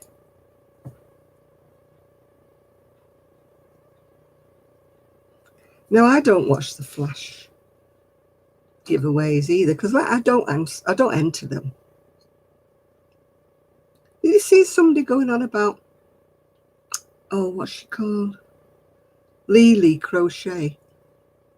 She won 2 giveaways, one after the other, by people who were using the random generator that goes through all the names. One woman had a right go at, I think it was a Canadian crocheter, saying that it wasn't right, that this woman had won twice, 2 different people, and it wasn't fair, and it must be fixed and rigged. And and I'm thinking, why are such people such bad losers? How can a random generator from 2 separate people pick the same person? That's got to be just a coincidence. It's not rigged, it's not anything. And I was just getting so angry. I'm thinking, people are sore losers, aren't they, just because they don't win? You should be glad about the person who wins, and say, oh, well done. How nice for you, love. Yeah.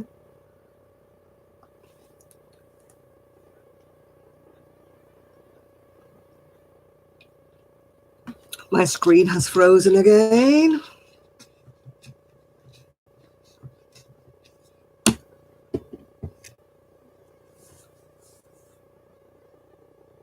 Can't see what anybody's writing because the whole thing's frozen.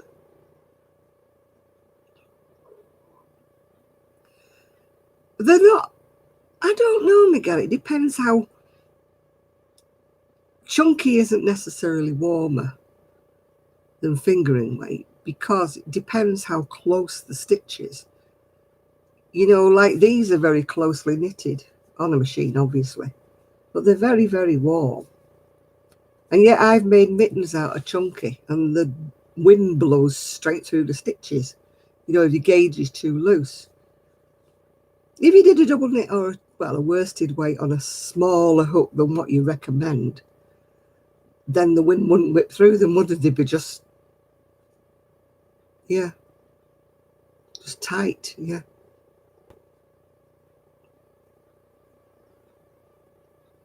Is Yarndale on? I don't know. I can't go to these things anyway.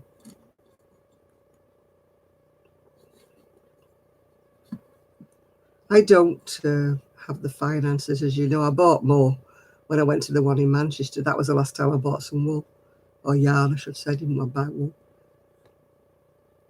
And I haven't used it yet. So, I mean, Kelly even asked me, did I want to look at what was on offer, you know, when she went to Aldi and that, and I'm going, no, I don't want to.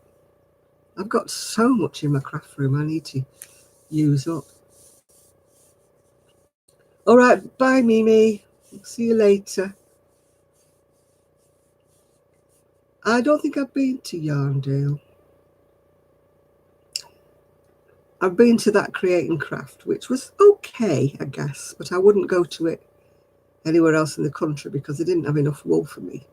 There's only about 4 shops that sold wool. Some nice button places and nice other things, but and I went to Woolfest and it was all hand-dyed wool, and again it was.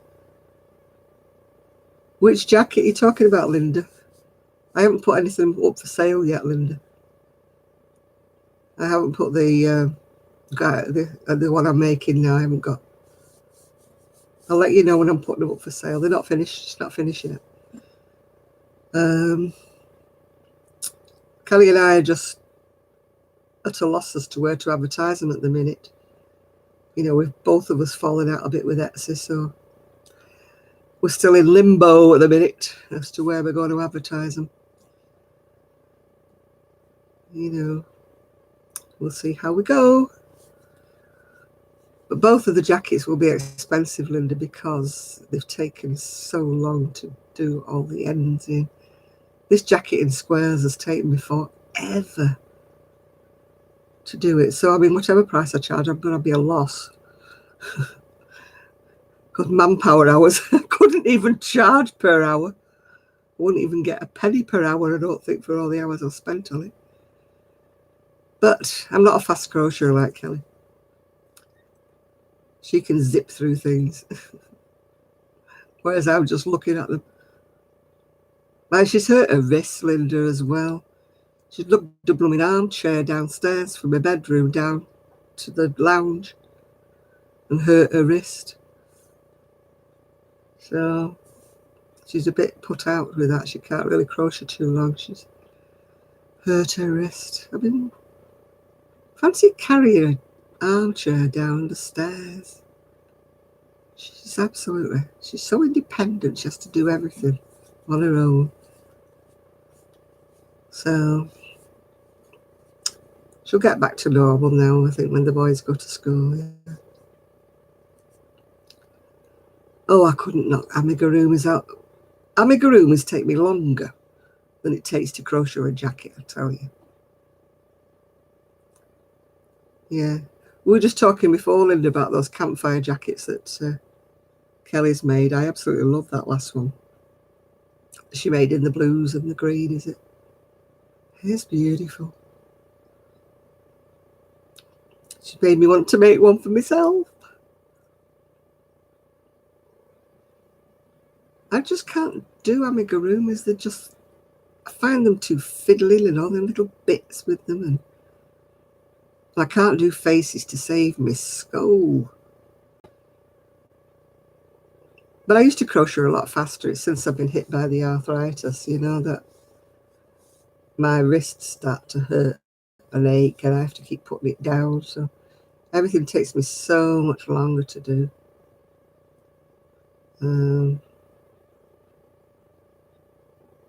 would love to sit and crochet, you know, for hours on end. I would love to, but I do about an hour, then I have to rest my wrists, and then I go back to it after another hour, and you know, it's. I used to sit, and if something was like a rush that I wanted, I would just sit and do it and do it and do it.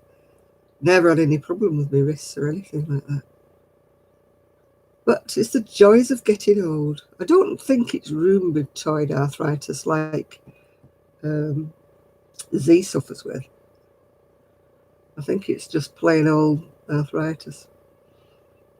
Because the rheumatoid makes your knuckles swell and that. Mine don't really swell much. My thumb joint swells up sometimes, but not like. I mean, if you look at Z, all her hands swell up and they stiffen up and they're like, yeah. Mine just hurt. It feels like you sprained your wrist all the time. You know, even with supports and splints on. But as we were just discussing before, all the splints and the supports always seem to have Velcro on them. And they get stuck on the arm when I'm crocheting. It really, really bugs me. Yeah. Well, I'm going to have to go very soon. It's 1:30 here. And I've been on here for 4 hours and 22 minutes. And I'm going out for a meal with my son tomorrow, so I think it's time I went to bed.